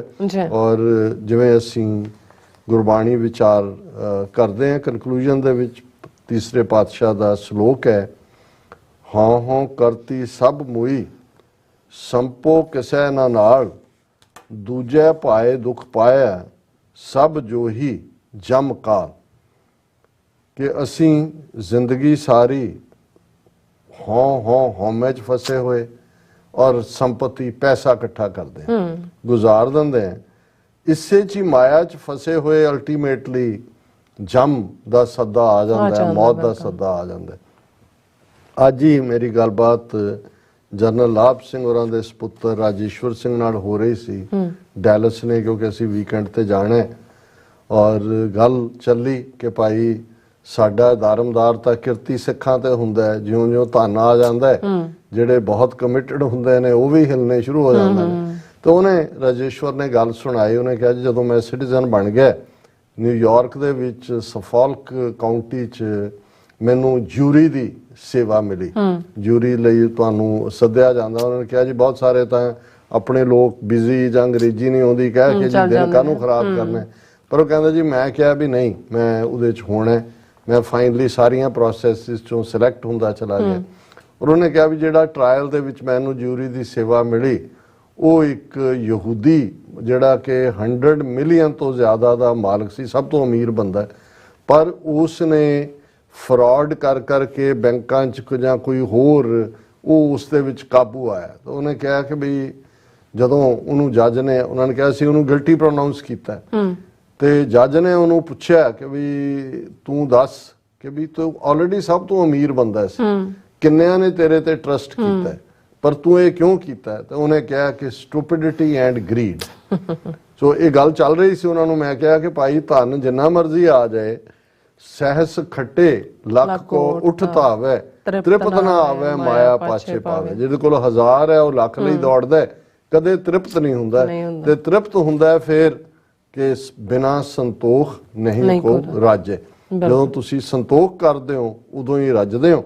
ਔਰ ਇਹੀ ਗੁਰੂ ਅਮਰਦਾਸ ਜੀ ਦੀ ਯਾਦ ਦਹਾਨੀ ਹੈ, ਹਾਂ ਕਰਤੀ ਸਭ ਮੁਈ ਸੰਪੋ ਕਿਸੈ ਨਾ ਨਾਲ, ਦੂਜੇ ਪਾਏ ਦੁਖ ਪਾਇਆ ਸਭ ਜੋ ਹੀ ਜਮ ਕਾਲ, ਨਾਨਕ ਗੁਰਮੁਖ ਉਭਰੇ ਸਾਚਾ ਨਾਮ ਸਮਾਲ। ਗੁਰਮੁਖਾਂ ਨੂੰ ਗੁਰੂ ਦੇ ਮੱਤ ਦੇ ਉੱਤੇ ਅਮੰਨਾ ਹੁੰਦੀ ਹੈ, ਉਹ ਗੁਰੂ ਤੇ ਅਮੰਨਾ ਹੁੰਦੀ ਹੈ ਕਿ ਭਾਈ ਅਲਟੀਮੇਟਲੀ ਸੱਚੀ ਦੌਲਤ ਜਿਹੜੀ ਹੈ ਉਹ ਰੱਬ ਦੀ ਇਬਾਦਤ ਹੈ, ਰੱਬ ਦੀ ਯਾਦ ਹੈ। ਔਰ ਉਹ ਇਸ ਦੌਲਤ ਦੇ ਨਾਲ ਹੀ ਮਾਲਾ ਮਾਲ ਹੁੰਦੇ ਨੇ, ਉਹ ਦੁਨਿਆਵੀ ਗਰੀਡ ਦੇ ਵਿੱਚ ਨਹੀਂ ਫਸੇ ਹੁੰਦੇ। ਇਹ ਅੱਜ ਦਾ ਵਿਚਾਰ ਹੈ। ਤੁਹਾਡਾ ਬਹੁਤ ਬਹੁਤ ਸ਼ੁਕਰੀਆ। ਤੁਸੀਂ ਅੱਜ ਦੇ ਐਮੀ ਸ਼ੂ ਤੇ ਅੱਜ ਦਾ ਵਿਚਾਰ ਸਾਡੇ ਦਰਸ਼ਕਾਂ ਨਾਲ ਸਾਂਝਾ ਕੀਤਾ। ਸੋ ਇਸ ਤਰ੍ਹਾਂ ਆਪਣੇ ਵਿਊਅਰਸ ਕੋਲ ਨੇ ਇਜਾਜ਼ਤ। ਵਿਊਅਰਸ, ਸਾਡੇ ਪ੍ਰੋਗਰਾਮ ਦਾ ਸਮਾਂ ਇੱਥੇ ਸਮਾਪਤ ਹੁੰਦਾ ਹੈ। ਤੁਸੀਂ ਆਪਣੀ ਰਾਏ ਤੇ ਸੁਝਾਅ ਸਾਨੂੰ ਭੇਜਣਾ ਭੁੱਲਣਾ ਸਾਡੇ ਇਸ ਪਤੇ ਤੇ sos@tvreport.tv ਤੇ ਅਸੀਂ ਆਪਣਾ ਪ੍ਰੋਗਰਾਮ ਲੈ ਕੇ ਫਿਰ ਦੁਬਾਰਾ ਤੁਹਾਡੇ ਰੂਬਰੂ ਹੋਵਾਂਗੇ। ਤਦ ਤੱਕ ਲਈ ਮੈਨੂੰ ਤੇ ਆਪਣਾ ਸੁਣਾ ਗਿਆ ਦਿਓ। ਦੇਖਦੇ ਰਹੋ TV 4। ਬੁਲਾ ਦਿਓ ਫਤਿਹ। ਵਾਹਿਗੁਰੂ ਜੀ ਕਾ ਖਾਲਸਾ, ਵਾਹਿਗੁਰੂ ਜੀ ਕੀ ਫਤਿਹ। ਰੱਬ ਰਾਖਾ।